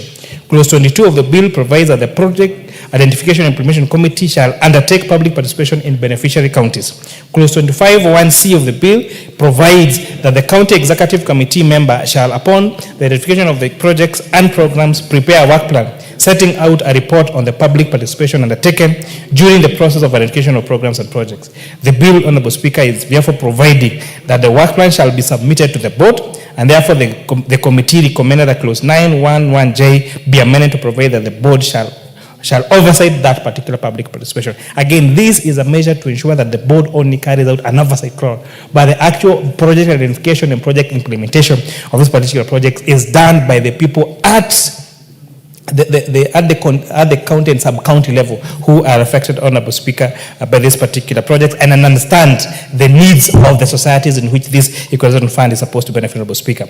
Honourable Speaker, this bill is seeking to provide a robust framework for the effective administration of the Equalization Fund and ensure that the marginalized areas in Kenya receive the necessary resources to improve essential services. Mr. Speaker, I extend my heartfelt gratitude to the members of the committee and the members of the public that came in large numbers to provide their views that has improved the reports that are going to table on this House on how to improve this particular bill, Honourable Speaker. As I conclude, Honourable Speaker, it is unfair, it is unnatural, and actually it's evil that whereas we have services that are enjoyed in some parts of the country freely, whereas some parts of the country have in a whole county, in a whole sub-county, people with piped water, people with tarmac roads, people with electricity, we still have places in this country that have never seen an inch of a tarmac road. It is unfair, Honourable Speaker, that in 2024, we still have many parts of this country where a whole constituency do not have connection to the national grid, Honourable Speaker. It is unfair, Honourable Speaker, that we have some parts of this country, Honourable Speaker, that they have never seen even Maram roads, Honourable Speaker, that they imagine where a road should be. And whereas we have the larger areas that are marginalized, Honourable Speaker, it is also unfair that we also have pockets of marginalization within areas that appear to be well developed, Honourable Speaker. You find very many places in this country where we have areas left out where they don't have electricity, where they've never had water, where they do not have roads, Honourable Speaker, and therefore we are hoping that this actualization of this Equalization Fund, Honourable Speaker, will ensure equity and fairness in distribution of resources across the country. Honourable Speaker, with that I beg to move and request the Honourable Vice Chair, Ambassador Langat, to second. So Speaker, I second.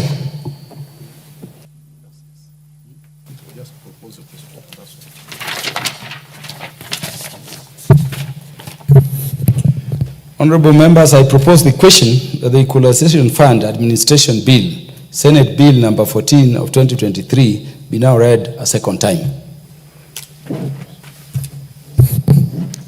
Order, honourable members, be upstanding. Honourable members, the time being 7:10 p.m., this House stands adjourned until Wednesday, the 19th day of February 2025 at 9:30 a.m.